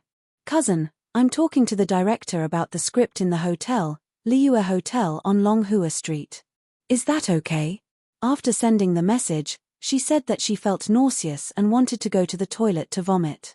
She didn't receive any messages from her cousin in the 3 minutes she came out of the toilet. Did it mean that there was no problem or that he didn't see it? Shu Yu didn't think much about it. The alcohol made her brain numb and she couldn't think carefully. Zhao Yuqian pretended to be relaxed. "Is your phone off?" "Yes." "Let me see." Shu Yu took out her phone and showed it to him. Zhao Yuqian pressed the button and the screen didn't light up. He nodded with satisfaction. They went upstairs and opened the door to a spacious suite. This should be the most luxurious suite series in the hotel.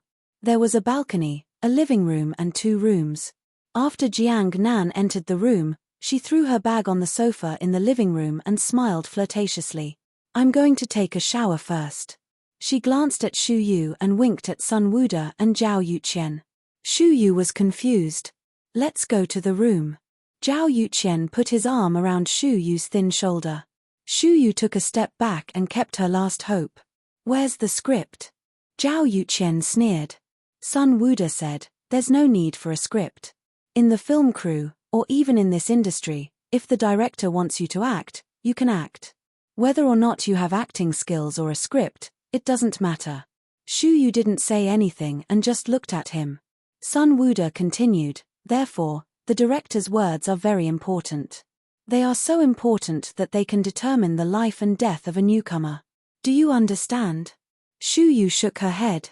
Sun Wuda clicked his tongue. "All right, you'll understand in the future. Little girl, Have you ever had a boyfriend? Shu Yu shook her head again. The two of them looked at each other with joy in their eyes. Why did you choose to be an artist? Sun Wuda asked in a casual tone. To train myself, Shu Yu said. It was her wish to train herself during the summer vacation. It was her cousin's wish to have her come for the audition. According to her own heart, being able to get along harmoniously with the backup artists was already something worth celebrating. Her recent goal had already been achieved. She didn't have high expectations for herself. You've never thought of making money? Sun Wuda asked. Making money, of course, Shu Yu said. With her family's financial situation, if she could earn some money to support the family while working in her cousin's company, her mother would be very happy. That's right. Sun Wuda sighed. But money isn't easy to earn, right? No matter what industry it is, it's not easy to earn money. Celebrities are just like writers. Not only is it difficult to earn money, but there are also a lot of haters. After saying a lot, Sun Wuda saw that he was almost done laying the groundwork. He said directly, to be honest, as long as you're willing to communicate with us for a night, you can take the role. Also, if you want to act in the future, we have a quota. Just give us a call. As you know, our director Zhao is a famous director. Shu Yu wasn't stupid. It was self-evident what a night of communication meant. A 17-year-old girl who was underage and hadn't been exposed to the dark side. She was afraid and at the same time, angry. I don't want to act, I don't want to. Shu Yu turned around and left. But Zhao Yuqian, who was beside her, pulled her and made her stumble. Sun Wuda quietly blocked the door. A wave of dizziness and nausea hit her. Shu Yu's body stiffened. Her cherry mouth panted, and she exhaled a breath that reeked of alcohol. She was like a frightened elk, looking at two wolves. Zhao Yuqian could use force and was confident that he could eliminate the hidden danger, but he was still doing the final thinking. Don't be nervous. Let's talk. Zhao Yuqian said, it's not a big deal. Everyone has become. You can't accept it now because you haven't been exposed to it. Jiang Nan is bathing in there. There are too many girls like her. Why are they willing, but you're not? Are you nobler than others? No, they're the ones who have experienced the scenery of the top of the mountain and seen the world that ordinary people can't see in their lifetime. The world of money, the beauty of money, the rich life that people can't extricate themselves from. Zhao Yuqian said, there are many artists who are willing to take off their clothes, but it doesn't mean that you'll have a chance. Your starting point is higher than theirs. As long as you're willing, you can sign the contract now. You'll enjoy a lot of things, such as fame and fortune. You'll be different from the girls in school. Not only will you enjoy their envious gazes, but you'll also have endless money. Regardless of whether it was true or not, he had to paint a big picture first. Shu Yu said loudly, I'm going back. You go away. She glared at Sun Wuda. Unfortunately, her delicate appearance didn't have much lethality. Instead, it made the latter stiffen slightly. TSK, the first time was unfamiliar, the second time was familiar, but the first time was often the hardest to overcome. If he let go now, this girl would hit a wall a few times. Who knew, she might be obedient next time. Zhao Yuqian didn't want to wait for the next time. He wasn't Tian Fang's director, so he couldn't just leave after filming this movie. If he could get the most out of Tian Fang in the shortest time possible, that would naturally be the best. Tian Fang needed experienced directors and scriptwriters like them. They were here to help. While getting a handsome reward, they couldn't let go of other benefits. Just like cutting fat, the more benefits they could get, the better. He gave Sun Wuda a look. The latter nodded. Shu Yu gripped the straps of her backpack tightly, like a small beast baring its teeth. I don't want your help. My cousin is Qin Ziyi. Qin Ziyi and his sister's bedtime activities were eating desserts and playing cards. Their phones were left in the room.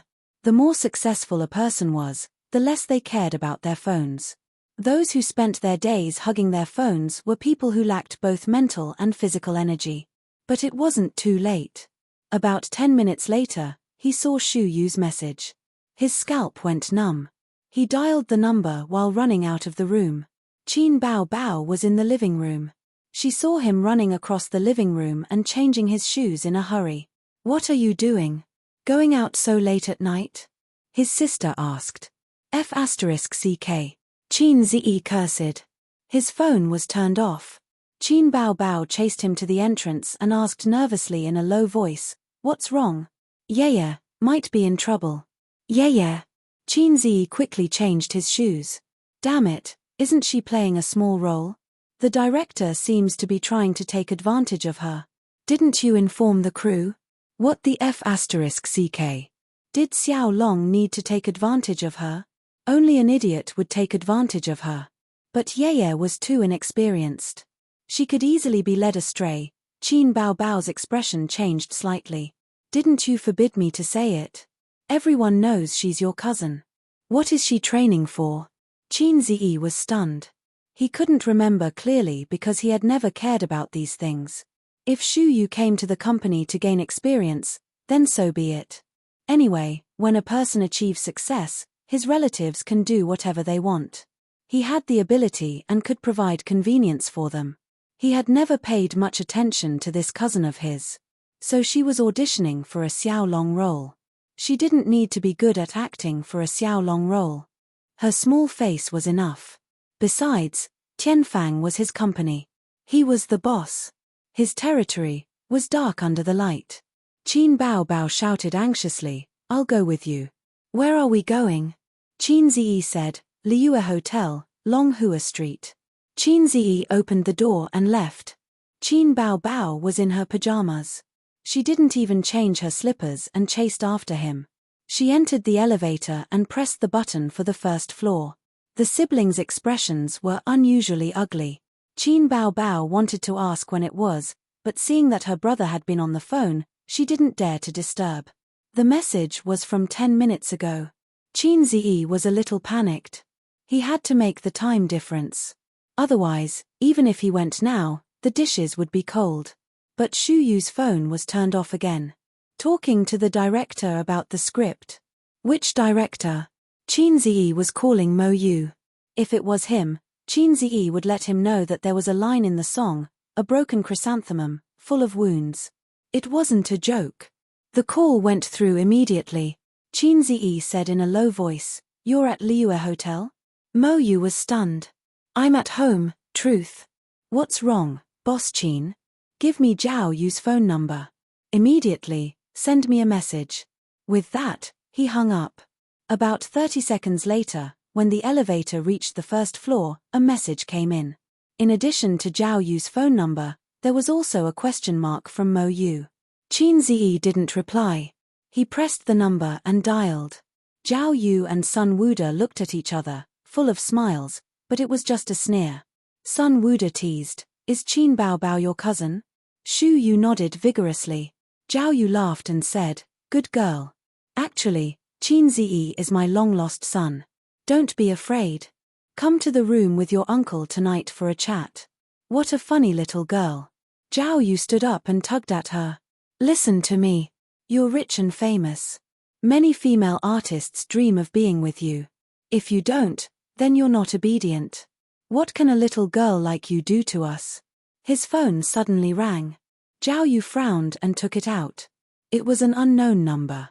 He hung up. It rang again. Again. And again. Maybe it was something. People of his status often received calls from unknown people, but it wasn't the kind of trashy advertising or sales calls. It could be looking for cooperation, gifts, and so on. "What's the matter?" He was calm. "Zhao Yu, I'm Qin Zi," said the other party. "President Qin?" At first, he was stunned, then he put on a smile. "It's so late. Why are you calling me? Are you at the Liyue Hotel?" "Zhao Yu. How did he know? You want to sleep with my artist?" Well, Zhao Yuqian didn't know how to answer the question of seeing through but not saying anything. "Did you do it?" His tone was cold. "I'm asking you a question," he shouted. No, Zhao Yu's body trembled. He was shocked. "Shu Yu is my cousin. Wait for me at the hotel." The call was cut off. The phone slipped on the floor and made a muffled sound. Zhao Yu's face was pale. Chapter 563. I'm Qin Ziyi, Shu Yu is my cousin. Zhao Yuqian felt a rumbling sound in his mind, as if thunder was echoing. It's over. It's over. She's really Qin Ziyi's cousin? Why would Qin Ziyi's cousin come to the audition? She's relying on her own abilities. Don't be ridiculous. Who would rely on their own abilities if they had connections?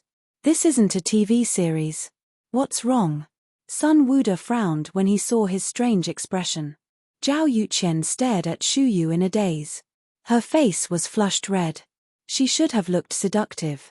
Now that he looked at her again, she was as vicious as a snake. Why didn't you say so earlier? Why didn't you say so earlier? You should have just said that you're Qin Ziyi's cousin.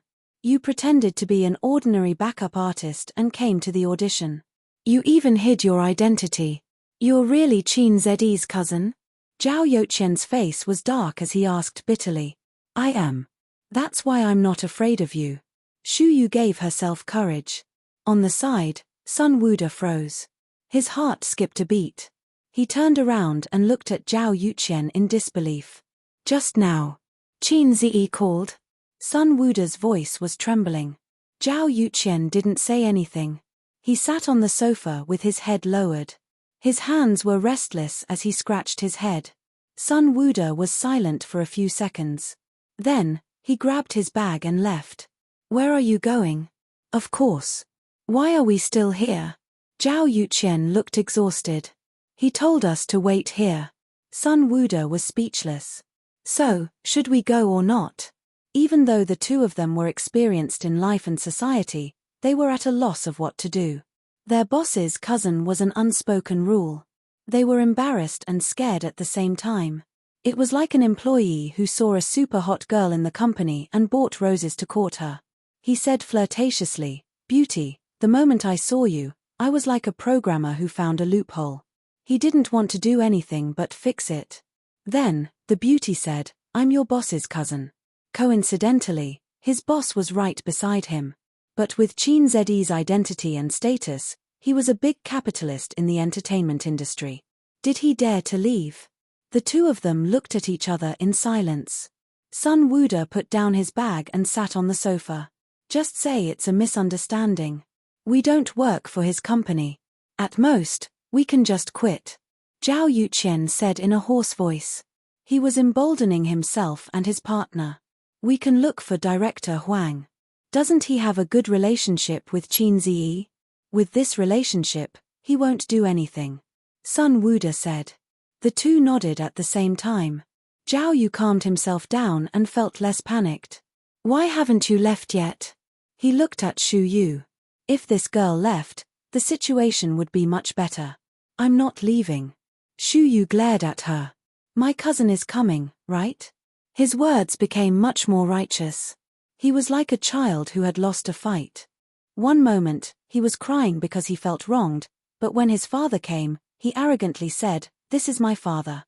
It was exactly the same. About 5 minutes later, the door lock clicked. Sun Wuda and Zhao Yuqian, who were sitting on the sofa, shuddered. It wasn't the door, but the bathroom door. Jiang Nan, who had just finished showering, came out in her pajamas and was drying her hair with a dry towel. The scene in the room stunned her. Shouldn't it be done by now? But now, the two men were sitting on the sofa dispiritedly. The girl was standing valiantly, glaring at the director and scriptwriter. When she heard the noise, she first looked at herself and then glared at the two men. What's wrong? Jiang Nan was confused. Zhao Yuqian and Sun Wuda didn't say anything. Jiang Nan could only say, "Little girl, it's your turn to go in." Shu Yu said disdainfully, "Disgusting." What do you mean? I just think you're disgusting. Jiang Nan was so angry that she laughed. If you're not disgusting, why don't you leave? Why are you standing here like a fool? Shu Yu retorted, "Why should I leave? I'm waiting for my cousin." Your cousin? Jiang Nan sneered. Shut up. Zhao Yuqian shouted. Jiang Nan, an aggrieved expression. I didn't say anything wrong, right? Then I'll go to the room first. Jiang Nan said in a muffled voice. You don't have to go. Put on your clothes and leave, Sun Wuda said. What do you mean? Jiang Nan's expression changed. Are they changing their minds? Are they not going to let me act anymore? Her expression changed several times. Anger, indignation, annoyance, and other emotions. She went back to the bathroom without a word. When she came out again, she had already put on her clothes and high heels. She picked up her bag and walked out expressionlessly. The sound of her high heels clacking against the floor was crisp and clear. When Jiang Nan walked to the door, there was a loud knock on the door. Pa, pa, pa. It was very loud and very heavy. It was obvious that the person knocking on the door was very impatient. This time, it was him. Zhao Yuqian and Sun Wuda's expressions were extremely ugly, and they were a little uneasy. Jiang Nan was about to go out when she turned the doorknob and opened the door. A man in short sleeves and big shorts, and a barefaced woman in pajamas. Seeing the two people outside the door, she was stunned, and then she was pushed away forcefully. Although she was pushed away so violently that her high heels slipped and she fell on the floor, she wasn't angry. Instead, she was confused and stunned. Unbelievable. Qin Ziyi and Qin Baobao. Qin Ziyi rushed into the room. He saw that his cousin's clothes were still intact and her face was still flushed red. His tense heart finally relaxed. Yeah, are you okay? Why are you here? Qin Baobao grabbed Shu Yu and gritted her teeth. Did they bully you? Did they touch you? Shu Yu shook her head. No, they said they wanted to talk to me about the script, so I came up. Qin Baobao was relieved. She wanted to scold her, but this was not the right place. She held her in her arms and glared at the two people on the sofa. Zhao Yuqian braced himself and got up. Boss Qin, this is a misunderstanding. What he got in response was a kick to the heart, and he was sent flying half a meter. Zhao Yuqian lay on the floor and vomited. He vomited everything he ate and drank. The sour smell spread. Qin Ziyi, you. Sun Wuda's face changed. Qin Ziyi slapped him with the back of his hand. Sun Wuda staggered a few steps and fell, and then he was punched and kicked by Qin Ziyi. Bang, bang, bang. There was a commotion. Glasses, ashtrays, fruit plates, backpacks. He smashed everything he could get his hands on. Their heads were bleeding and they looked miserable. Qin Ziyi looked at them one last time. He didn't scold them or say anything. Instead, he walked to his sister and asked Shu Yu, "Are you okay?" Shu Yu shook her head. Women should be instinctively afraid and disgusted when they saw a fight. But the sisters were starry-eyed. When they were in trouble, having a man by their side to solve the problem gave them a sense of security. Both sisters felt safe. Jiang Nan was still standing at the door. She witnessed the whole process of Qin Ziyi beating people up. Her mind was in a mess. This girl. What was her relationship with Qin Ziyi? These two idiots had slept with Qin Ziyi's relatives. It was over. She felt that she might be banned from the entertainment industry. Who are you? You're blocking the way. Qin Ziyi looked unfriendly. This woman still smelled like shampoo and her hair was wet. It was obvious that she was the kind of woman who used deals to climb her way up. There were many such things in the entertainment industry. Tianfang Entertainment didn't have any at the moment. He and his sister were involved in almost all the movies produced by Tianfang Entertainment. So, things like unspoken rules wouldn't happen in his crew. If it was a mutual affection deal, Qin Ziyi wouldn't care. But if it was his cute cousin, he couldn't. My name is Jiang Nan, Jiang Nan answered subconsciously. She stepped aside and made way. She was a little scared. What if he hit her? Qin Ziyi stopped in his tracks. He looked at her and said unhappily, "Did you write Dragon 5? If not, why are you so unrestrained? Go back to writing. I've waited for 2 years. Jiang Nan. Chapter 564.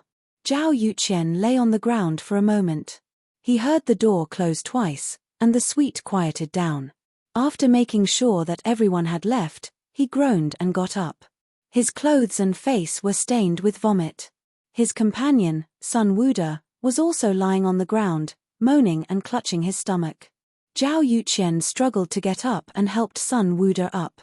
They endured the pain and dizziness and walked into the bathroom. The tiles in the bathroom were wet and full of water. Zhao Yuqian slipped and fell. He held back his tears and stood up straight. In the mirror, both of them looked miserable. Their clothes and pants were stained with filth. Their heads hurt and blood flowed down their cheeks. Their scalps must have been broken. One was a famous director, and the other was a veteran screenwriter.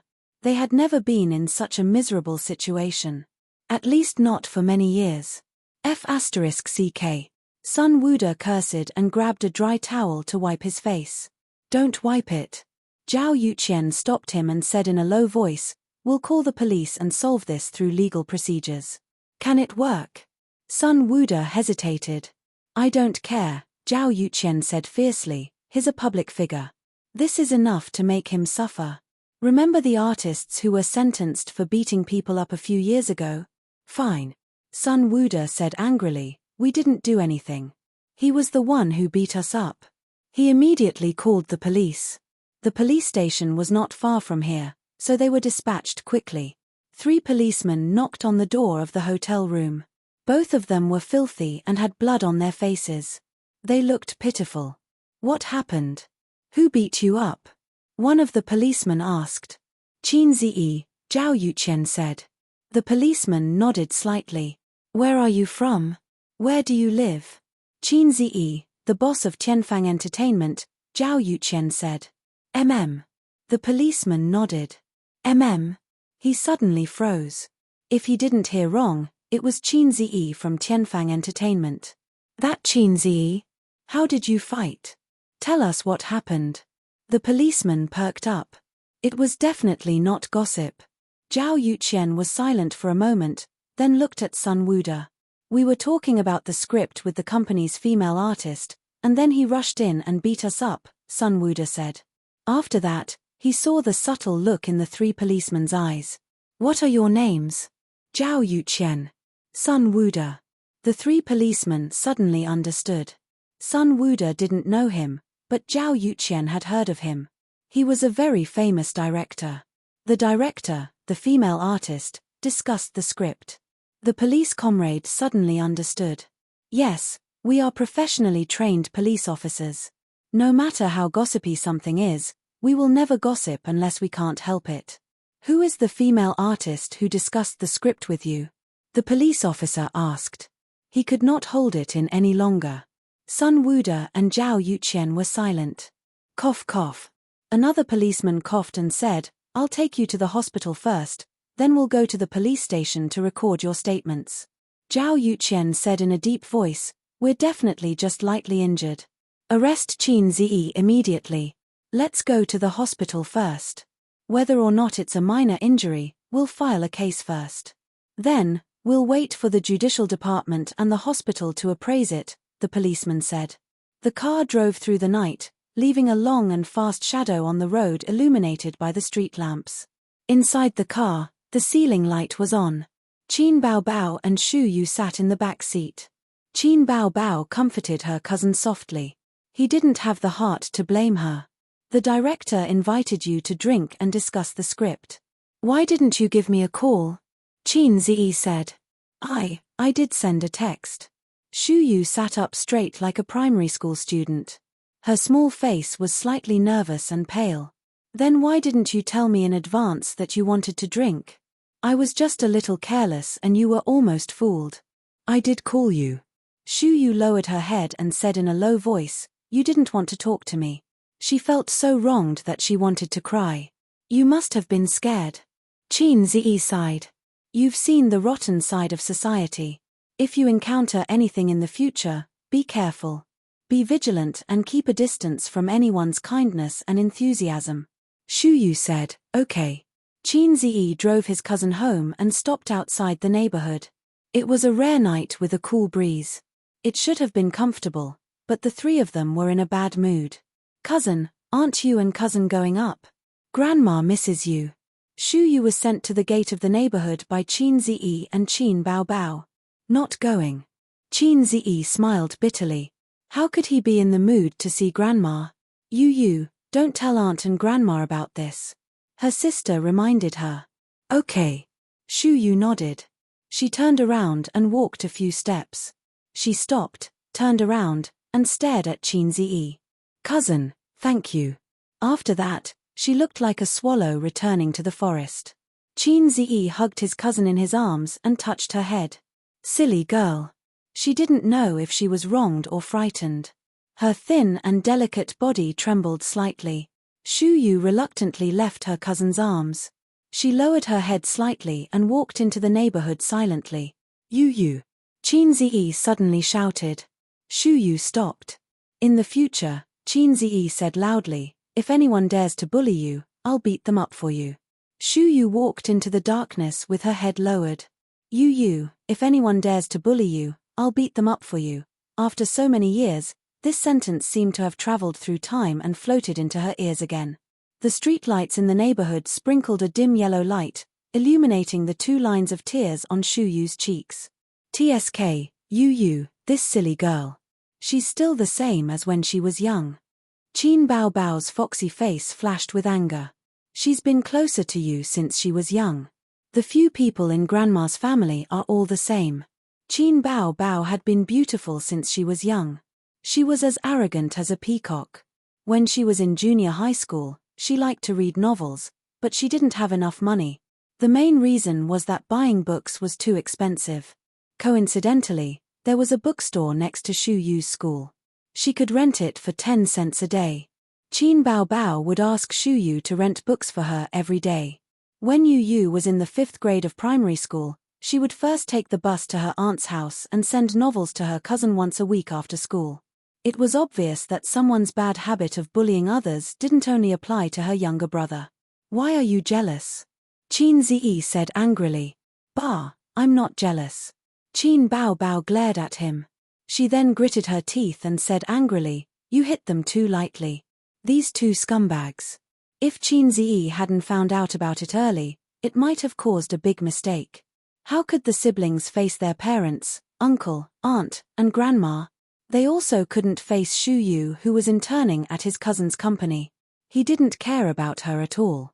He shouldn't have kept her identity a secret, or told her about the ways of the entertainment industry in advance. They looked calm on the surface, but in fact, they were scared. Hitting people can only vent your anger, but it won't solve the problem. Qin Ziyi said in a deep voice, this matter isn't over yet. You watch. A's. His sister suddenly called him in a very gentle voice.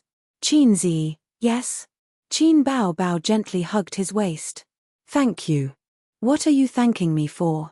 As he spoke, Qin Ziyi looked around to see if there were any paparazzi following them. He didn't find any at the moment. Then he looked at the guard booth. There was only a guard who was sleeping on the table. He didn't know if his surname was Qin. Thank you for working hard for me so that you won't be a salted fish anymore. If the word salted fish didn't exist, I would be touched. Thank you for working so hard to buy the entertainment company for me. This sentence was more pleasant to hear. Thank you for not finding a girlfriend for me. This sentence was a little scary. Sister, let me pretend that I didn't understand. Qin Bao continued, if it weren't for you, I would probably have to leave the entertainment industry. It was inevitable that a woman with her looks and no background would be able to continue smoothly in the entertainment industry. It was almost impossible for a woman like her to have a smooth career. She wouldn't accept the unspoken rules, so the only way was to leave the entertainment industry. Fortunately, I have a good brother who can be soft and hard. Usually, he was a salted fish, but at critical moments, he was surprisingly reliable. Qin Bao recalled all the difficulties and troubles she had encountered along the way. It seemed that every time, as long as she whined in front of her brother, he would be able to help her solve it. Sob, help me write songs. Sob, be my guest singer. Sob, do a kissing scene with sister. She whined all the way to the peak of her life. There's nothing to thank, you're my sister. Qin Ziyi said, my parents are not as close as my sister. Then, do you want to practice a kissing scene with sister? Qin Bao looked up. The wind lifted her forehead hair, and her beauty was unparalleled. Qin Ziyi glanced at her half-opened red lips and was quite tempted. Eating the rouge from my sister's mouth every other day, I'm probably the world's most honest, ghost, younger brother. But not now. Who knew if a paparazzi would suddenly jump out and say, ha ha ha, I finally caught your little secret. Wait to be hospitalized 70 years after the founding of the country, the biggest and most sensational news in the entertainment industry. There was no escape. Qin Bao Bao saw that he was silent and her heart sank. She said anxiously, I haven't practiced kissing for a long time, I'm a little rusty. Have you forgotten what happened last time? Qin Zi lowered his voice. The paparazzi's eyes are everywhere.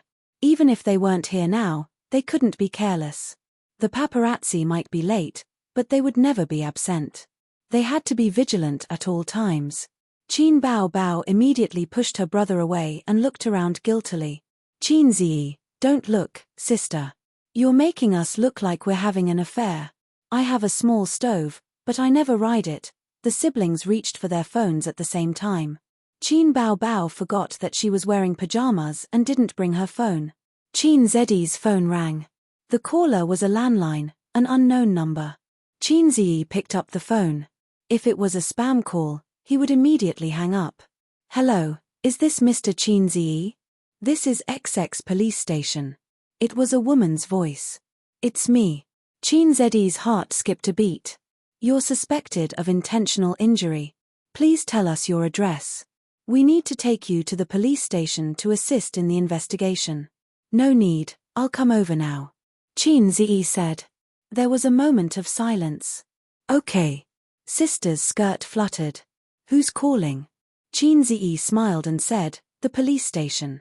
I'm suspected of intentional injury. I may have to go to the small dark room. Chapter 565. Did those 2B asterisk keys call the police? Qin Bao Bao's face darkened. Yes. Maybe they felt indignant. After all, I hit them. It's only right for them to call the police. Qin Zi said nonchalantly. In a society ruled by law, there was a price to pay for hitting someone. Especially in a big city like Shanghai, it was not a place where you could do whatever you wanted. Qin Zi was also a celebrity. It was easy for him to get into trouble if he hit someone. Therefore, he did not understand how those big shots who beat up the east, west, south, north, and south could resist the police. Will it be fine? Qin Bao Bao was a little confused. Anyway, you know so many people. Your network in Shanghai is so extensive. Qin Zi said seriously, what nonsense are you talking about? The river and crab are shining in the sky. The flowers are smiling at me. The birds are saying, good morning, good morning. You are a law-abiding citizen. Qin Bao Bao was speechless. Qin Zi said as he got into the car.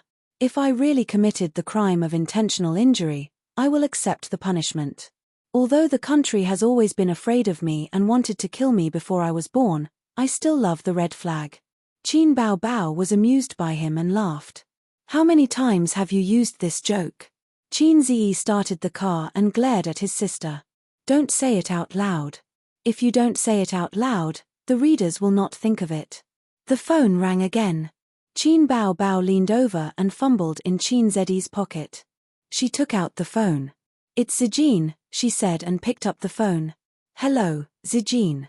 Bao Bao, what's going on? The police came to our house just now and said that Ace is suspected of intentional injury. They asked him to go back to assist in the investigation.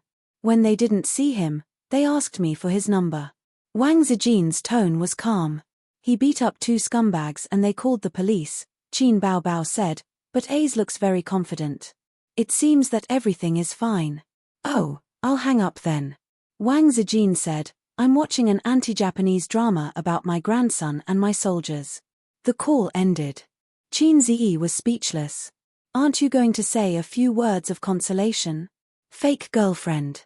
Heartless wolf. Qin Bao Bao puffed up her cheeks at her brother.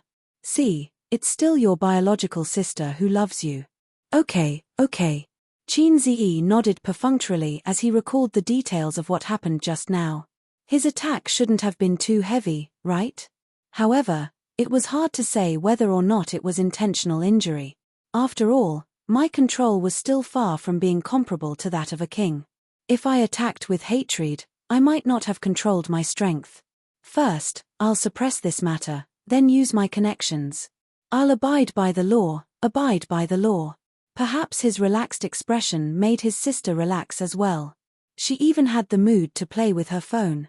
After all, she even knew Chin Zeddy's phone password. "Oh right, what did you mean by what you said to that woman just now?" his sister asked. "Who?" "Jiang Nan, you don't need to know.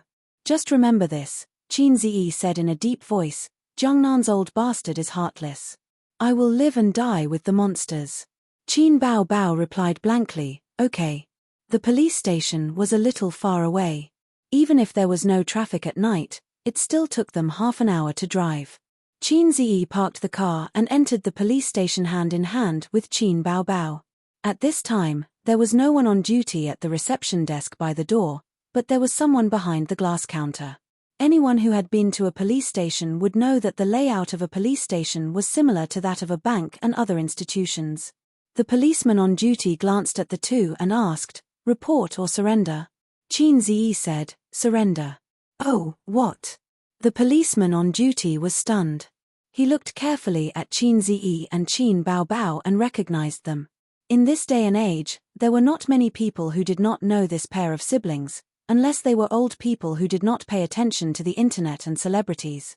You come with me." The policeman on duty walked out from behind the counter and led Qin Ziyi and his sister to the electric door on the other side.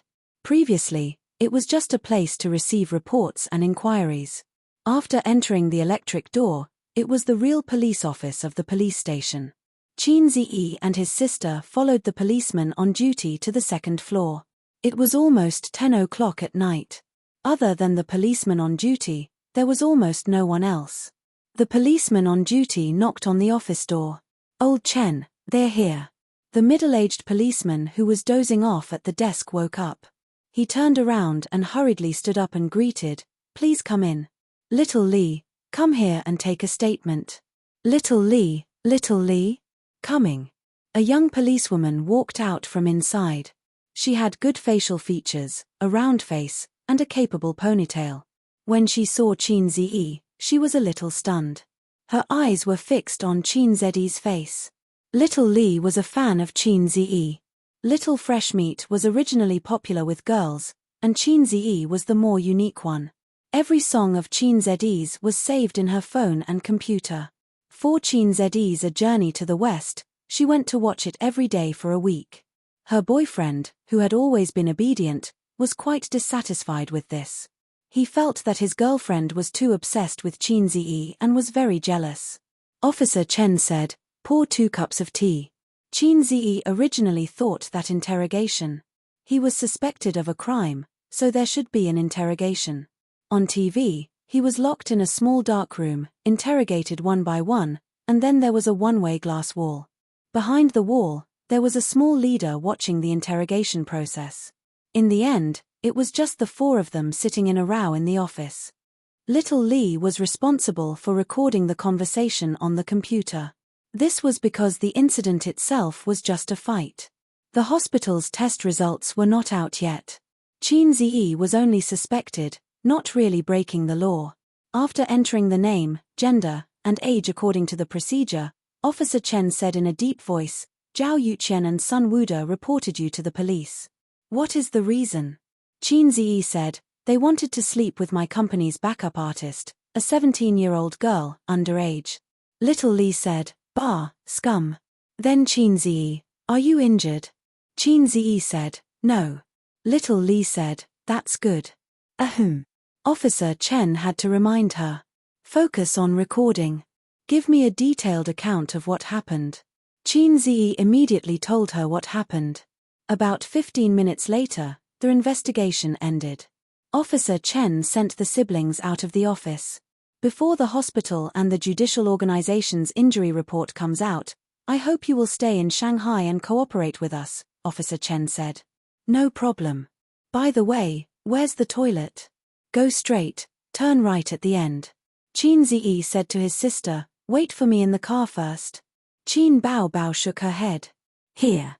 Qin Ziyi went straight to the toilet and stood in front of the urinal. He took out his phone and his belt. Soon, the call he made was connected. "Little Qin?" A middle-aged man's mellow voice came from the other end. Yes, it's me, Uncle Bai. Qin Ziyi laughed enthusiastically. What's the matter? The man laughed. There's some trouble, Qin Ziyi said. There's an ignorant director who wanted to sleep with my company's backup artist. She's an underage girl. I caught him and gave him a good beating. I'm still at XX police station now. Those two seem to have gone for an injury examination. I'm not sure if they crossed the line. You're the big boss of the Public Security Bureau. Can you give me an idea? TSK, let's see what you plan to do about this. Do you want to settle or pursue the matter? Heh, I want to kill those 2B asterisk keys. Uncle knows. Let's wait for the injury examination results first. Okay, goodbye, Uncle Bai. After a few simple words, the call ended. Uncle Bai was Bai Guowei's father. They had drunk and chatted at the hotel in the forest park a while ago. Oh right, he also had a notorious daughter called Bai Fang. She just didn't like him. He didn't know how he had offended her. Qin Ziyi now had a network of connections in Shanghai. As long as he didn't get involved in prostitution, gambling, and drugs, he could do whatever he wanted. First wave, second wave, third wave. Rowing a boat didn't need a paddle. The Wang family's connections didn't need to be used at all. It was like using a cannon to kill a mosquito. That was why Wang Zijin was so calm. Having many friends meant that he could do whatever he wanted. However, it was better to fight less in the future.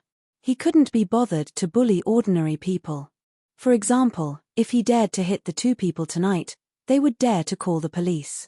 He envied those big shots who beat up people with power and status. They didn't have to worry about legal liability. Hacks. At the same time, he despised those who had a good social status, money, power, and connections, but chose to swallow their anger after being attacked by the main character's people. Low hacks. What did you call me for? The system asked. I didn't call you, Qin Ziyi replied. You can continue to hibernate and AFK. It's none of your business. The system said, oh, I'll continue to deduce the mysteries of the universe. It's been a while since I triggered a mission. Qin Ziyi said, okay, Sir System. He turned around and saw Officer Chen standing at the door.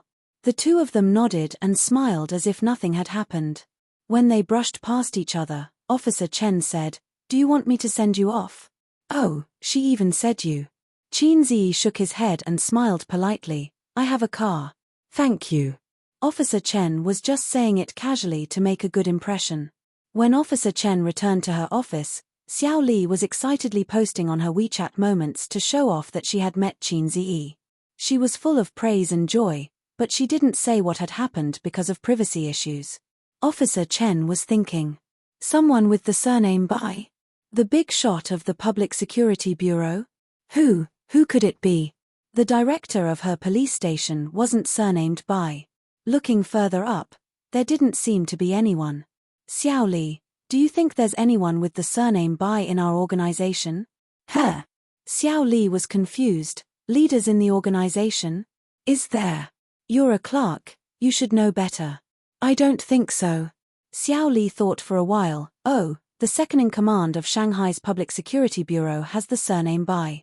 He's called Bai Xiqing. Officer Chen was shocked. It shouldn't be that person. Do you think Qin Ziyi knows that leader? Why do you say that? I heard him calling Uncle Bai in the toilet just now. He's from our organization. No way. The two of them looked at each other. Xiao Li was shocked. Qin Ziyi, a big boss with a net worth of tens of billions. It doesn't seem impossible. Chapter 566. At noon the next day, a piece of news was posted online. Qin Ziyi beat up the famous director Zhao Yuqian. Qin Ziyi might be held responsible for his impulsiveness. What happened? The grudge between Qin Ziyi and Zhao Yuqian. This matter couldn't be hidden at all. Not to mention other things, just Tianfang's side couldn't hide it. The director and scriptwriter didn't come to work during the preparation of True Yellow Legend. After asking, they found out that they were resting at home and were too ashamed to come back. When they asked again, Ayo, the big boss beat them up.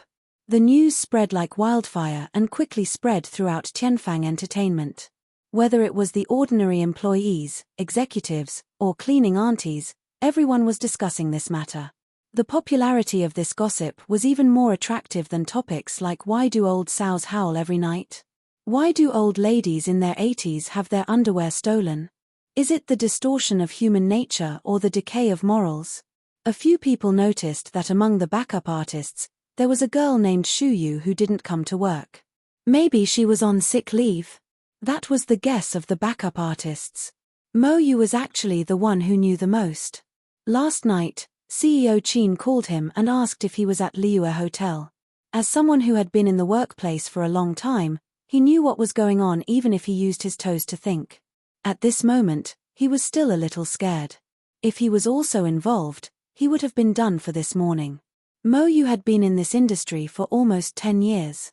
Although he wasn't like some big directors who would hide every time they met a beautiful woman, among the top directors, there were one or two who were famous for being slutty. The number of female celebrities who had slept with them could circle the earth. But he wasn't a gentleman either. In this day and age, where would there be a gentleman? If the situation allowed it, he would be more than happy to open a room with the female celebrity to talk about the script. However, both CEO Chin and CEO Chin disliked this kind of phenomenon and explicitly forbade it. Therefore, even if the company's executives wanted to, they didn't dare to be too flamboyant. At most, they would contact the female celebrities in private. After all, they couldn't stop the female celebrities from working hard to improve themselves. If they forced them, it would be over if they were found out. Speaking of which, only Qin Ziyi and Qin Bao had such confidence and ability. Would another entertainment company be able to do it? There was a lot of discussion about this matter online. It would definitely make the headlines and become a trending topic. This kind of thing was much more exciting than having an affair, getting her hair done, or sleeping with her manager. It was about Qin Ziyi and a famous director. Fighting. You may be held criminally responsible. Every word was filled with excitement and gossip. Qin Ziyi is up to something again. What's going on this time? Why are they fighting for no reason? It has to be fake. So far, neither Qin Ziyi nor Zhao Yuqian have come forward to say anything. But there's no clarification either. Besides, there's so much news. It can't be groundless. If this is true, then Qin Ziyi might be in trouble. Intentional injury, even if it's only a minor injury, will put him in jail for a few months. Then, they will be banned. Fighting is considered a banned artist. Does that mean we won't be able to hear Qin Ziyi's songs in the future? Of course. The banned artists have no choice but to appear in front of the public in any form or production. They are completely banned. Under the huge public opinion, it meant huge traffic. The online media and paparazzi were like flies that smelled rotten meat. They swarmed excitedly and clamored. Soon, someone secretly took photos of Zhao Yuqian and Sun Wude with bruises and bandages on their heads. Their actual injuries were not clear, but their appearance was very scary. Now it was lively. All the major online media platforms pushed all kinds of relevant information in time. There were articles and videos. While confirming the truth of the incident, they were also guessing and analyzing the troubles and difficulties Qin Ziyi would face. For example, being locked up in a small dark room. For example, being banned. Then, the entertainment empire that he created would go into decline. Through the exaggeration of the editor and relevant people, it was clear and reasonable. Some people even said that Qin Ziyi's era was over. He had only been famous for a short year, but Qin Ziyi's name was known to everyone. He created the legend and era of a fast shooter. Especially the industry insiders in the entertainment industry and countless songwriters. Whenever they recalled the past year, they would think of the shame of being suppressed by a fast shooter and the fear of not being faster than him. Some people gloated and felt proud that they were finally no longer suppressed by a fast shooter. Some people regretted that a musical genius of a generation might have to bid farewell to the entertainment industry. It's over. The loyal fans felt a chill in their hearts. They really beat people up and they looked quite miserable. If they were to pursue legal responsibility, Qin Ziyi might really have to go to jail for a few months. The anti-fans were overjoyed. This kind of person should be banned. Young success, arrogant and reckless. He should pay the price for beating people up. Ban him, hurry up and ban him. I like director Zhao Youqian's work very much. This time, I will support him no matter what. I strongly request that Qin Ziyi be banned. It's wrong to beat people up for no reason. They are all adults and should pay the price for their actions. So, Qin Ziyi is done for. Old Master Qin was a respectable person when he was alive. Burn some incense before you leave. Lu Xun once said that China people are ignorant and arrogant, inferior and proud. It's so disgusting that it makes one's hair stand on end. I can't make up any more stories. Lu Xun is more wronged than Do Yi. Anyway, we just need to ban Qin Ziyi. There were too many people waiting for the follow-up of this incident. However, this matter could not progress too quickly even if Qin Ziyi was secretly pushing it. According to the normal process, the case verification, investigation, and injury evaluation by the judicial department should be done in half a month. The government could not be blamed for not doing enough. China was so big and there were so many things to do. They were very busy and did not provide private services. Similar government agencies such as hospitals. It was said that medical treatment was free for Americans and the government would pay for the medical expenses. However, you definitely did not know that from the time you got sick to the time you queued up, you would have to go to the crematorium 100 times. It was not a joke. Hence, most Americans who had some money would choose private hospitals, the kind that spent money. Qin Ziyi could not possibly wait for half a month for such a trivial matter. He asked people to speed up the process and strive for the evaluation results. Even if there were connections, it could not be done in a day or two. The evaluation was not a big deal, but the process had to be followed. This was the most time-consuming process. In these 2 days, Qin Ziyi received many calls. His friends in the entertainment industry, his friends in real life, and especially his university roommates. They called to ask about the situation. They were not the gossipy type but were concerned about his situation. The friends people made when they had nothing were the most precious. Then there were the calls from his parents and grandmother. Qin Ziyi told his parents the truth but not his grandmother. Qin Ma was worried about his situation. She asked him to see if he could reconcile. If he could pay some money. It was better than going to the police. The old master only said 3 words, "Good call." In the villa, Zhao Youqian and Sun Wuda were on the phone. "You've seen the news online, right?" Zhao Youqian asked. "I've seen it. It's impossible for this matter not to leak out," Sun Wuda said. Seeing Qin Ziyi being criticized miserably on the internet, the two of them felt a sense of satisfaction from revenge. However, in reality, they did not want this matter to be exposed. Things like the unspoken rules would ruin their reputation and embarrass them. He didn't make a statement. He didn't criticize us. Zhao Youqian found it hard to understand. He probably wants to wait for the injury report to come out before he talks to us in private. So, he should leave a way out, Sun Wuda analyzed. If it were not for the beating incident, the two of them really could not afford to offend Qin Ziyi. But now, they did not panic. At least, they did not panic before the injury report came out. After a few words, Zhao Youqian asked, "Did you pick up the call from President Huang?" "Yes, he wants to be the middleman and let us settle it in private with Qin Ziyi. 100 million, or don't even think about settling it in private," Zhao Youqian demanded. "Can it work? 100 million is not a lot to him. And once our injury report shows that it's a minor injury, he's finished." "Okay, then, you'll talk to President Huang?" "Of course, I'll talk to him." Qin Ziyi received a call from Huang Yizong on the morning of the 3rd day. "These 2 bastards, I'll teach them a lesson later." Huang Yizong's tone was angry. "Before you send people over, don't you know what kind of person they are?" Qin Ziyi's tone was full of dissatisfaction. "Hey, that's childish." Huang Yizong said, "Which director in the entertainment industry is a gentleman? Do I need to say something that's common? Isn't your company like this?" "Alright, I'm sorry for asking," Qin Ziyi said. "What's the matter?" "Just an apology. This matter has made us brothers look bad. It's okay, we'll settle it ourselves. Huang Yizong coughed softly, cleared his throat, and said, I thought about it.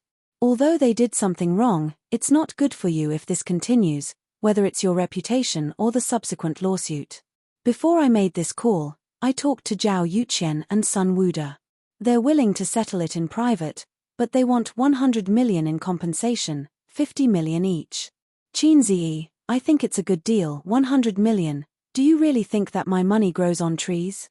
People don't even dare to sell their diamonds at such a high price. What, are you two made of ginseng fruit? Qin Ziyi had already lost 300 million this month. If he had to pay another 100 million, he would definitely lose a lot of money. Thank you, Mr. Huang. Qin Ziyi expressed his gratitude, and then refused. I refuse to settle it in private. Tell them to wait. He had to wait for the injury report to come out. If it didn't constitute intentional injury, there was a set of procedures. If it did, there was another set of procedures. So, he had to wait for the report to come out. This was the reason why he hadn't responded to the heated public opinion on the internet. He didn't want to say anything before the report came out. Huang Yizong, why do I feel that both sides are difficult to deal with? Anyway, this condition of mine is still valid. Before the court accepts the complaint, I can help you with this. Huang Yizong sighed. You're on your own. Thanks. Qin Ziyi hung up the phone. Chapter 567. After dinner, they asked you to go upstairs to read the script, right? The bespectacled fat policeman sat behind the glass counter and asked while typing in the computer. Yes. On the other side of the glass, Shu Yu sat upright with her legs together and her hands placed on her lap. During that time, did they give you explicit hints to sleep with them? No. Shu Yu tried hard to recall and shook her head. They just said that I'm a good seedling and that it's not easy to be an actress. The fat policeman nodded. His fingers nimbly tapped on the keys, making crackling sounds. After a while. What happened after that? After that, they asked me to go to the room to talk about the script.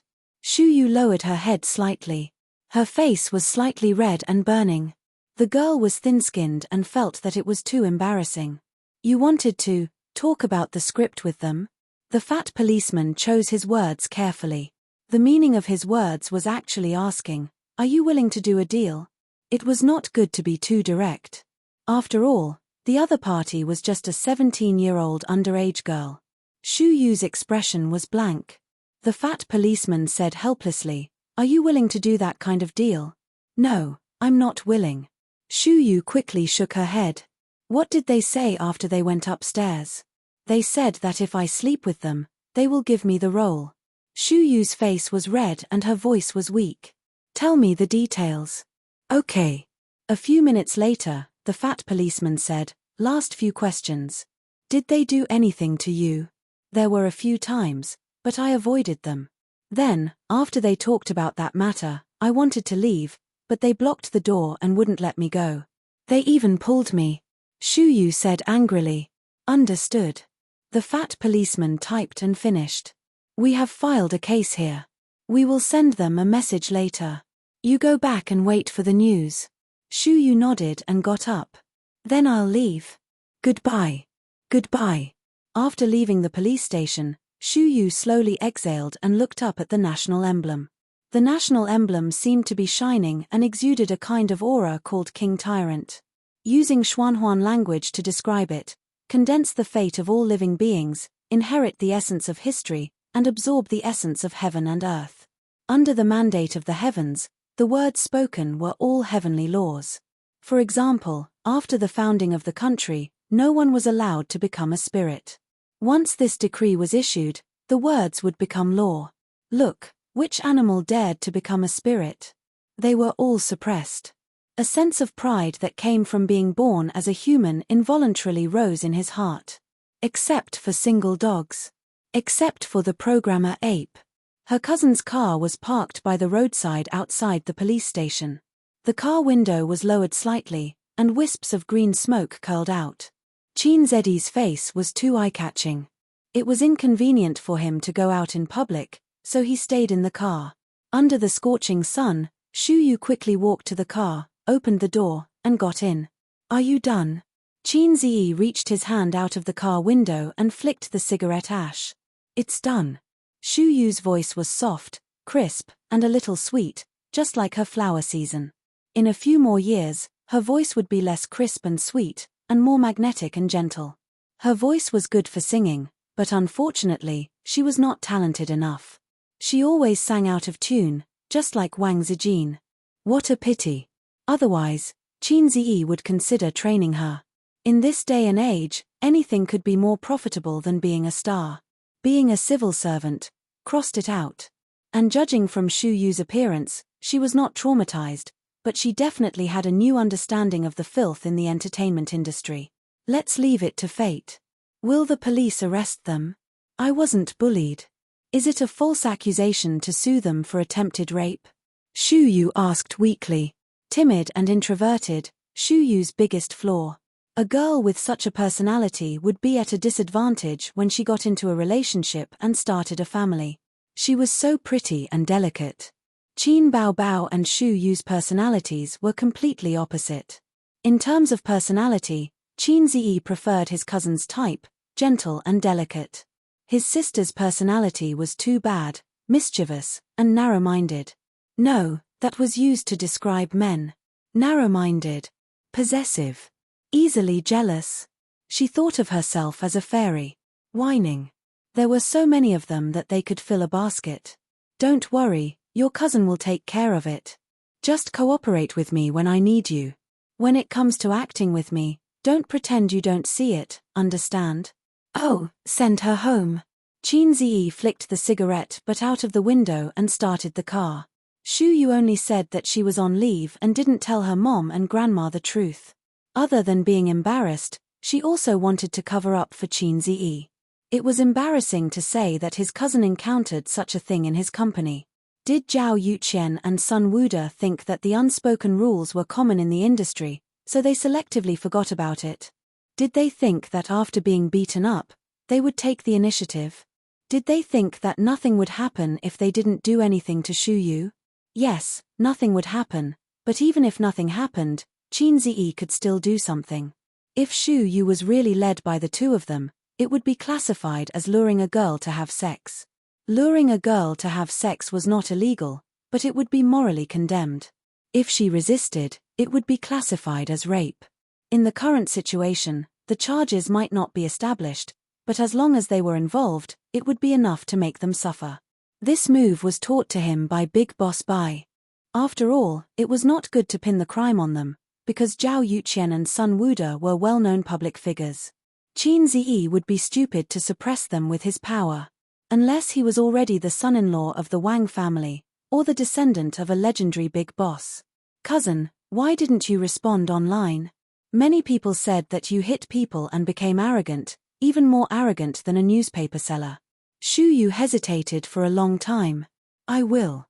It's just that this is the first time I've encountered such a thing, so I can't understand what to do. I want to wait for advice from an expert, Qin Ziyi said. The expert he was referring to was Uncle Bai. He had just finished a call with him this morning. Shu Yu nodded. Qin Ziyi sent Shu Yu home and drove to Tianfang Entertainment. A phone call summoned the plain-looking assistant. 2 things. Do it immediately. The assistant looked like he was all ears. First, release a statement on the company's official Weibo, condemning Zhao Yuqian and Sun Wuda for sleeping with underage female artists. Second, hurry up and contact a well-known film and television director in the industry. 3 days. I want to see them in 3 days. Focus on 3 days, Qin Ziyi said. Understood, President Qin. The plain-looking assistant took his leave. You're finally going to clarify things? Qin Baobao, who was sitting cross-legged on the sofa and playing games on her phone, turned her head and shouted. Yes, sister. I already know how to deal with this trouble, Qin Ziyi said. That's good. Come, let's go solo. Qin Baobao chuckled. Sister's skills have improved a lot recently. Qin Ziyi was stunned. He went over to take a look and found that his sister was playing a mobile game that imitated Honor of Kings. The style was different, but the controls were the same. These days, anything could be pirated. Anything that was popular would be pirated. This game. Chaos World, his sister said crisply. The characters in it are all legendary figures.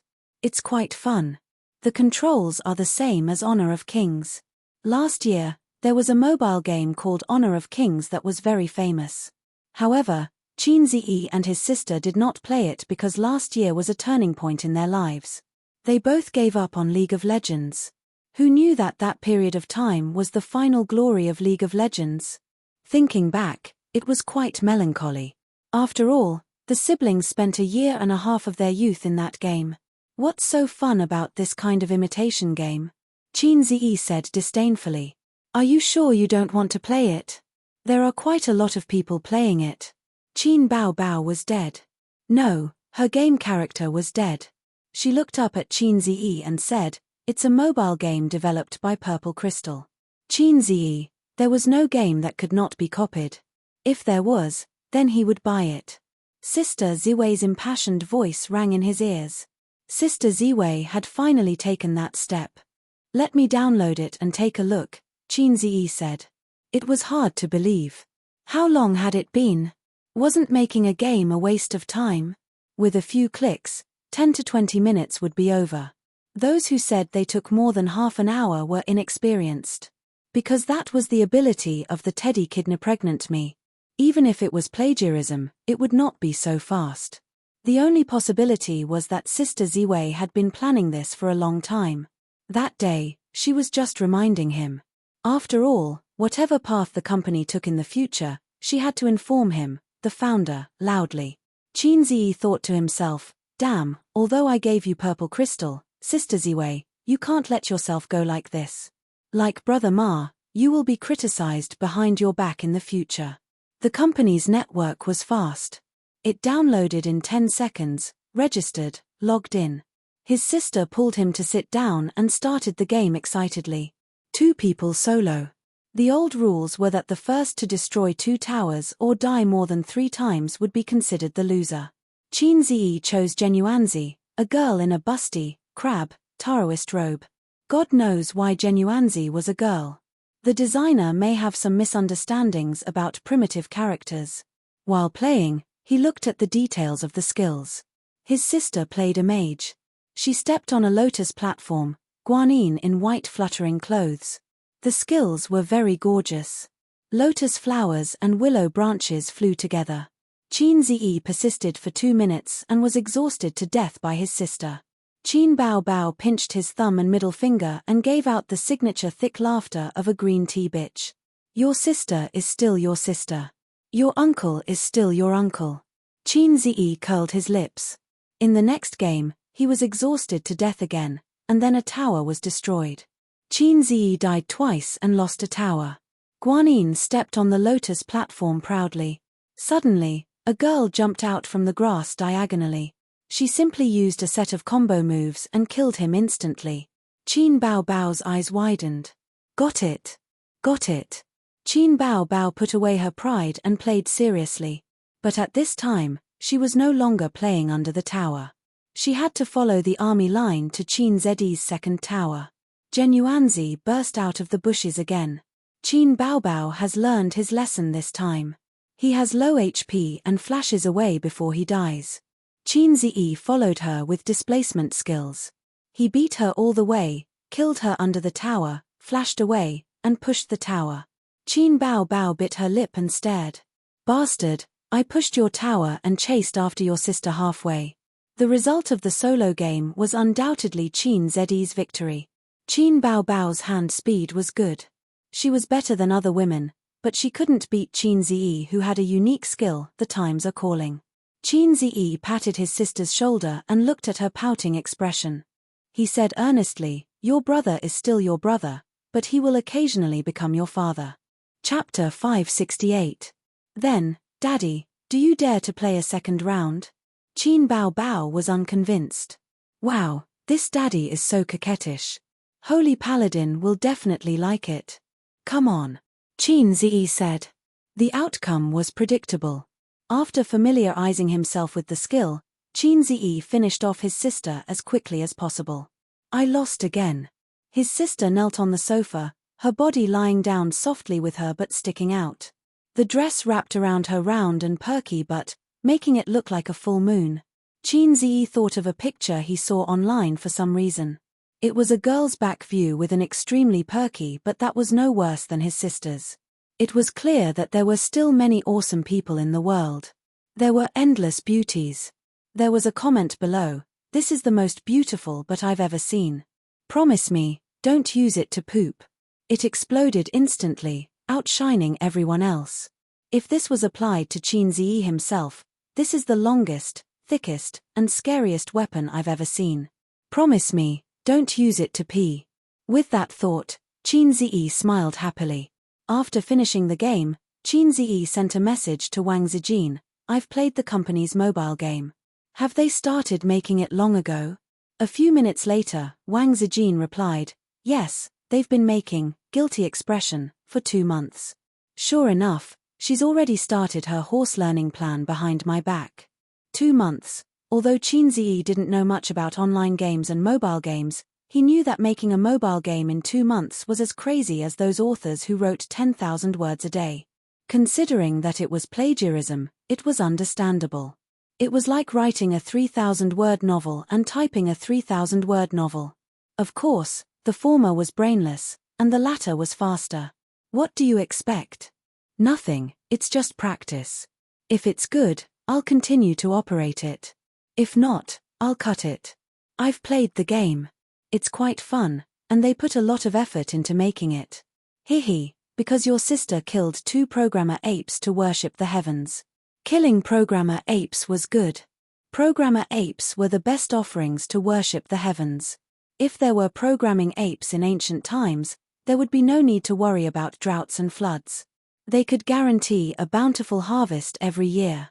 Back then, he was determined to become a programmer, but unfortunately, he was led into the finance department by his grandfather. "How are things going?" she asked without thinking, and Qin Ziyi knew what she was talking about. "I just brought Yaya to the police station today." "All right, try to follow the procedure. Don't use your privileges and don't do anything unnecessary. Recently, things have been tense." "Understood."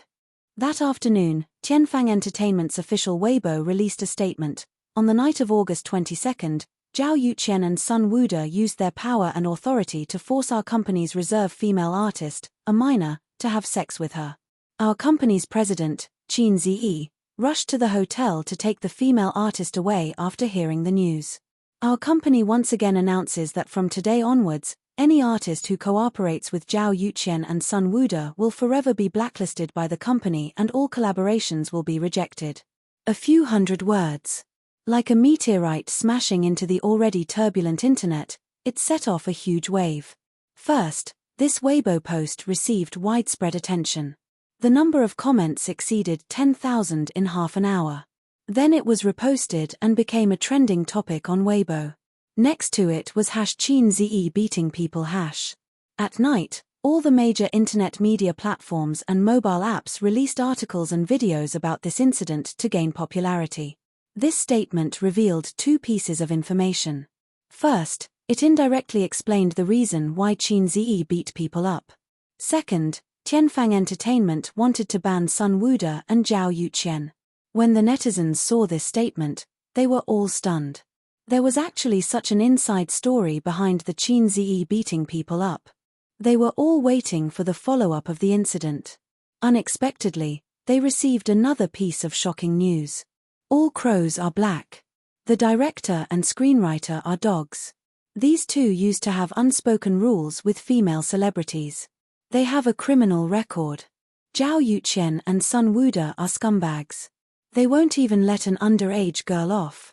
F***ck, so that's what happened. Beat them up well. Support Qin Ziyi. It's best if they are beaten to death. Qin Ziyi is really a clear stream in the entertainment industry. The public opinion quickly changed. The people who criticized Qin Ziyi for being young and frivolous and beating people up disappeared. Instead, it was replaced by cheers, angry voices, and angry voices. There were also people who expressed their doubts. They said that without evidence, they couldn't believe it easily. After all, the entertainment industry was famous for its public relations. It was common for people to distort black and white. No one suspects that Tianfang's public relations is behind this. That makes sense. It's also possible that Qin Ziyi is trying to clear his own name. Remember how Little Elk washed her hair some time ago? Inexplicably, the blame was placed on Little Elk's best friend. The two of them kept quiet and kept a low profile, perfectly removing themselves from the storm. Most people just wanted to watch the show. Everyone only pursued the more exciting news, but very few people thought about the whole story. If you look at the whole story from the beginning, it's terrifying. Their public relations ability is too strong. In the office, Yi Liu and Qian Shusha sat on the same sofa, scrolling through Weibo while eating desserts. High-calorie desserts. You should gain weight, Qin Ziyi said. It was all for the role in True Pornography. Yi Liu had a sharp oval face. She would be beautiful and fashionable in modern clothes, making people's eyes light up. However, she couldn't really pull off ancient costumes. Hence, she had to make her face rounder so that the audience wouldn't miss the show too much.